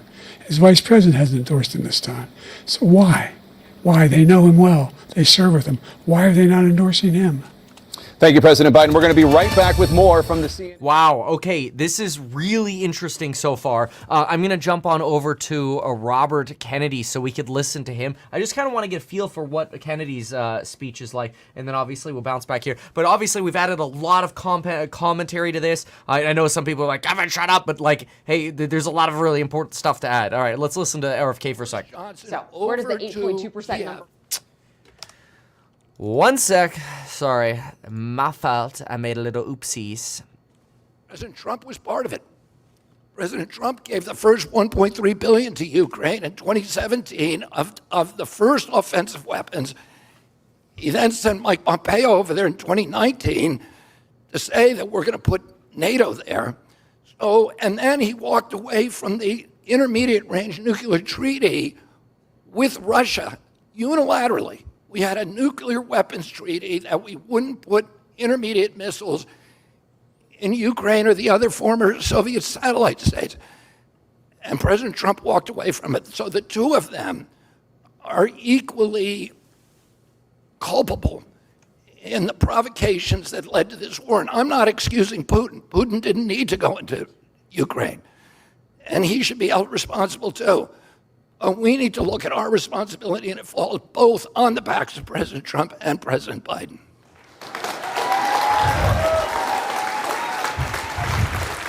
RFK's a very detailed guy. He doesn't appeal to the emotion as much as Trump does. Tries to get really those details in there. Killing more than... CNN is not back on, by the way, so they're just sort of playing this as delayed, but we'll just listen to it. American-made mattresses on the... has killed thousands of Palestinians and created a humanitarian crisis in Gaza. President Biden You've put forward. That's how they're doing this. They're delaying the RFK thing. So the RFK thing will probably go like 45 minutes longer. I get it. The remaining hostages, and Israel is continuing its military offensive in Gaza. So what additional leverage will you use to get Hamas and Israel to end the war? You have 2 minutes. Number one, everyone from the United Nations Security Council straight through to the G7 to the Israelis and Netanyahu himself have endorsed the plan I put forward. Which has 3 stages to it. The first stage is trade the hostages for a ceasefire. Second phase is a ceasefire with additional conditions. The third phase is the end of the war. The only one who wants the war to continue is Hamas, number one. They're the only ones standing out. We're still pushing hard to get them to accept. In the meantime, what's happened? In Israel, we're finding that the only thing I've denied Israel was 2,000-pound bombs. They don't work very well in populated areas. They kill a lot of innocent people. We're providing Israel with all the weapons they need and when they need them. And by the way, I'm the guy that organized the world against Iran when they had a full-blown intercontinental ballistic missile attack on Israel. No one was hurt. No one is. Does anybody believe that he was the one that organized the United Kingdom responding to Iran's attack in the support of Israel? Support for Israel of anyone in the world. And so they're 2 different things. Hamas cannot be allowed to be continued. We continue to send our experts and our intelligence people as to how they can get Hamas like we did bin Laden. You don't have to do it. And by the way, they've been greatly weakened, Hamas, greatly weakened, and they should be. They should be eliminated. I think we're back. Hold on.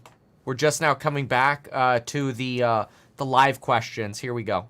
Let's talk about persistent challenges you both faced in your first terms, and you'd certainly face again in a second term. Yes, please go forward. New stuff. Black unemployment dropped to a record low under your presidency. Black families still earn far less than white families. Black mothers are still 3 times more likely to die from pregnancy-related causes. And Black Americans are imprisoned at 5 times the rate of white Americans. What do you say to Black voters who are disappointed that you haven't made more progress? They acknowledge they made a lot of progress, number one. The fact of the matter is there's more small Black businesses that have been started than any time in history. Number 2, the wages of Black unemployment is the lowest level it's been in a long, long time. Number 3, we're providing housing for Black Americans and dealing with the segregation that exists among these corporations that collude to keep people out of their houses. And in addition to that, we find that the impact on the choice that Black families have to make relative to child care is incredibly difficult. When we did the first major piece of legislation in the past, I was able to reduce Black child care costs. I cut them in half. We got to make sure we provide for child care costs. We got to make sure, because when you provide those child care protections, you increase economic growth because more people can be in the job market. So there's more to be done, considerably more to be done. But we've done a great deal so far, and I'm not letting up. And that is a big piece of the Democratic agenda is like free childcare, free preschool, right, to keep people in the workforce. That is one of their policies. Disappointed. Inflation is still hurting them badly. For example, I provided for the idea that any Black family, first-time home buyer, should get a $10,000 tax credit to be able to buy their first home so they can get started. I made sure that we're in a situation where all those Black families and those Black individuals who provided had to take out student loans that were ballooning, that if they were engaged in nursing, doctor, and anything having to do with volunteerism, if they paid their bills for 10 years on their student debt, all the rest was forgiven after 10 years. Millions have benefited from that. And we're going to do a whole lot more for Black families. Thank you, President Trump. And he caused the inflation. He's blaming inflation, and he's right, it's been very bad. He caused the inflation, and it's killing Black families and Hispanic families and just about everybody. That was the perfect time to say that for Trump, by the way, right after Biden's talking about giving money away. Where it's doubled and tripled and quadrupled. They can't live. They're not living anymore. He caused this inflation. I gave him a country with essentially no inflation. It was perfect. It was so good. All he had to do is leave it alone. He destroyed it with his Green New Scam and all this money that's being thrown out the window. Green New He Scam? caused inflation. As sure as you're sitting there, the fact is that his big kill on the black people is the millions of people that he's allowed to come in through the border. They're taking black jobs now, and it could be 18, it could be 19, and even 20 million people. They're taking black jobs, and they're taking Hispanic jobs, and you haven't seen it yet, but you're going to see something that's going to be the worst in our history. Thank you. President Biden? There was no inflation when I became president. You know why? The economy was flat on its back. 15% unemployment. He decimated the economy, absolutely decimated the economy. That's why there was no inflation at the time. There were no jobs. We provided thousands of millions of jobs for individuals who were in all communities. Unemployment rate was 6.3% when Biden took office. Health insurance. We have covered, the ACA has increased. I made sure that there are $8,000 per person in a family to get written off for health care. But this guy wants to eliminate that. They tried 50 times. He wants to get rid of the ACA again. And they're going to try again if they win. You find ourselves in a position where the idea that we're not doing any, we put more police on the street than any administration has. He wants to cut the cops. We're providing for equity and making sure people have a shot to make it. There's a lot going on, but in inflation, he caused it by his tremendous malfeasance in the way he handled the pandemic. Thank you. Another persistent challenge is the climate crisis. 2023 was the hottest year in recorded history, and communities across the country are confronting the devastating effects of extreme heat, intensifying wildfires, stronger. GDP rose 1.4% in January of 2021 when Biden took over. Now, most of that month would have been Trump, right? Like, just that takeover is on the 21st of January, right? But the point is, the economy wasn't flat when he took over. Close the police are to him. Almost every police group in the nation from every state is supporting Donald J. Trump. Almost every police group. And what he's done to the black population is horrible, including the fact that for 10 years he called them super predators. In the 1990s, we can't forget that. Super predators was his name, and he called it to them for 10, and they've taken great offense at it, and now they see it happening. But when they see what I did for criminal justice reform and for the historically black colleges and universities, where I funded them and got them all funded, and the opportunity zones with Tim, as you know, Tim Scott was incredible. He did a great job, great senator from South Carolina. He came to me with the idea, and it was a great idea. It's one of the most successful economic development acts ever in the country, opportunity zones. And the biggest beneficiary are blacks. And that's why we have the best numbers with them in maybe ever. They're saying ever. I read this morning where ever, the best numbers. He's lost much of the black population because he's done a horrible job for black people. He's also done a horrible job for Hispanics. But wait till you see these millions of people pouring into our country, and they're going to take the jobs, and it's already started, and you haven't seen anything yet. It's a disaster. Stock market futures are rising, and I'm reading analysts here talking about the market starting to price in a Trump win. Immaculate clean water, and I want absolutely clean air, and we had it. We had H2O. We had the best numbers ever, and we were using all forms of energy, all forms, everything. And yet, during my 4 years, I had the best environmental numbers ever. And my top environmental people gave me that statistic just before I walked on the stage, actually. I don't know where the hell he's been. The idea that anything he said is true. I've passed the most extensive climate change legislation in history. We find ourselves, and by the way, black colleges. I came up with $15 billion for HBCUs, historic black universities and colleges, because they don't have those. They don't have the kind of contributors that they have to build these laboratories and the like. Any black student is capable in college of doing what any white student can do. They just don't have the money, but now they'll be able to get those jobs in high tech. We're in a situation where the idea that he is claiming to have done something that had the cleanest water, He hadn't done a damn thing for the environment. He pulled out of the Paris Peace Accord, Climate Accord.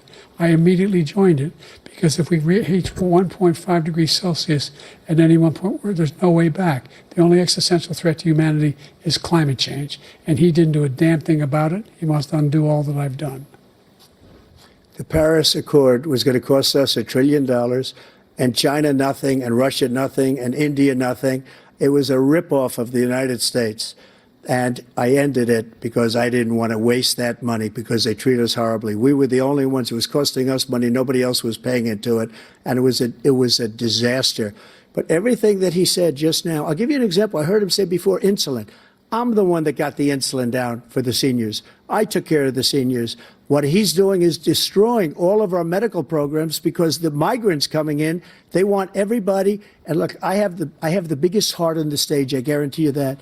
And I want to take care of people. But we're destroying our country. They're taking over our schools, our hospitals, and they're going to be taking over Social Security. He is destroying Social Security, Medicare, and Medicaid. Both of them have argued that they won't cut entitlements. The idea is that we, in fact, we were the only ones of consequence who were not members of the Paris Accord.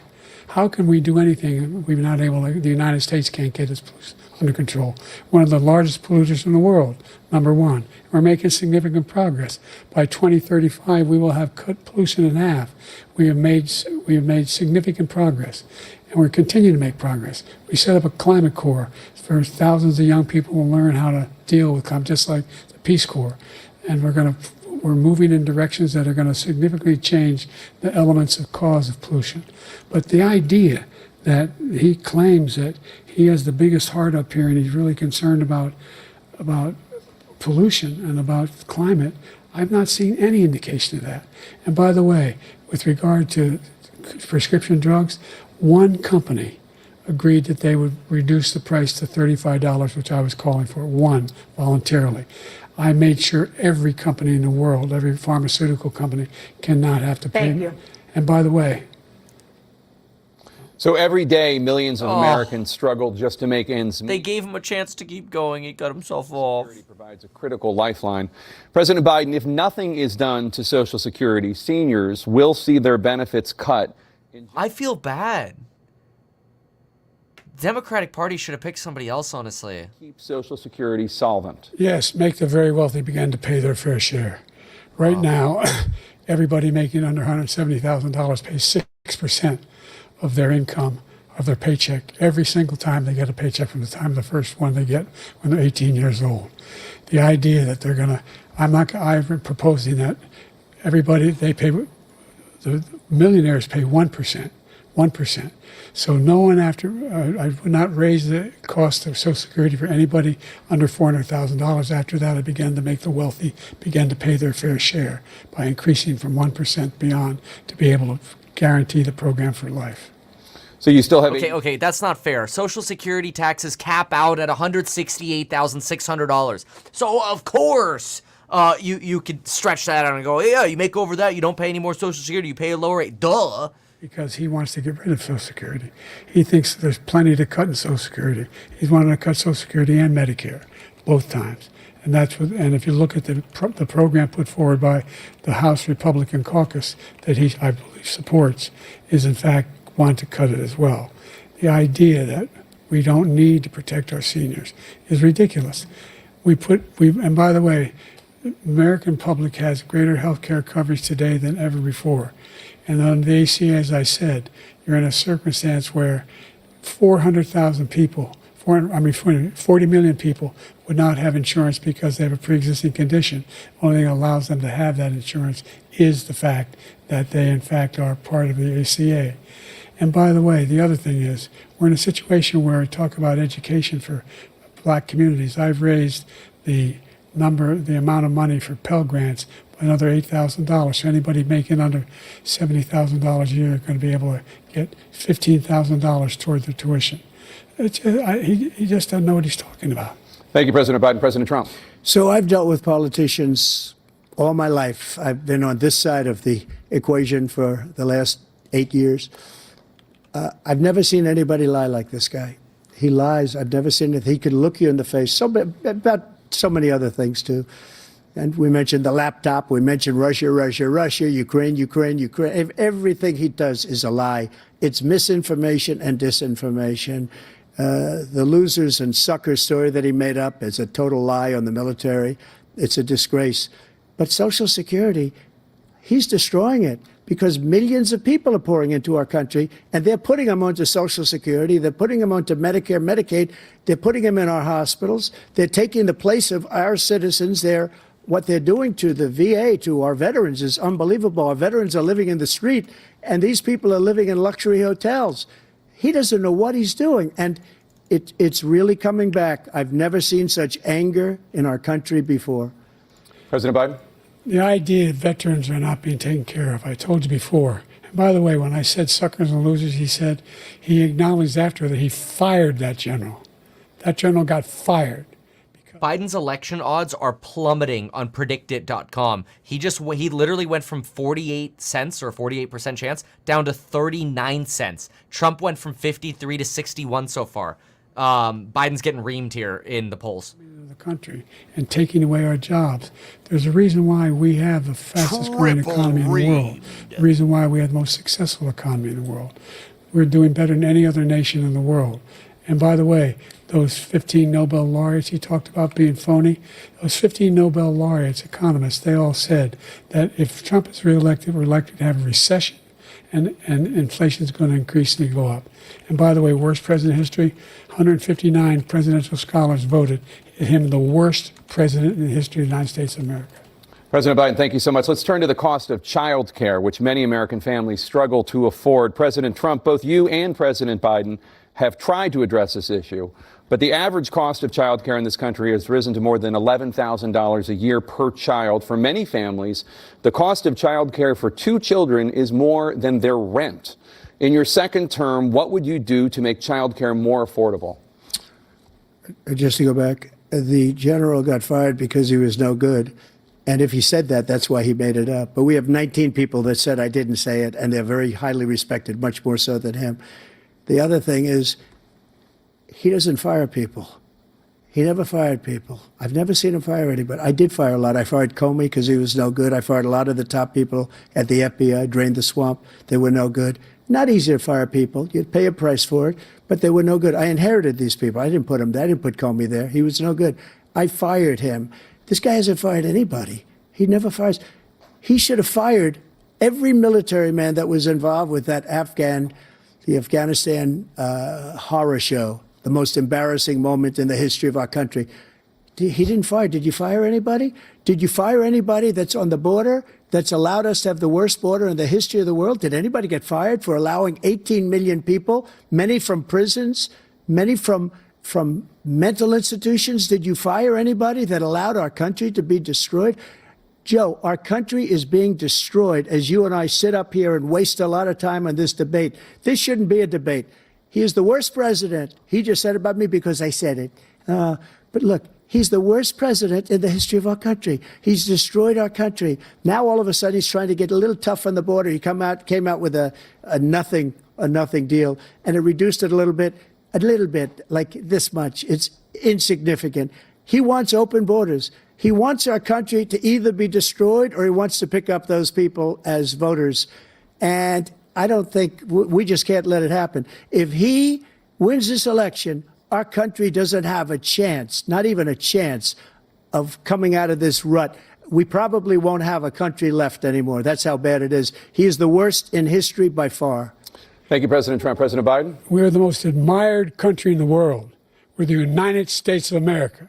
There's nothing beyond our capacity. We have the finest military in the history of the world, the finest in the history of the world. No one thinks we're weak. No one wants to screw around with us. Nobody, number one. Number two, the idea that we're talking about worst presidents. I wasn't joking. Look it up. Go online. 159 or 58, don't hold me the exact number, presidential historians, they've had meetings and they voted who's the worst president in American history. One through best to worst.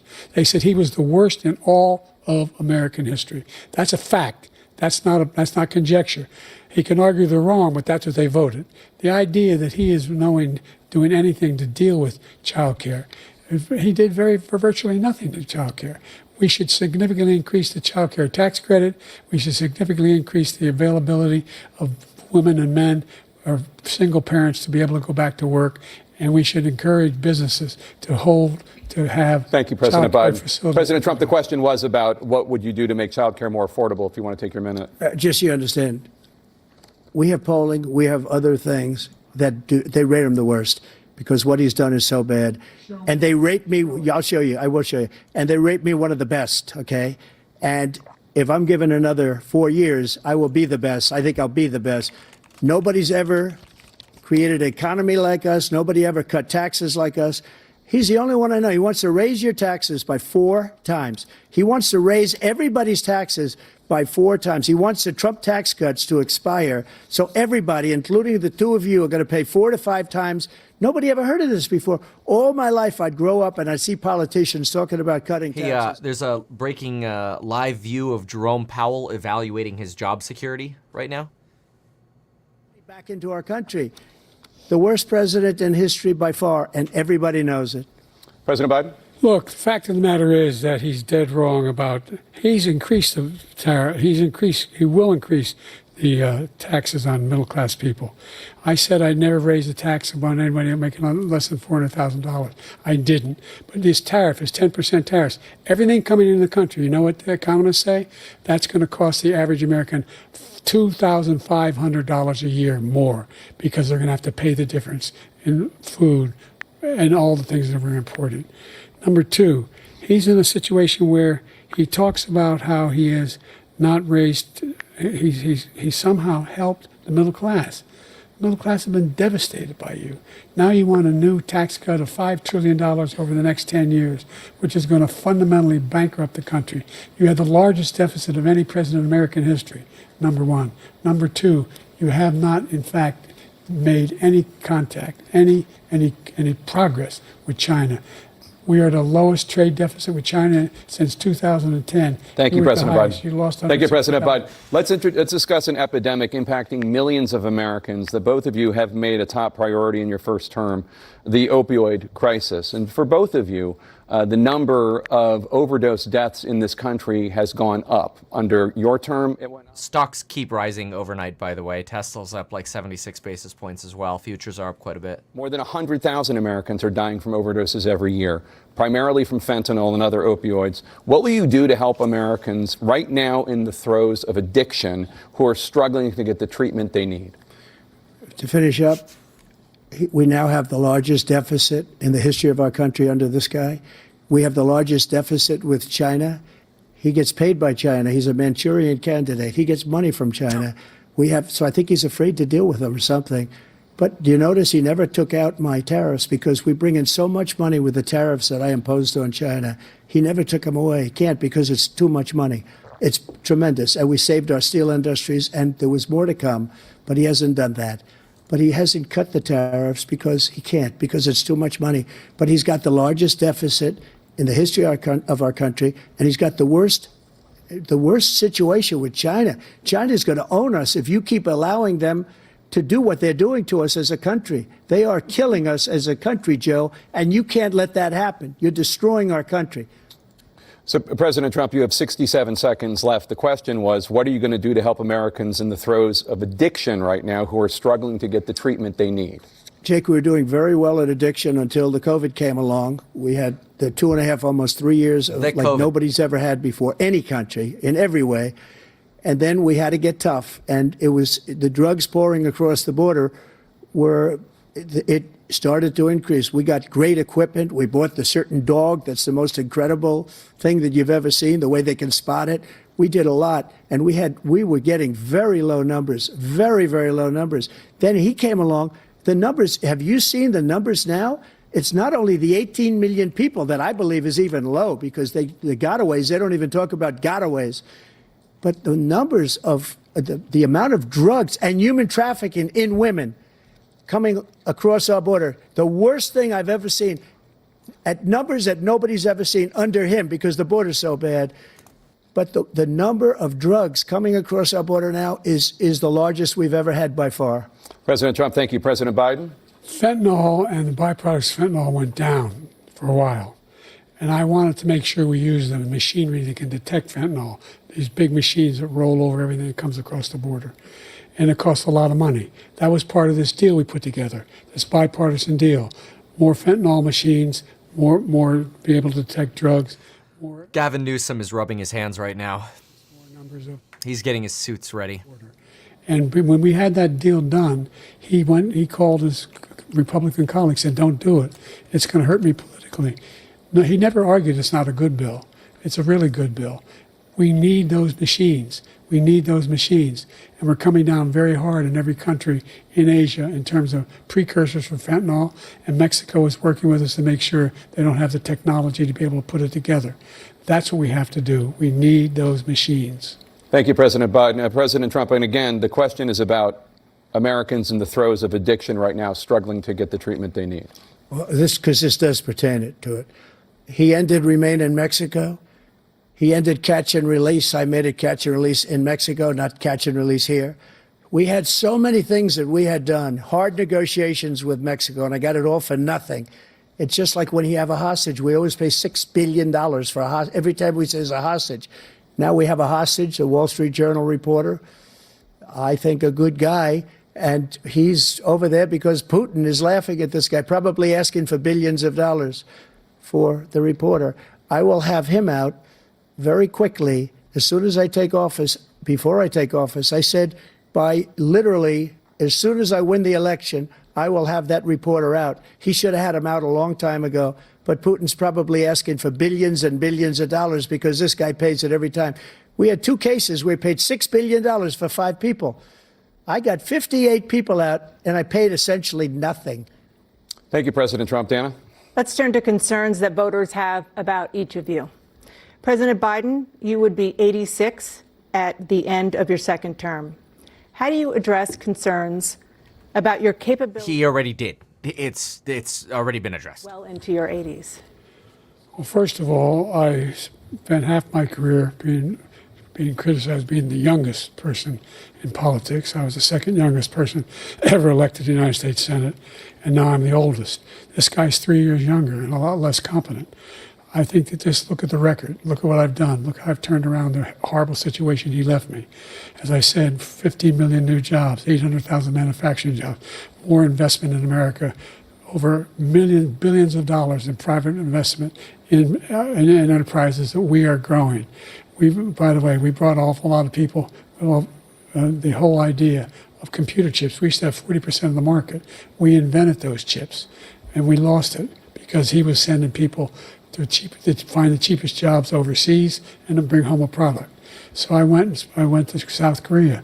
I convinced Samsung to invest billions of dollars here in the United States. And guess what? Those fabs, they call to build these chips, those fabs pay over $100,000. You don't need a college degree for them. And there's billions, about $40 billion already being invested and being built right now in the United States, creating significant jobs for Americans from all over the world. President Biden, you have 40 seconds left. Would you like to add anything? Yeah, I would. The idea that somehow we are this failing country. I never heard a president talk like this before. We're the envy of the world. Name me a single major country president who wouldn't trade places with the United States of America for all our problems and all our opportunities. We're the most progressive country in the world in getting things done. We're the strongest country in the world. We're a country in the world who keeps our word, and everybody trusts us, all of our allies, and those who he coddles up to, from Kim Jong-un, he sends love letters to, and Putin, etc. They don't want to screw around with us. Thank you. Former President Trump, to follow up, you would be 82 at the end of your second term. What do you say to voters who have concerns about your capabilities to serve? Well, I took 2 tests, cognitive tests. I aced them, both of them, as you know. We made it public. He took none. I'd like to see him take one, just one, a real easy one. Like go through the first 5 questions. He couldn't do it. But I took 2 cognitive tests. I took physical exams every year. And, you know, we knock on wood wherever we may have wood, that I'm in very good health. I just won 2 club championships, not even senior, 2 regular club championships. To do that, you have to be quite smart, and you have to be able to hit the ball a long way. and I do it. He doesn't do it. He can't hit a ball 50 yards. He challenged me to a golf match. He can't hit a ball 50 yards. I think I'm in very good shape. I feel that I'm as in good a shape as I was 25, 30 years ago. Actually, I'm probably a little bit lighter, but I'm in as good a shape as I was years ago. I feel very good. I feel the same. But I was willing to take a cognitive test. And you know what? If I didn't do well, I aced him. Dr. Ronnie Jackson, who's a great guy when he was White House doctor. And then I took another one, a similar one. And one of them said they've never seen anybody ace him. Thank you. President Biden? You can see he is 6'5" and only 223 pounds, or 235 pounds. Well, you said 6'4", 200. Well, anyway, that's what anyway, just take a look at what he says he is and take a look at what he is. Look, I'd be happy to have a driving contest with him. The reason I got my handicap, which when I was vice president, down to a 6. And by the way, I told you before, I'm happy to play golf if you carry your own bag. Think you can do it? That's the biggest lie. He's a 6 handicap of all. I was an 8 handicap. Yeah. 8. Never. But I had, you know how many? I've seen you swing. I know you swing. Okay, let's not act like children. President Trump, we're going to turn Let's not act like children. to a specific concern that voters have about you. Will you pledge tonight that once all legal challenges have been exhausted, that you will accept the results of this election, regardless of who wins, and you will say right now that political violence in any form is unacceptable? Well, I shouldn't have to say that, but of course I believe that. It's totally unacceptable. And if you would see my statements that I made on Twitter at the time, and also my statement that I made in the Rose Garden, you would say it's one of the strongest statements you've ever seen. In addition to the speech I made in front of, I believe, the largest crowd I've ever spoken to, and I will tell you, nobody ever talks about that. They talk about a relatively small number of people that went to the Capitol, and in many cases were ushered in by the police. And as Nancy Pelosi said, it was her responsibility, not mine. She said that loud and clear. But the answer is, if the election is fair, free, and I want that more than anybody. And I'll tell you something. I wish he was a great president, because I wouldn't be here right now. I'd be at one of my many places enjoying myself. I wouldn't be under indictment because I wouldn't have been his political opponent, because he indicted me because I was his opponent. I wish he was a great president. I would rather have that.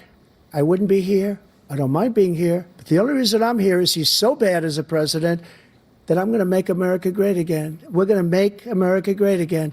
We're a failing nation right now. We're a seriously failing nation. And we're a failing nation because of him. His policies are so bad. His military policies are insane. They're insane. These are wars that will never end with him. He will drive us into World War III, and we're closer to World War III than anybody can imagine. We are very, very close to World War III, and he's driving us there. And Kim Jong-un and President Xi of China, Kim Jong-un of North Korea, all of these, Putin, they don't respect him. They don't fear him. They have nothing going with this gentleman, and he's going to drive us into World War III. That is a relatively popular sentiment right now, that there are too many things going on not to spill over into a world war. It's like a tinderbox. Once you light multiple areas, it just all flames up. That's a popular opinion. Required response. The idea, I can't think of a single major leader in the world who wouldn't trade places with the job I've done. He already made that joke. Because we are a powerful nation. We have wonderful people. It's because of the people, not me. It's because of the American people. They're capable of anything, and they step up when they're needed. And right now, we're needed. We're needed to protect the world because our own safety is at stake. And again, you want to have a war, just let Putin go ahead and take Kyiv, make sure they move on, see what happens in Poland, Hungary, and other places along that border. Then you have a war. President Trump, as I come back to you for a follow-up, the question was, will you accept the results of this election, regardless of who wins? Just to finish what he said, if I might, Russia, they took a lot of land from Bush. They took a lot of land from Obama and Biden. They took no land, nothing from Trump, nothing. He knew not to do it. He's not going to play games with me. He knew that. I got along with him very well, but he knew not to play games. He took nothing from me. But now he's going to take the whole thing from this man right here. That's a war that should have never started. It would have never started ever with me. And he's going to take Ukraine. And, you know, you asked me a question before, would you do this? He's got us in such a bad position right now with Ukraine and Russia because Ukraine's not winning that war. He said, I will never settle until such time. They're running out of people. They're running out of soldiers. They've lost so many people. It's so sad. They've lost so many people, and they've lost those gorgeous cities with the golden domes that are 1,000 years old, all because of him and stupid decisions. Russia would have never attacked if I were President Trump, president. the question was, will you accept the results of the election, regardless of who wins? Yeah. Yes or no, please. If it's a fair and legal and good election, absolutely. I would have much rather accepted these, but the fraud and everything else was ridiculous. And if you want, we'll have a news conference on it in a week, or we'll have another one of these in a week. But I will absolutely, there's nothing I'd rather do. It would be much easier for me to do that than I'm running again. I wasn't really going to run until I saw the horrible job he did. He's destroying our country. I would be very happy to be someplace else, in a nice location someplace. And again, no indictments, no political opponent stuff, because it's the only way he thinks he can win. But unfortunately, it's driven up my numbers and driven them up to a very high level because the people understand it. Well, let's see what your numbers are when this election is over. Let's see. You're a whiner. When you lost the first time, you continued, you appealed and appealed to courts all across the country. Not one single court in America said any of your claims had any merit, state or local, none. But you continue to provoke this lie about somehow there's all this misrepresentation, all this stealing. There is no evidence of that at all. And I tell you what, I doubt whether you'll accept it because you're such a whiner. The idea if you lose again, you accepting anything, you can't stand the loss. Something snapped in you when you lost the last time. We'll be right back with more from the... You know, it's like, it's just exhausting. I think they prepped Biden with so many zingers, and he's kind of just like recycling all of them, like, but they're not landing well. So it's like, the bloodbath. They'll want to replace anybody who would want to be president. They're just not landing. This is rough.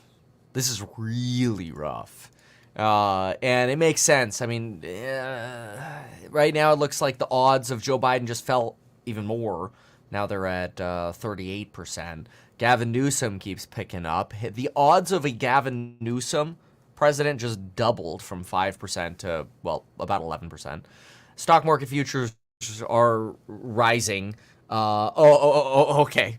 Now they're trying to claim that Joe Biden has a cold. Okay. All right, let's go visit RFK for a brief moment here. But this is rough. We'll be back in a moment to see more of Biden versus Trump. In the meantime, let's go take a listen over at. Okay, interesting. I'm trying to get their stream. It looks like we may have lost Robert F. Kennedy's stream on X, but we'll go ahead and find it. Generally, their website's been The Real. Oh, they're now redirecting to Rumble instead of their own website. Okay, how interesting. All right, here we go. Because he's done a horrible job for black people. He's also done a horrible job for Hispanics. But wait till you see these millions of people pouring into our country, and they're going to take the jobs, and it's already started. The problem is it's really far back because what they're doing with the RFK debate is they're trying to let RFK answer all the questions. So they're going, they're taking way more time. Anyway, we'll be back to the CNN debate when it returns here in just a moment. I don't actually think any of the other channels are commenting on this. Let me just take a quick look here. We'll go to Fox quickly. I don't think they're allowed to comment. Take a listen here. This should just be on commercial once Fox. Fox. Okay, yeah, there we go. See, they're just running their ads as well at the same time. So that's sort of the license that the others got. The idea that CNN is restricting Fox News from being able to comment on this pretty disgusting. But that's why we sued them. That's exactly why we sued them. So, okay. So we're waiting for this to come back. The presidential debate, it technically has about 27 minutes left. This all stock market futures are up right now as markets are pricing in a Donald Trump presidency. Bloomberg has announced that the Bloomberg terminal has announced that Joe Biden is having a very weak performance. I'm going through some of the commentary that folks are sending me. I'm seeing a lot of comments here, and I think a lot of people are on the same page with this one, that you're probably either going to have a Trump presidency or you're going to have a fill-in candidate very soon. So I actually just tweeted, because Gavin Newsom tweeted, Trump has been standing on stage doing nothing but spewing lies. And I said, you can address this with Trump directly on September 10th during the second presidential debate between you and Trump. All right, let's get to it. Significant progress from the debacle that was left by President Trump in his last term. We find ourselves in a situation where, number one, we have to make sure that we have a fair tax system. I ask anyone out there in the audience or anyone out watching this debate, do you think the tax system is fair? The fact is that I said, nobody been making it. Oh my gosh. Oh, I just figured it out. Maybe this is why they did the debate so early. Holy crap, it makes sense now. Do the debate early, find out if Biden can keep it up, and if he can't, you could trade him in. Holy crap. I was wondering, why would they do the debate so early? I mentioned it like many times in these videos. That's what's going on. They got the hot swap ready. For example, he wants to get rid of the ability of Medicare for us to be able to negotiate drug prices with the big pharma companies. Well, guess what? We got it down to $35 for insulin instead of $400. No more than $2,000 for every senior, no matter how much prescription they need. You know what that did?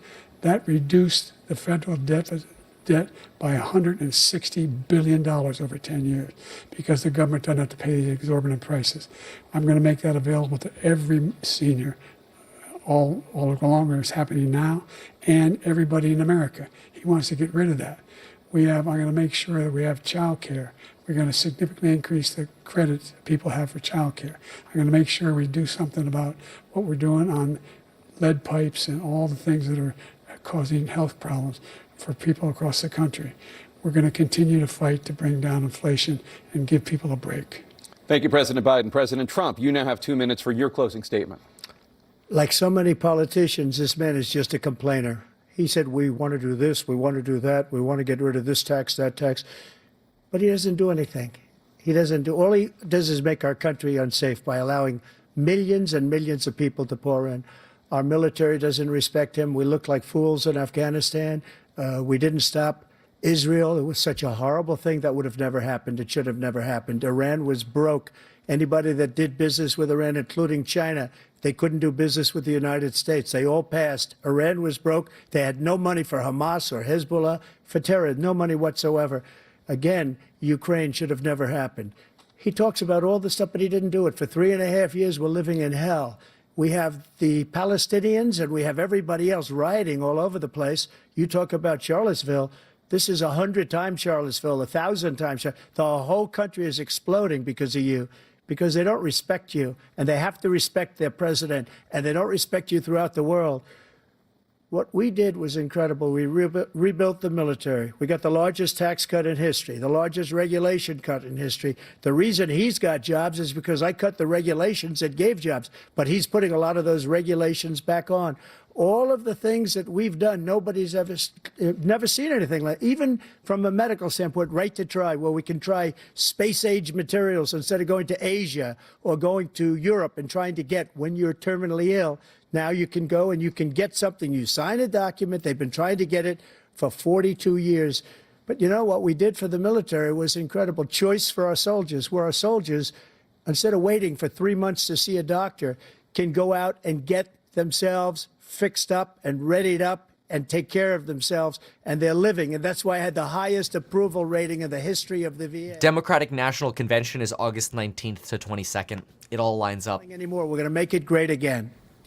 Thank you, former President Trump, President Biden. Stay with us because we have full analysis of this debate. Anderson Cooper. Yeah, no. We don't want your analysis, CNN. Thank you very much. Okay, is that it? I'm going to do a summary here, okay? Before we do, quick reminder, there is a coupon code expiring tomorrow for the programs on building your wealth. Just go to meetkevin.com, send all my buy-sell alerts. I've doubled my trading accounts so far this year from 900K to like 1.8 million. That's just the trading accounts, and I send all my buy-sell alerts there. No guarantees we can continue that performance, but we'll keep sending the alerts as we make them. That's at meetkevin.com, stocks and site group. Zero to Millionaire Real Estate's very, very popular. We're doing a mastermind now at meetkevin.com/mastermind. If you're interested, though, that one's a little more expensive. Okay, with all of that out of the way, oh, by the way, and if you have questions, email us at staff@meetkevin.com. With all of that out of the way, we are now going to record an analysis of this debate, and I'm going to make an announcement. So you're going to want to stick to this, okay? You ready for this? You're going to get Kevin's analysis and an announcement. All right. Yeah. All right, here we go. The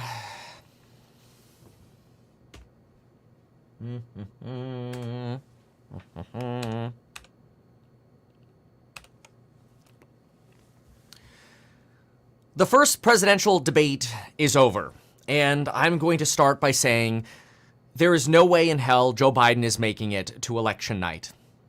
I don't think anybody should vote for for Joe Biden. I don't think it's possible to vote for Joe Biden. I actually think there's a reason why this debate was held 131 days before the election. It's so that Joe Biden could be tested cognitively on the debate stage, and I think he's going to get hot swapped. I think he's going to get replaced. I think we are going to get a replacement candidate, and I think that Gavin Newsom is wringing his hands right now. It's not just me that's thinking this. According to the predicted polls, Joe Biden's election odds plummeted during the debate.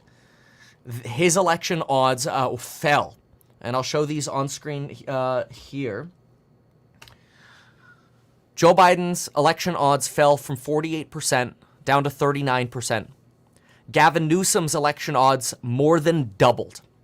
Donald Trump's election odds went from 53% to 61%. I don't think anybody after this performance, including hardcore Democrats, can reasonably be proud of Joe Biden's performance. Not only was Joe Biden weak, quiet and tattered, and now we're hearing that, it's because he had a cold. But he was wrong on a lot more facts. And unfortunately, he inherited a tough bill. Let's be real. Donald Trump had a shock, and we recovered by printing a lot of money and a V-shaped recovery. So the reality is a lot of people felt really great. I'm not saying that was the best solution. I'm not saying overprinting was the best solution. Let's be real. Donald Trump is also partially responsible for inflation. But Joe Biden's inflation solution, unfortunately, has been aligned with some of the highest interest rates we've seen in 40 years. And come the time of the election, we will be facing 3 years of economic pain. Multiple recessions over and over and over again. A chips recession, layoffs at the Mag 6s, an interest rate sensitive recession, a commodities recession. We're going into a consumer recession. It's not a good card for Joe Biden to run on. If the Democratic Party wants any possible chance of having an ounce of power come January of 2025, they need to replace Joe Biden as soon as possible. Joe Biden needs to step down. Well, I mean, he could finish his term. I mean, or maybe not. But he needs to step down as a candidate tomorrow, frankly. Now, we're going to go through some of the summary. But this is crystal clear. Jerome Powell's probably going to get fired. Jerome Powell is not looking very happy right now. And so for the first time in history, we did have two presidents come together who had previously been presidents before, which I thought was very interesting. I hadn't put that together before. I thought that was interesting. And there were a lot of allegations about potential rigging from CNN. Honestly, they probably did try to cut away from Joe Biden multiple times. It looked like he was either falling asleep or coughing. We saw it multiple times. I'm glad we were able to stream it live. Frankly, I am very grateful that CNN did not take down our live stream on YouTube. At this moment, between all of the live stream sources, we're covering this and we're providing my summary. We have over 73,000 individuals watching on the three streams we're multi-streaming through. I'm grateful that CNN did not take down my video, my live stream, because if they did, we would take them and continue to take them to court. After all, we sued them before this to send a signal that we are ready to fight for free speech in America. I think, let's knock on wood, but I think we can declare victory. I think CNN did the right thing by not taking down people's streams. But let's continue with the summary. Remember the power of Donald Trump?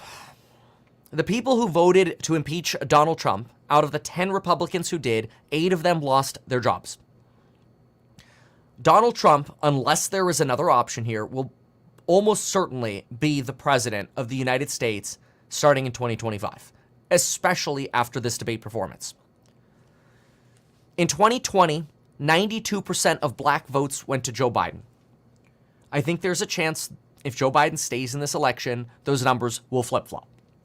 We have 11 weeks until the next debate. We also have to get through the Democratic National Convention, which takes place on August 19th, which is the perfect amount of time to inject a new candidate. Talking some more about the facts, we know that RFK was streaming his responses to the debate at therealdebate.com. Is it possible that he could be elevated? Not unless he wants to join the Democratic Party. Unfortunately, the American political system is not set up to support independence. Now, do I think that's bad? Probably. I like choice, but it's not the way our electoral college works, and unfortunately, independent candidates just don't succeed in America. Maybe one day that'll change. But right now, if the choice is Trump or Biden, the choice is obvious. It doesn't matter how you feel about Donald Trump's attitude or his morals or the lawsuits. This performance was the gaffe that I warned about. Before this live stream, I warned that if Biden gaffes, this election is over. Biden couldn't even walk to his podium. Well, going into this, surveys showed that Donald Trump had maybe a 10% edge in the debate going into this, and that the biggest risk was that Donald Trump would actually lash out at Joe Biden, just like he did in 2020. Donald Trump lashed out against Joe Biden, and Joe Biden came across as presidential. Well, today, Donald Trump came across as level-headed and presidential. Joe Biden came across as senile. Joe Biden, I gave him credit, had a funny joke, but his staff posted this, about this performance-enhancing drink that he had that was 100% water and 0% malarkey for sale for $4.60 on their website on pre-sale. Reference to the 46th president. It was a good troll, but Joe Biden could not land any of his slams against Trump. Joe Biden tried to string together slams about the bloodbath or J6 or whatever he could do. Unfortunately, Biden couldn't land them. They were weak. They were feeble attempts. It was so clear that at one point across the Bloomberg terminal, you know what Wall Street reads? They literally wrote, quote, "The first 50 minutes of the debate have been rough for Biden. Stock futures are up, pricing in a Trump win." Hardcore Democrats personally texted me saying things like, quote, "Trump's definitely going to win the presidency after this debate." Then, after I tweeted that, shout out to those other Democrats tweeted me and said, "Unfortunately, I have to agree with this." This night was an embarrassment for America. The fact that this was the debate we had. This was not a debate. This was a slaughtering.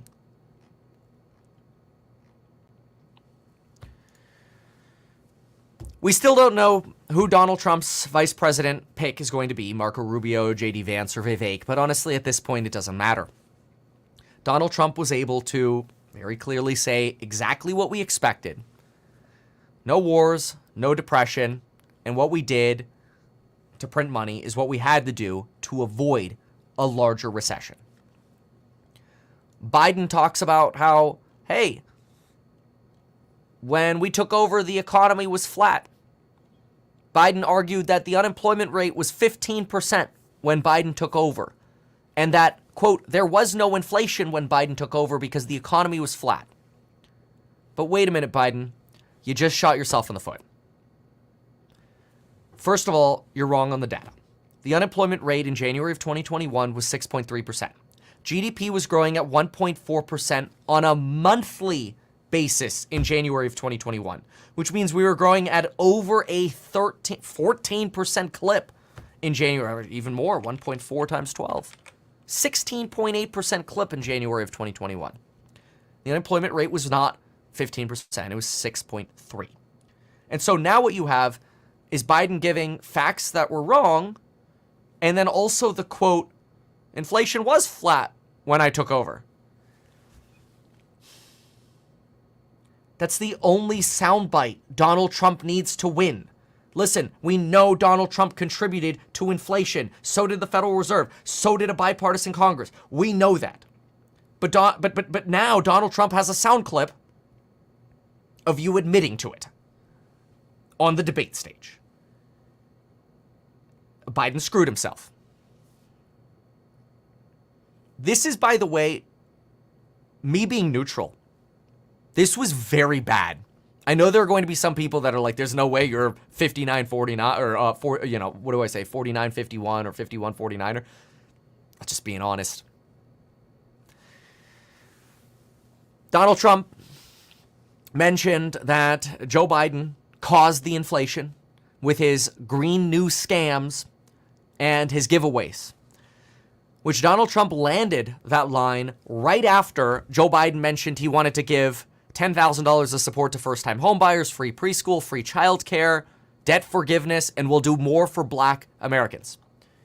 Problem is, Black Americans are a very small percentage of America, and right after you talk about, and it's not saying, they're not valuable, I'm just saying, right after you talk about giving away money to certain groups of people, Donald Trump goes, see, you caused the inflation. And then right after that, Biden goes, yeah, there was no inflation when I took over. I'm just saying, you couldn't have scripted it better for Donald Trump. Donald Trump poked all of the holes in Biden's case. We literally went from inflation to covering the abortion problem to moving right into the border to moving right into crime, geopolitics, the risk of World War III. And quite frankly, I don't think we even need to go any deeper. I think Joe Biden just ended his chances of being president. I am concerned about his fitness in office today. He's got another 7-8 months in office. After that, look, I thought Joe Biden did great at the State of the Union. I'm not saying content-wise. He was together. He was good during the State of the Union. And I thought we would get a State of the Union Joe Biden today. I was wrong. We got a gaffe. We got a mistake. And we just had an embarrassment of a presentation of a presidential debate to represent the greatest country in the world for the next 4 years. This is what we got. Trump didn't even have to say anything.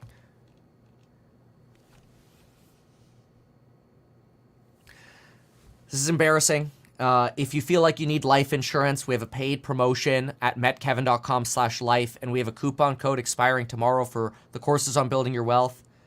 Stocks and Psych Group doubled our trading portfolio this year from $900 to over $1.8 million. No guarantees we can keep that going, but I send my trade alerts when I see a trend, and I try to teach how to make money in stocks, in real estate, in finance, in YouTube, in entrepreneurship, in productivity. You name it. Go to meetkevin.com to learn more. We will probably have a Gavin Newsom debating Donald Trump at the next presidential debate. Debate number 2, September 10th. I now understand why this debate was held 131 days early. Unusually early. It was a test for Joe Biden, and Joe Biden failed.